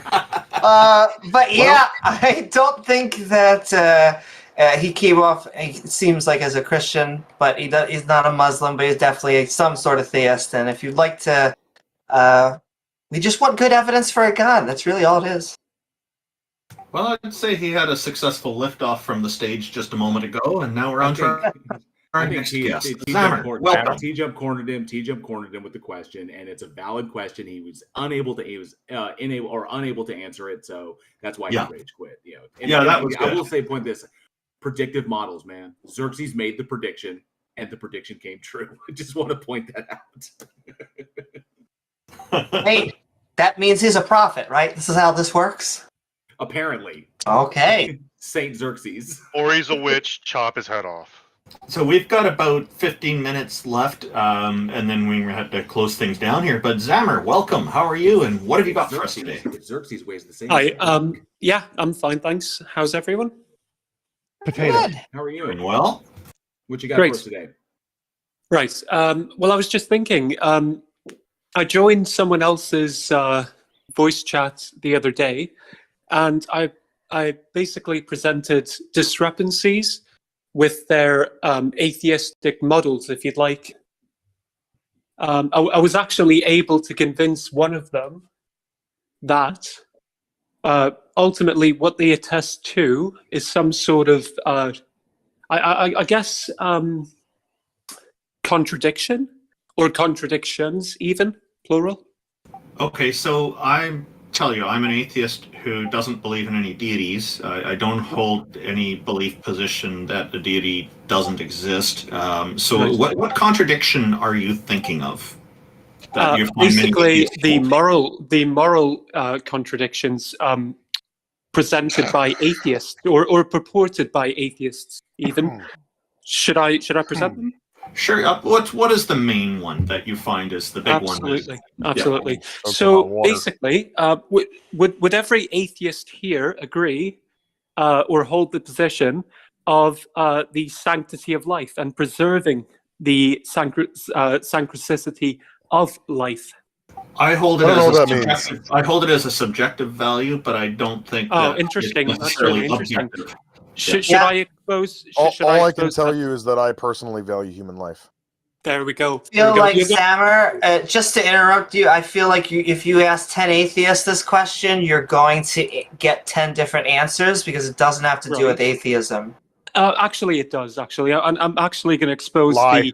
the flawed interpretations. But can I just interrupt you of one more atheism. time? Just one more time before you do it, and then I'll let you do your shtick. On this All right. panel, some of the panel are completely moral realists. I consider Right. myself a situationalist, and TJump will go out here and say he is a moral realist. He is an objectivist. So you're going to get already. We're not going to be able to agree on morality, and so how are you going to get us from there to a God? How am I going to get you from there to a God? Because ultimately, if you don't believe in the sancticity of life, then you're anti-human. And given the circumstances which has accrued throughout millions of years or billions of years, even millennia, there's obviously a contradiction there because you should be the forerunners vouching for the sancticity of life. When you think about it, I don't see this. Sorry. Hold on. You just put forward a false dichotomy. Could I finish? Is that all right? You hang on. You said that if we don't believe in the sanctity of life, that we are anti-human, and that is Absolutely. a false dichotomy. And that's where your argument falls apart. Good luck with that. Could you demonstrate how it might fall apart? Well, first of all, let's stop using the word sanctity because that has intrinsically religious connotations. Use the word value, okay? I'm pretty confident that all of us on the panel value human life. Well, I want to know what he means by that. 'Cause Under which parameters would that come under? What is what did you say? It was synchronicity something? What was the word you used? The synchronicity of life. What does synchronicity mean? Because that's not a word I've ever heard before. Oh, so, okay, right. The sanctity of life. All right, plural. The sanctity of life. Then. He was conflating sanctity and sacrosanct. Yeah, So, I suppose. to Yes. Anyway, answer yes. your question, Zammer, just because somebody doesn't hold a value in something doesn't mean that they are against it. So that's a bifurcation to say that the opposite is automatically the truth, the opposite position. And that's where you're running into problems here. And that's why your argument falls apart. I'd also like to point out. Could I I'd also like to point out, argument? Zammer. I'd also like to point out that when you say life, like the sanctity of life, or I would say the value of life, because I would use value because of the connotations that Xerxes pointed out. All right, then let's go for I value. have a great appreciation. Like I myself have a great appreciation for life itself, but human life is a part of all life. So life in and of itself is important. But depending upon what we're talking about individually, if you're talking specifically about human life, is that what you're talking about? Yeah, it would have to. Yes, it would have to be, because there's obviously some sort of exceptional aspect to humans, and given the now circumstances which had to take place over the millennia, which are ultimately purported by scientists, you would think that you would be the guardians for life, if you'd like, right? Because I value life equally across the board. Humans is equivalent with all other life on the planet. Wait, can we go back to Randolph's question, because this question was first? The fact that you don't advocate for objective value in life doesn't mean that you're anti-life. Those are not. That doesn't follow. Right. Okay. Could you describe the flaws in that? Sure. What does it mean for something to be valuable independent of something valuing it? Well, that would not be one of the flaws. So the flaws here is simply not taking a negative position isn't inherently a positive position. You can have a neutral position. Yeah. TJump's understanding me right. So I'm contending that there's anything. Well, let's let Randolph. Zammer seems to think that there's such a thing as objective value. Wait. Randolph let's go with Randolph's question first. So let's go with Randolph's question. Okay. Yeah. So Zammer, do you understand what I'm saying when I say that not holding a position for or against life is also a possibility? So I'm sorry, that really doesn't make sense. Because, okay. So what you're doing is you're making an assumption that if somebody isn't for something, then they are automatically against something, and that's called a bifurcation, or some people call it bifurcation fallacy, or a false dichotomy. And you can think of it this way. I think maybe this will help. Imagine there's some children playing rock, paper, scissors, and somebody wins. Okay, and I give you this proposition. I say scissors is the winner. If you don't accept that scissors was the winner, there isn't just one opposite other position you can take, because there's still two more options. Rock could be the winner, paper could be the winner. And then of course there's also the option that you don't know who the winner is, so you can't accept. No, of course. I think the issue. No. I understand. I'm trying to get the frame of mind going here for you. So no. Of course, I understand where you're getting at. Could I expose even that? Is it all right if I expose that? Sorry, say that again. You can respond. Yes, respond. Go ahead, respond. Right. Okay. So ultimately, that's kind of excluding you from any sort of integrity, right? There's no moral integrity under those circumstances or parameters which you initially entailed, right? Do you see the issue with that even? So why are you adding that to now that's you're adding new criteria? Why did you move to adding that instead of trying to address the point that I made? Because I was trying to find the flaws in that, and I think I can ultimately identify the flaws in that reasoning. Okay. That line of reasoning doesn't really. what you needed to do was to bring that criteria in the beginning, and you didn't. So now you're asking a whole different question if you're adding that criteria. So go ahead and rephrase your original question with that, and I suspect you're probably still going to run into the same problem. But go ahead. Okay. All right. So, okay. So essentially, under the atheistic paradigm, right? Given the given the I guess okay. So basically, what evolutionists or scientists alike purport with the age of the Earth and also the accumulative processes which has accrued throughout time, right? You would think that they would actually be compatible. Wait, can I just clarify here? With sorry. So your original argument is that if atheists don't see the inherent value of life, then they are anti-life. That was your argument, right? Well, I mean, not absolutely, right? They're not absolutely against life. Although, if they were for life, it would be under some sort of objective framework, basically. Do you know what I mean? It would be reminiscent. It would be reminiscent of a Christian worldview, essentially, because Christians are advocates Christianity for life, and so not all right. Christianity does not, as a philosophy or a religion, value life. As a matter of fact, Christianity is literally a cult of human sacrifice. No, you don't value human life in like the physical perspective. You believe that the life that we experience here on Earth is nothing more than a doormat on the threshold of eternity upon which to wipe our feet. If anybody devalues life in this conversation, it's you, not me. I think that this is the one and only life I'm ever going to get, so I have way more value on this physical experience than you do, and I value the physical experience of others way more than you do. Yeah, of course, but under which circumstances would that have to take place? People's lives. So don't even get me started there. But let's take this back to square one. No. Let's go there. Zammer, do you think that value is objective? Yes, I do. And would you like to know the reason behind that? Yes. Give the argument. So ultimately, I believe in God, and I believe in God's purposes, and the objective, I guess, standard which Christians hold, which would ultimately correlate with God's plan. What do you think the word objective means? 2 minutes left. Absolute, isn't it? What do you think the word? No, objective does not mean absolute. It means not dependent on a mind or opinion or stances. If God exists and he values human life, well, it's objectively the case that God values human life. But why God values human life is subjective. The value of human life is subjective.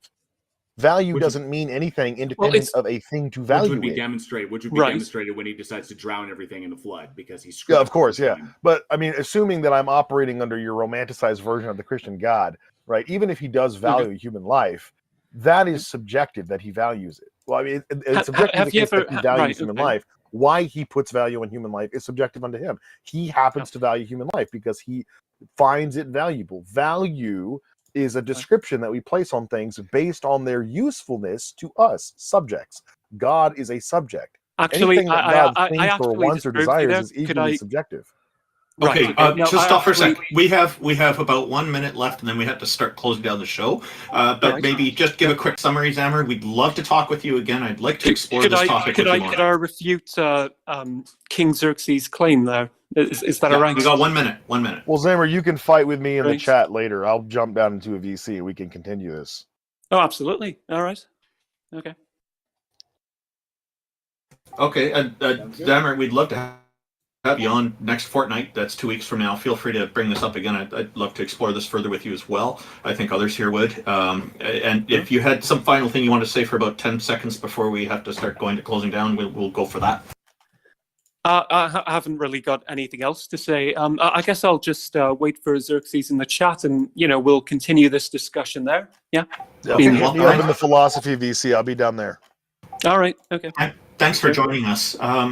Thank you. So, I guess we need to close down the show in about 2 or 3 minutes here. So, did anybody have any final thoughts? Jack Burton, did you want to start? Yeah, I'm glad everyone learned and grew intellectually today. And if you think I'm being sarcastic, well, your cynicism is destroying America.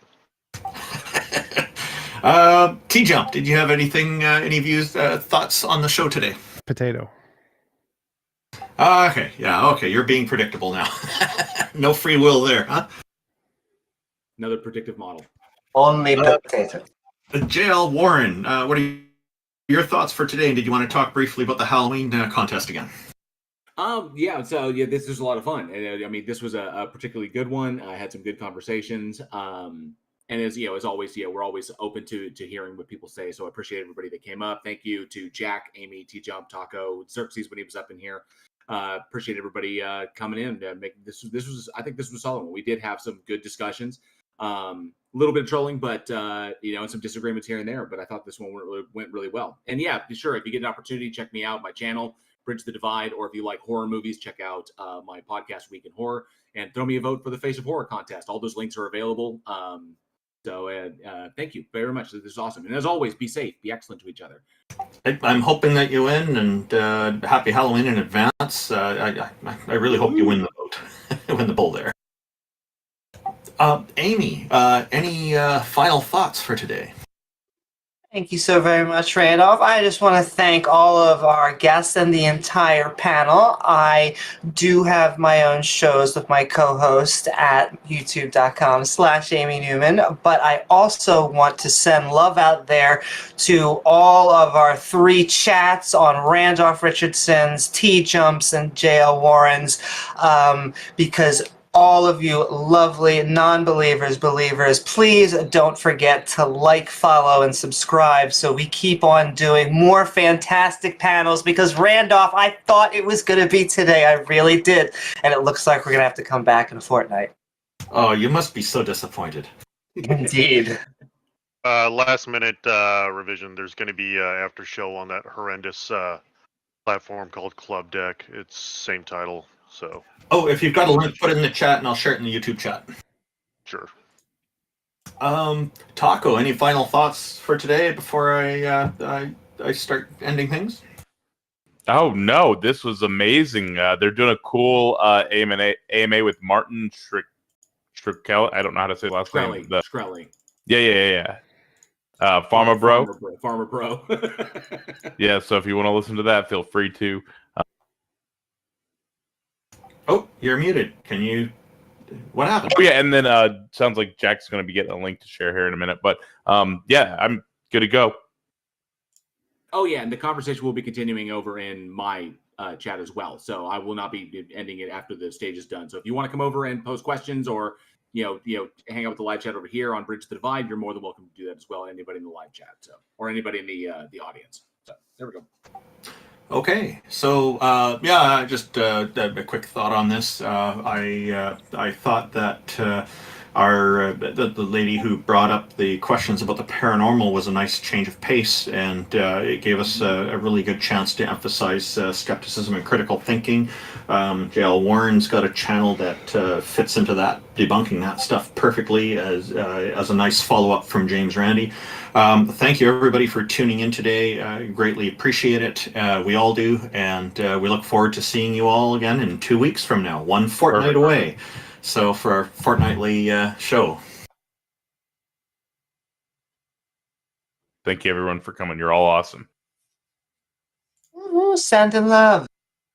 I'm not going to shut this down, but I'm just going to back out of the stage here. Cool.